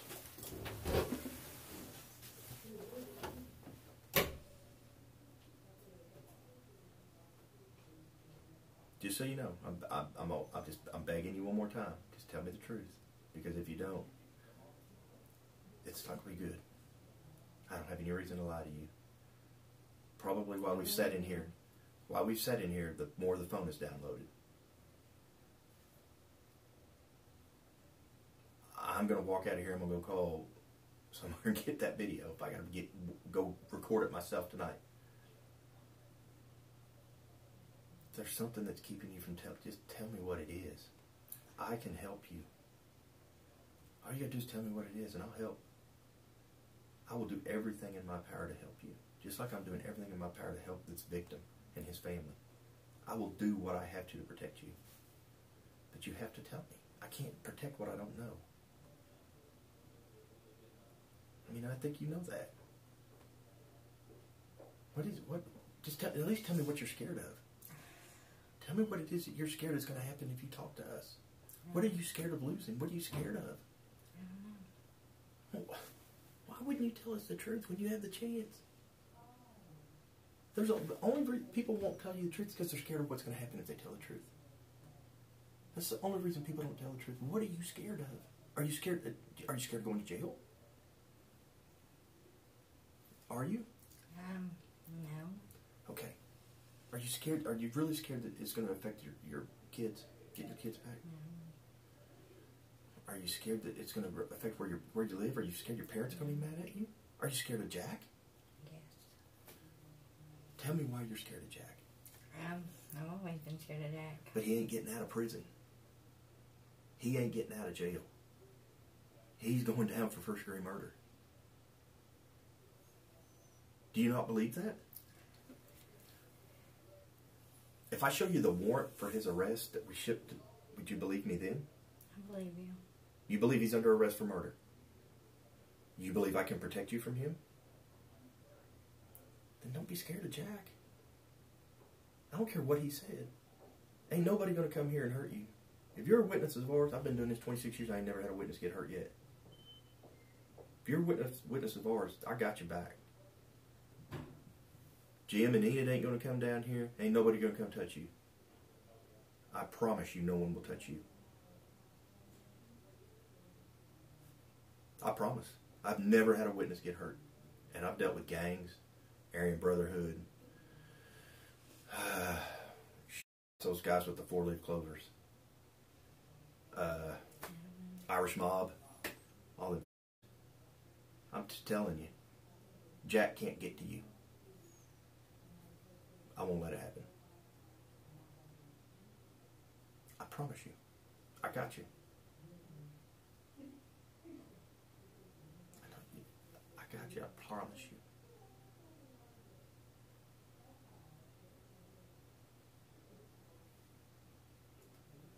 I got you.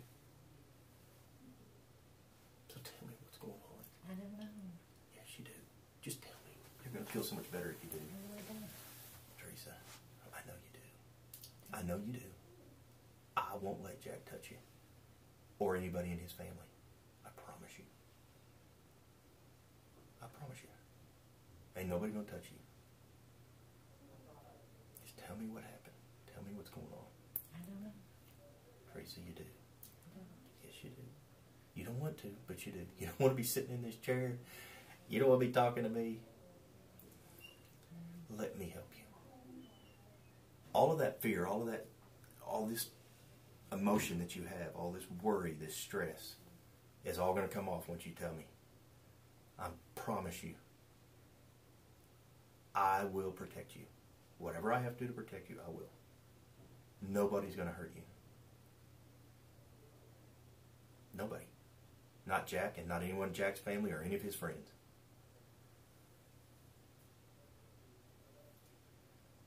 I promise you. I wish I could tell you, but I don't know. Yeah, you do, Teresa. You do. You know it. I know it.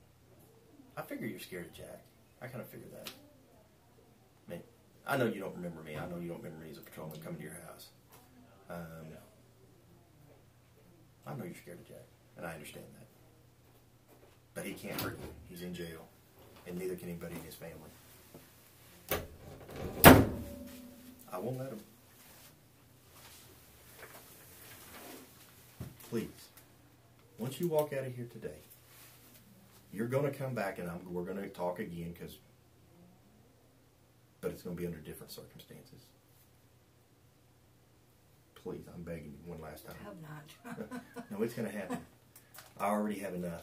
All I got to do is go get the video. That's all I need. I went and looked at the phone. I love you, I love you, I love you, I love you. All over it. All I need is the video, and once I got that, it's done. It's over. And even worse, once I get the DNA back, if it's anywhere, it's Teresa, your kids are going to grow up without a dad. Done. He's done. He's scared to death. She's scared to death of Jack. She's afraid something's going to happen to her. He is never getting out of jail. Or his brother or somebody. I just know. I know. I can look at her. She's scared to death of Jack. Do you want your kids to grow up without their mama too? Yeah. And you better think about it. You better think about it really hard before you walk out that door today. Because that's the choice you're making for them. For them. They don't have a choice in this. You're making the choice for them by not telling us what you know.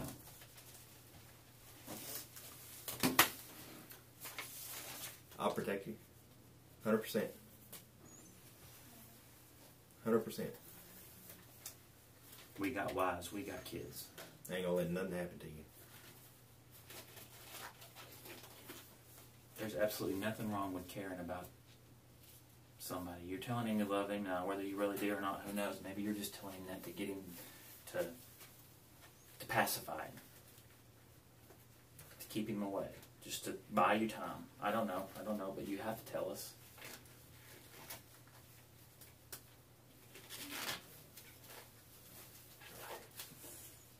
Relax. Look at your legs. Are you noticing what you're doing here? Just relax. I think it's because my heels don't touch the floor unless I'm... No, I think it's because you're scared to be just perfectly honest, aren't you? Yeah, you are. Who wouldn't be sitting in a police station talking to the police? You're gonna sit now. You're gonna lie to me when I know what I'm talking. You ain't scared. I work here, and if I was sitting in that chair, I'd be scared. Yeah.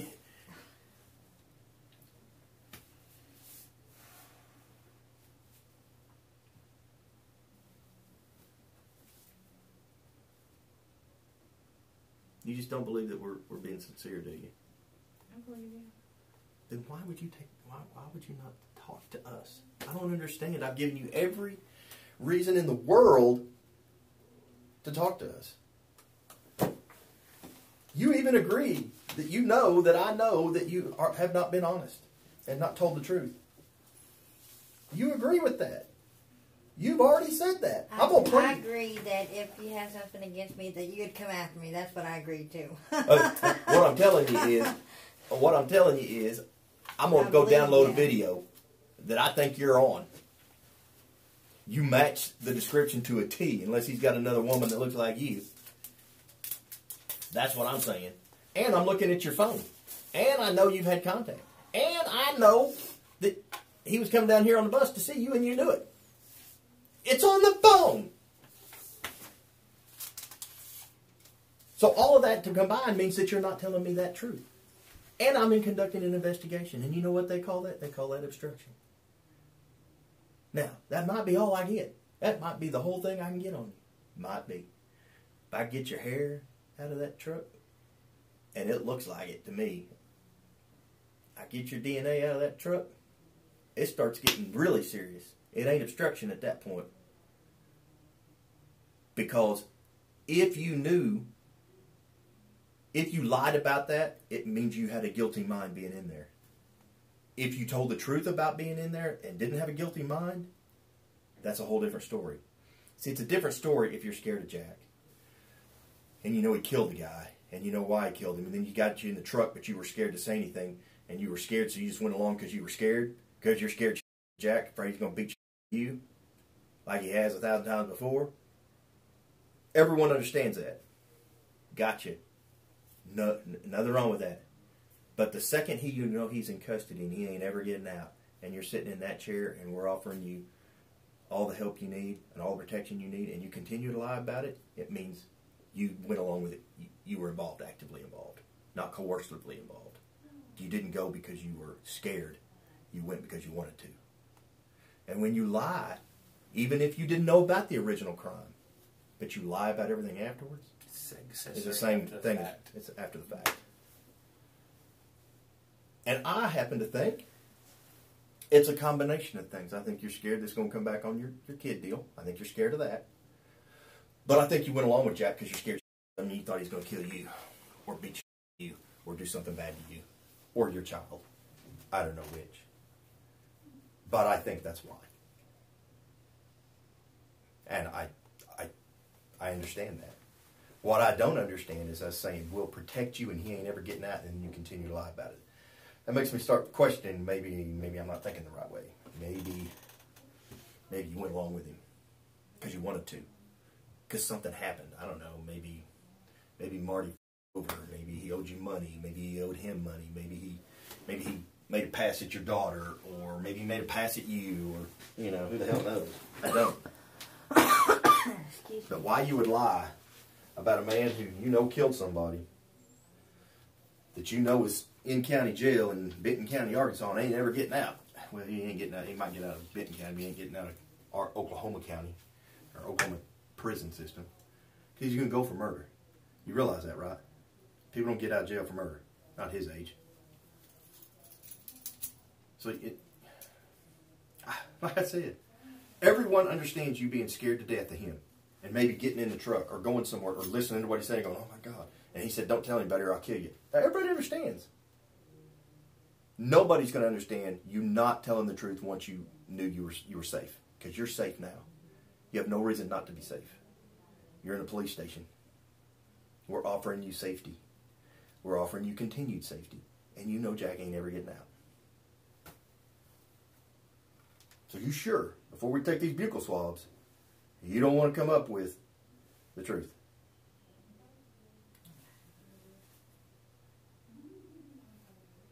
Until y'all know. Wow. So you have no idea why this crime occurred? She's not the person I thought she was. You have no idea that Jack was in town? And you were never in a vehicle with him? Okay. All right. So, I want to read this to you, and then I'll have you read it and sign it as well. It says, I, Teresa Lloyd, have been informed by Bryce Woolley and Eric Hamblin, who made proper ID as law enforcement officers of the Ardmore Police Department, of my constitutional right not to have DNA sample obtained from me without a search warrant.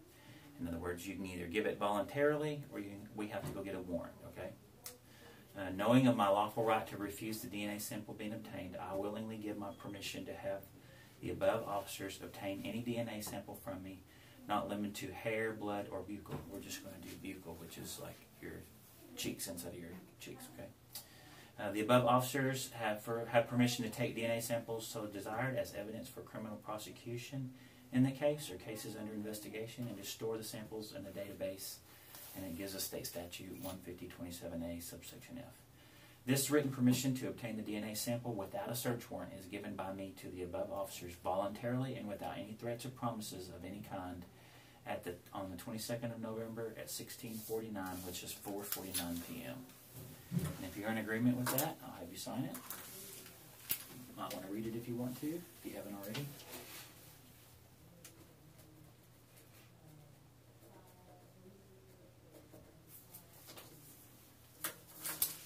this is the easy part because I'm going to have you do most of the work. So pull one of those out. There's 2 swabs there. And just one side of the cheek or the other, just kind of swirl it around, twist it around, get good spit on there, get some good, kind of rub it pretty hard on the inside of your mouth. Okay.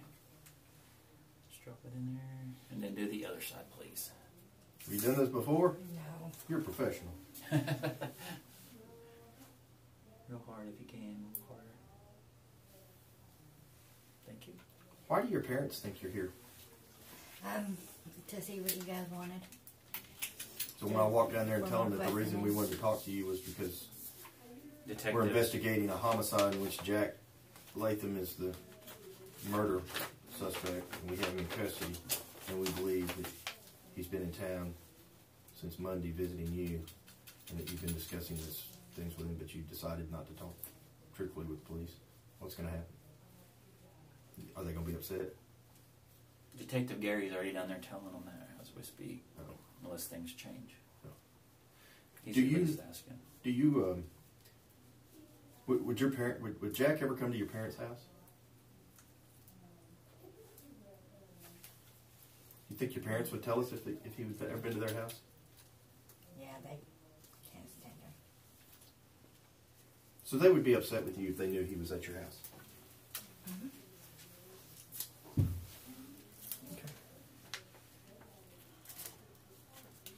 So if I get geographical information like where Jack's phone was and it shows to be geofencing. If I show that to be at your parents' house, would you say that Jack has been at your house? Huh? I would say that again. I wouldn't. Really. Has Jack been to your parents' house? No. Never been there? It's his found well, information. He's been there before, yeah. In the last 2 weeks. 2 weeks. Yeah. And when was the last time you haven't seen Jack at all in the last 2 weeks? Seriously? Seriously. Teresa, you haven't seen Jack? Teresa. I'm telling you guys all I know. Which means she has. Yeah, I know. Because that's her answer all along. Whenever you pin her down on a question that she doesn't know the answer, her answer is, I've told you all I know. Yeah, you told us all you want us to know. Yeah. But you've seen Jack. Am I free to go? You are. Thank you. You're welcome. Thank you. See you soon. I hope you call me before. It's right this way. I hope you call us before we call you. Change your mind. Get my jacket. I'm gonna go back and talk to Can I give you my card?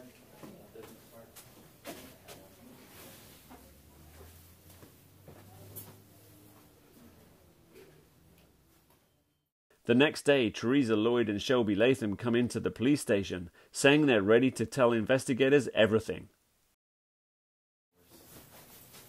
This is nice. I'll grab another chair. Boy, y'all related, ain't you? Yeah. That's my daughter. You can't tell. Can't tell, huh?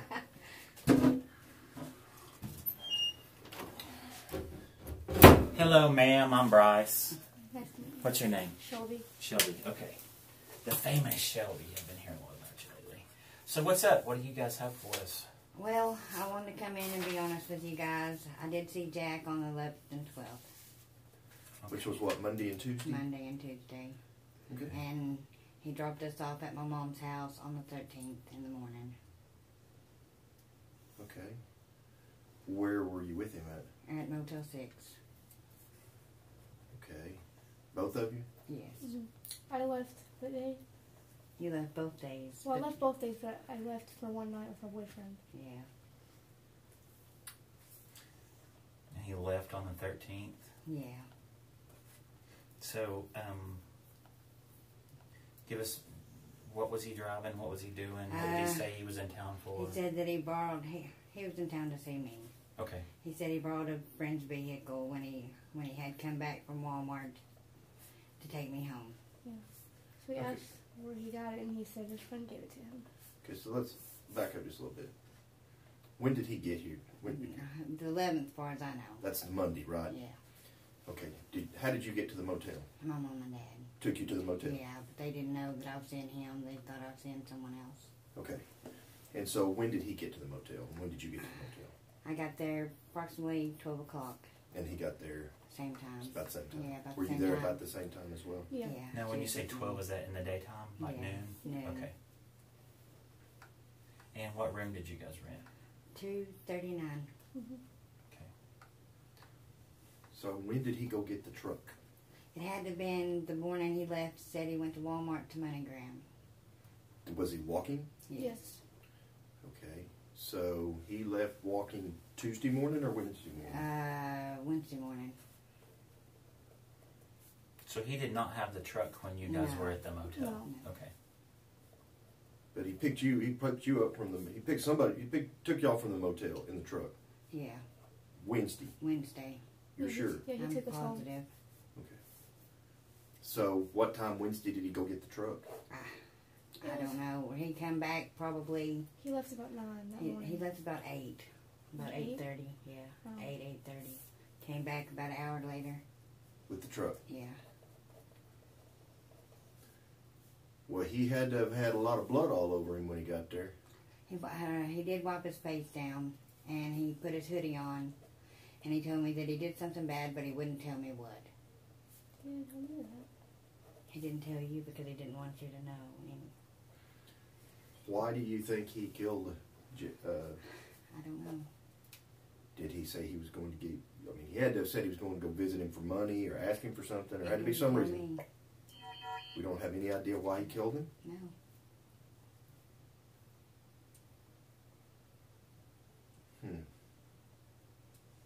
Had he talked about him? No. Nothing. No. When he left, did he say where he was going? To Walmart to MoneyGram. He said a friend of his was giving him money. And that's when he left to walk. Or well, sending him money. Yeah.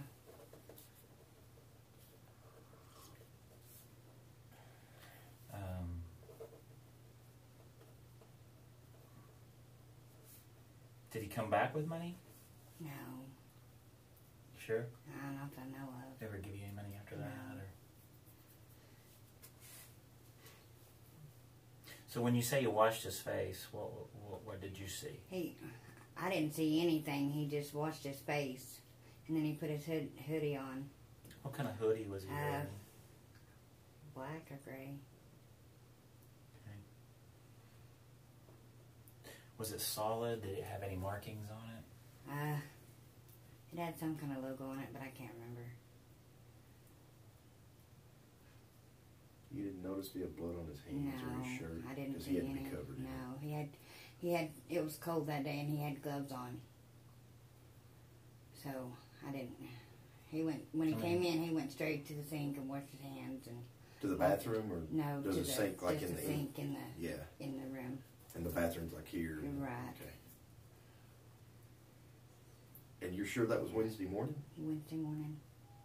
Yeah, positive. Who went to Walmart with him to buy a phone? I don't know. We were at the motel. Nobody went and bought a phone with him? Mm-mm. Nobody went to Walmart with him? No. Because I'm telling you, we've got a video coming from Walmart of him and a girl. Yeah. So it's going to show who it is. I mean, it's pretty clear. Yeah. So you guys were in the truck, though? Yes. And you never saw any blood in the truck? No. I thought that he went for a test drive it from somewhere and just took it to take us home. So that's Because he wouldn't tell me where he got the truck. He just kept saying that he brought it from a buddy. And it was all it was clean. I thought it was from a car dealership or something. What color was it? Green, dark green.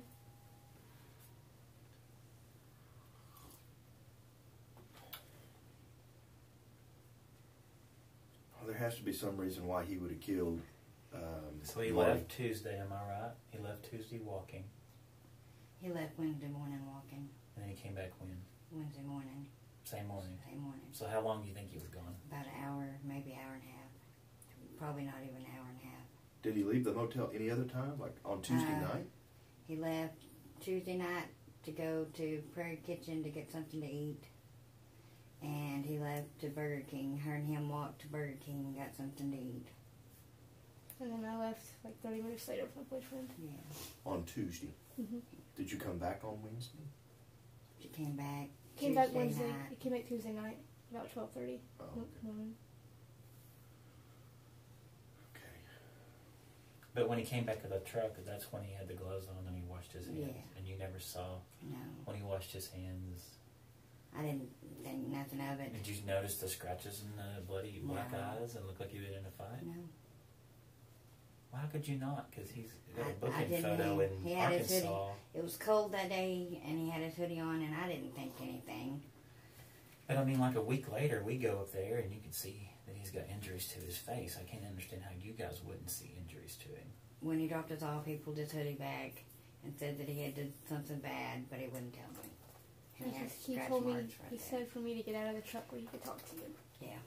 Where was that At my mom's. In the road. He stopped out in the road and dropped us off at the end of the driveway. In Ratliff? Yeah. Okay. So my mom and them wouldn't know that it was him. Well, he had to have given you some indication what he did. He Because didn't. he's got scratches. He's had to be covered in blood. You didn't see this crime scene. Yeah. I mean, he had to be covered in blood. There's no way he could not be. And we know, or we don't know for sure, for a certainty fact, because we haven't got the DNA back yet, but it appears that whoever was involved in this was injured during the assault. So their blood is going to be there too. Right. So he has to have blood all over him and face. I mean, he's got to have some scratches There and wasn't- black eyes, like, something. Like she was saying, there wasn't no blood or anything on the truck. He looked real clean. So I thought he just went to a car dealership and test drove it. Is it possible he went Was and it killed wet? Marty Tuesday night? He wasn't gone with. Yeah, we just went to Burger King. They went to Burger King. What Came time back. was that? It was about 6:30 because my boyfriend kept calling me But when I got off work.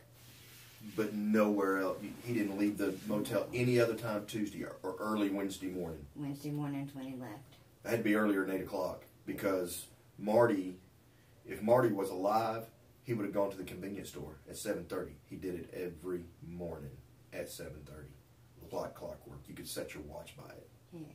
So he had to have left earlier than 8. I don't know. You can check their cameras out there. At the motel? Yeah. If they've got them, I don't know what they got. I don't know what kind of cameras they got at the motel. I don't know. But is it possible it was earlier than?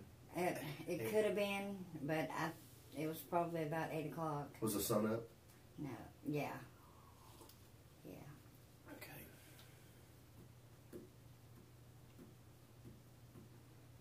Did he have anything else with him? No. A bag. He had a bag of his clothes. What did that bag look like? Like a black duffel bag. When he came back with a green truck, did he bring anything else into the room? No. Just his stuff that he had on. He didn't show you any phones or. He had a phone with him. He had me take a picture of his phone for him to send it to him. I thought he was going to sell it on Facebook or something. I didn't think much of it. So what did that phone look like? The one that you took gold. the picture It of? was like a rose gold, Yeah. pinkish gold.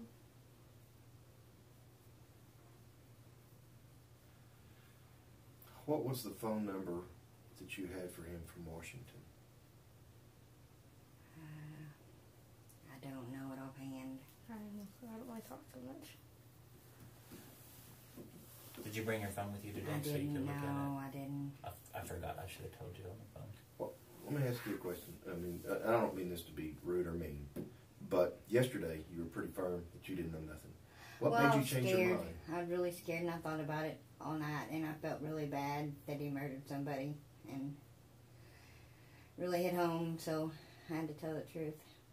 I'm not the kind of person that would lie. Well, having that in mind, it makes us a little curious as to maybe you're not telling the full and complete truth today because you didn't yesterday. You can understand where we're coming from on that. I understand that. So when you see what we saw at that crime scene, it'd be very difficult to believe you couldn't have seen injuries or blood on him. Number one, and number two, it's been my experience that when people commit these types of crimes, they tell people who they're close to. I did something bad. I don't want to tell you. That sounds like the beginning of a long conversation. I was waiting for him to messenger me and tell me something, but he never did. And then I went to see my kids, and I guess he kept messengering me, and then he got in trouble, so I never got back with him. What kind of clothes was he wearing when he came back that day? Army pants, had black pants underneath them. What do you mean army pants? Camouflage. Camouflage, yeah. Pants. Like BDU pants? Like, like yeah. Army guys pockets wear? in the side? Cargo pockets? Yeah. Okay. Do you know where those clothes are? He was wearing them when he took He us, was wearing them when he dropped us off. So he didn't take any clothes. I'm sorry. Probably, I would say, probably 10:30, 10:45. So as soon as he got back to the hotel, he washed up and y'all left, pretty much. Because it's what, about 45 minutes out there to your house? You wanted to stay, but he said no. Yeah, I tried to stay. I was gonna stay with him another night. He said no, that he wanted to go now. So yeah. Did he say where he was going? He didn't. And y'all hadn't paid for another night or anything No. at that point? Okay. Who paid for the room? I did. Okay. So he didn't have any money to pay for it? Is he listed on the register there? No. Just you? Just me. Okay. What about you? Are you Shelby? no, I left with my boyfriend. I didn't even know she was gonna come back Tuesday night. So. Yeah, well, he had work that morning, so Yeah. I just came back. I would have been bored.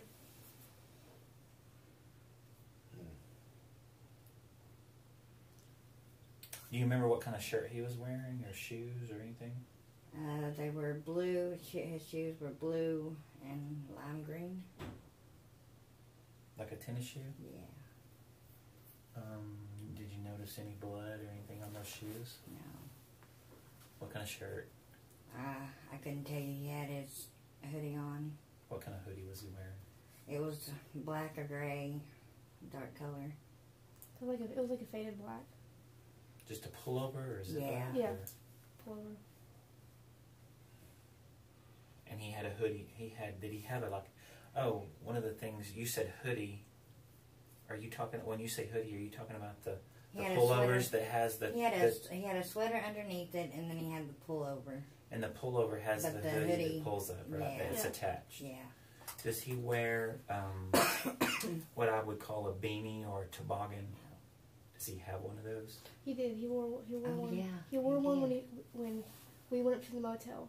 Because when we got there, he was wearing one. He did. Because he said it was cold. And what did that look like? Red and black? Yeah. Red and black. I think it had red rings around it. I think you're right. I don't remember, but I remember. Like small ones right here? Yeah. So mostly black with some other colored rings or something? Yeah, with red rings. And when he came back with the truck, did he have that? Did he leave with that toboggan? I call it a toboggan. Yeah. That's the way I grew up. Yeah. I don't know what you He guys had it on and his hoodie over it. Okay. And when he came back? And I didn't think anything because it was cold outside. Sure. Did he come back without it or with it? With it. With it. So he did come back with it? Yeah. With the beanie that you described with the straps on it. Yeah, he was wearing it. So when he dropped you guys off at your mom and dad's, he still had that beanie. Mm-hmm.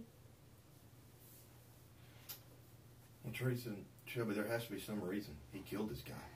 You don't go kill somebody in an hour without having a reason. Nothing. Yeah, you got to have some reason. Yeah. Has to be. Has to be a reason why. Have they had an argument in the past? Have there been? I don't even know who Marty is. You've never met Marty. You No. don't know him. No. And you haven't had any relationship with him of any kind. No. Has to be a reason. He had to. He came here. If you go kill somebody in an hour, when he left that hotel, he knew he was going to kill him. What do you think? You know? Why do you think he did it? I don't know. He had to have been out of his mind. To be honest with you, Well, that's what I think.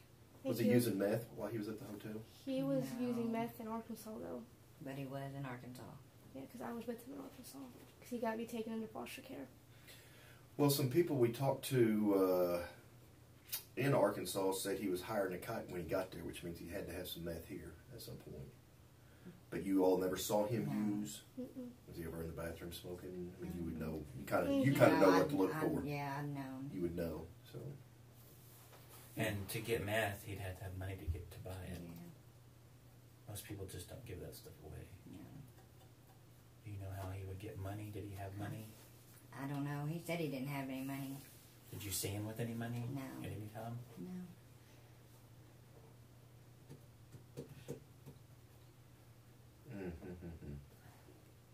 Got to be a reason. We have to I remember he called. He was on the phone. I'm pretty sure it was with the dude that he killed. He was like, I don't know if you know. I don't know if he was in there or not. I think he took a coffee. Cause he asked him if he could come work for him to make some money, but he said no, that he had a funeral that day. So did he have this person on speakerphone, or how did you know what the other person was saying? He told me. I asked who it was. I asked who he was talking to. He said Marty. But you didn't know who Marty was? No, I've never met him. And do you remember the name Marty, or are you just putting two and two together now? I'm just putting it together now. Okay, so what did he say? They talked about it, or what did you hear him talk about it? The only thing he said was, "What are you doing today? Can I come work with you to make a little bit of money?" And he said no because he had a funeral. And do you know what day that was?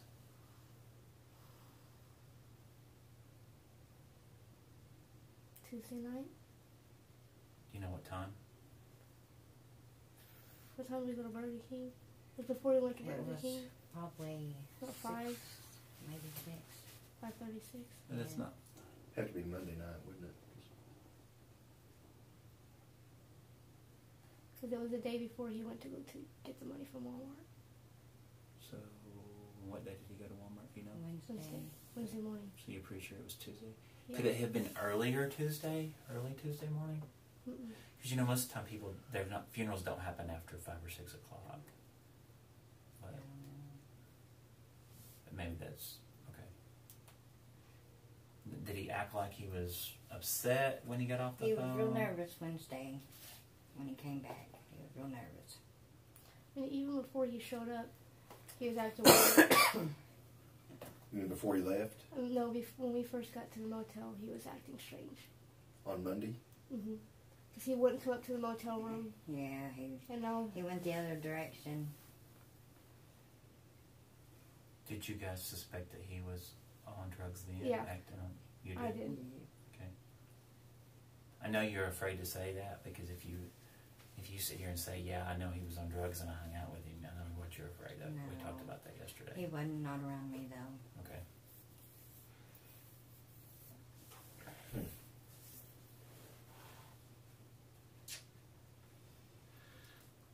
Well, was he upset after he got off the phone with Marty? Was he upset because Marty told him no, he had a funeral, or did he say anything about that conversation? Or? No? Okay.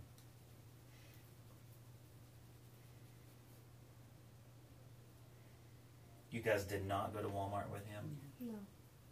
Because he told some people that he either dropped one of you guys off or both y'all off at Walmart. And what night was it, to try to help us out? Do y'all know when he would have bought that phone? Give me an idea when. He had it when he got there. Monday. Yeah. He said that he would get off the bus at 8 o'clock in the morning. We didn't get there till noon. Yeah, so. true. Oh, got off the bus on Monday at 8 o'clock in the morning? Yeah. And y'all didn't pick him up till noon? We didn't pick him up. We met him at the motel. Okay. Did he have the phone already then? Mm-hmm. Yeah. Yes. Okay. I'm just thinking he might have went to Walmart Monday morning. it's possible. And our information was right, but it just had the wrong time. Who knows? So, Shelby, I mean, we spent quite a bit of time talking to your mom yesterday, and I can sympathize with her, empathize, and understand why she might not have been willing to tell the truth. I'm confused a little bit as to why you would have lied to the police when they talked to you about seeing your dad. I was scared. She was scared, and I told her not to say anything. That we'll say something. We'll tell them together. Why would you be scared if you hadn't done anything? Because she was afraid Well, that her dad. Cause I heard my dad killed someone. I can understand that. It's okay. How did you hear? Well, one of the Detective Johnson told me that he was involved in a homicide. I looked it up on the internet and it said that there was a man dead. After you talked to Detective Johnson?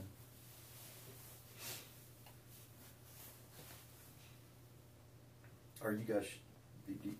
Have you? I'm assuming you probably thought about this a lot last night. Yeah. Are you sure you're pretty close or pretty accurate on your timelines? Because you're a little off from what the evidence says. Is why we're asking. Pretty close. Yeah. Okay. What about, do you guys, now that you know everything that y'all know, do you guys know if he was talking with anybody else or might have picked someone else up or there might have been someone else with him? I don't know. For something like that to go on, I think someone else would have been there with them. That's what we're trying to figure out. Yeah. But you don't know who it would be? I don't. Do you guys remember him saying, calling someone or saying, I'm going to go pick up this person or I'm going to go look for this person or anything that would give us an idea? No. If there was someone with him, who that person would be? Who's his best friend here in Ardmore? Reese. Reese. Had he been talking to Reese while he was here Monday? No. Reese didn't know he was here? No. Where does Reese live? Dixon. How do we get a hold of Reese? I don't know his number. Probably and on I don't- Facebook. Facebook? Yeah. Okay. Do you know Reese? Mhm. Okay. How old is Reese? Like your dad's age, or? He's Yeah. my age, Yeah. yeah.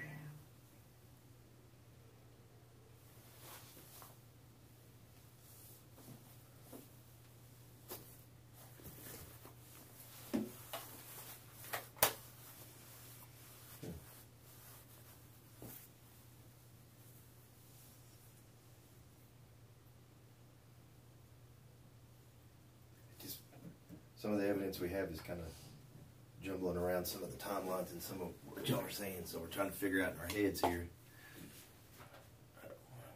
how that could be.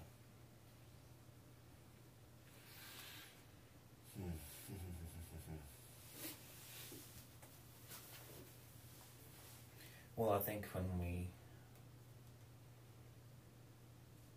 when and if the motel has video, that might put some things together. We might have to ask you guys again, talk to you guys again to verify a few things, and we can do that. Are those your shoes you normally wear? Yeah. Can I see the bottom of them? Yeah. You sure you've never been inside Marty's house? I'm positive. Positive? Okay. Positive. So we got some footprints. I mean, I don't know if that's it, but it looks close. I can't tell you that's it, but it No, looks close. It's got that bar right there in it, but I'd have to match them up, but I don't know. I'm not saying you were there when he was killed, but it's in like some dust area, like along the side of a hallway. Yeah. But you've never been inside No. Marty's house? Never. Okay.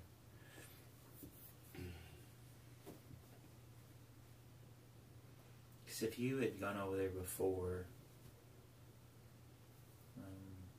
and didn't know anything that was going on, you're not in trouble for anything.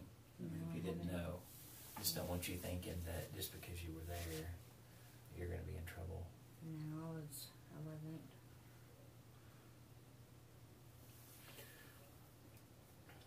Well, we certainly appreciate you both coming in to talk to us. But you also have to understand, we're going to check out what your story too, and I hope it matches with what the video shows, and I hope it matches with what we find out. Because if it doesn't, then we're going to be coming back and asking y'all some more questions. Because right now, I mean, it is a little off. Your timeline's a little off, and hopefully, maybe the video will show that. I don't know, because oftentimes you're not exact on your times. You might think it's. I mean, you're probably pretty. I'm hoping you're sure on your days. Yeah. Instead of it being Tuesday, you're talking because you said he talked to him on Tuesday. Sometime he said he had a funeral, so he couldn't work for him. That makes sense. But if he left Wednesday at 8 o'clock, then something's not right because If Marty was alive at 8 o'clock Wednesday, he'd have been at the convenience store like he was every day. He never missed Monday through Saturday. Only day he didn't go to the convenience store at 7:30 in the morning was Sunday. So, I mean, we can go back and pull video for the last 6 months. Monday through Saturday, 7:30, you can set your watch by it almost. He's walking in the front door of that convenience store. It's weird. I don't do anything at the same time every day. So. Let me get a picture of the bottom of your shoes while you're here. Okay. Just That's fine.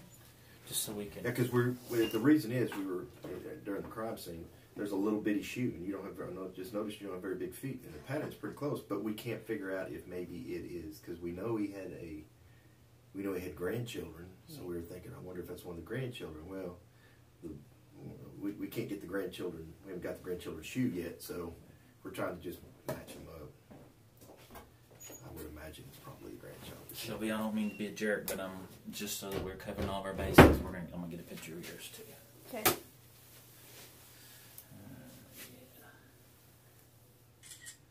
Yeah. And raise your other one up too. Okay. Girl, my 8-year-old daughter got bigger feet than that. You sure? But that's how old? okay. You're 18? Mm-hmm. Yeah.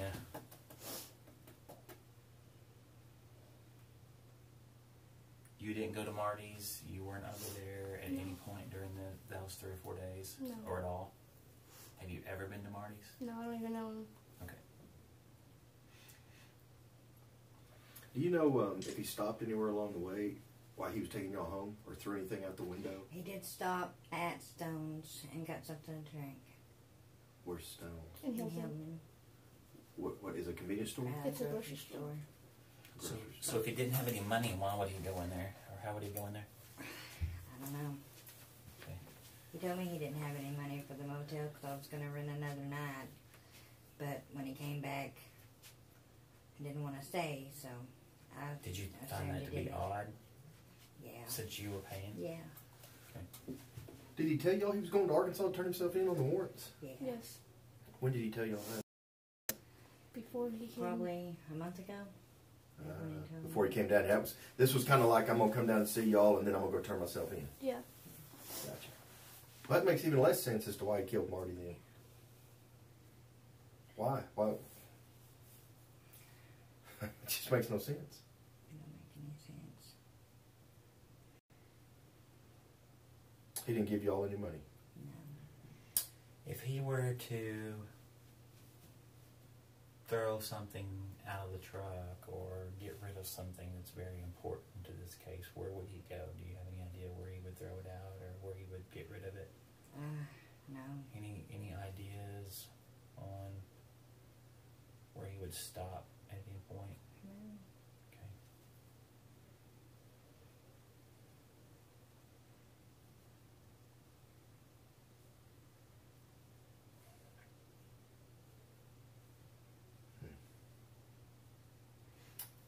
I wonder if Stone's has cameras. Probably not in Hilton America. Probably. You think they do? Yeah, they probably do. And it's a convenience store? Yeah, It's a grocery store. Grocery store. It's the one like on the south side of the road as you're going through town? Yeah. Mm-hmm.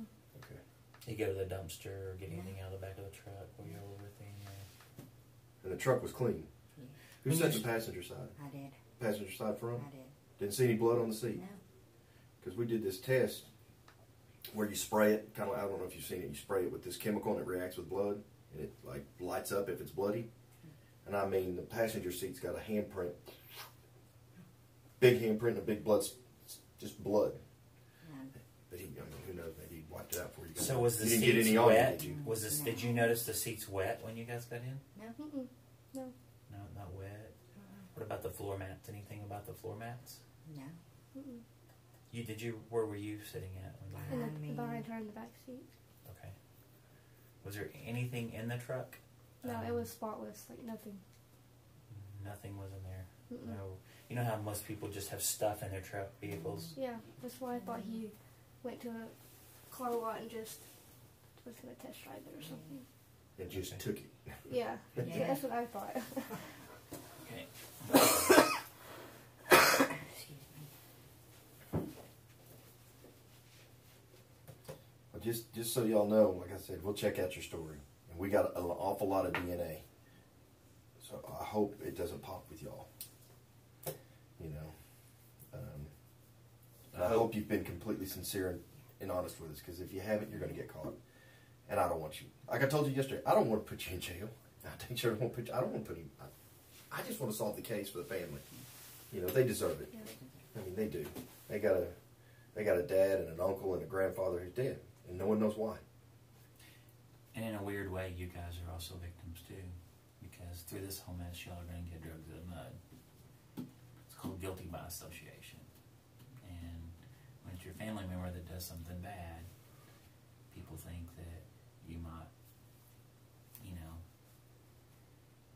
either be involved or you might, but you guys are going to be dealing with this, especially you, because you got kids with him, and especially you guys, because he's your dad. And whether you care about him or not, you know, we believe he did something bad. We can prove that he did something bad, and you guys are going to have to deal with that. So you guys are truly victims as well, in a different sense. So we want you guys to be honest and upfront now, because that way, later on, we can tell, you know, we can show, hey, look, y'all were cooperative. You told the police what you knew. You had nothing to do with this. He made these choices on his own. But if that's not the case, you know, y'all need to tell us today, so that we can fight that fight when we need to.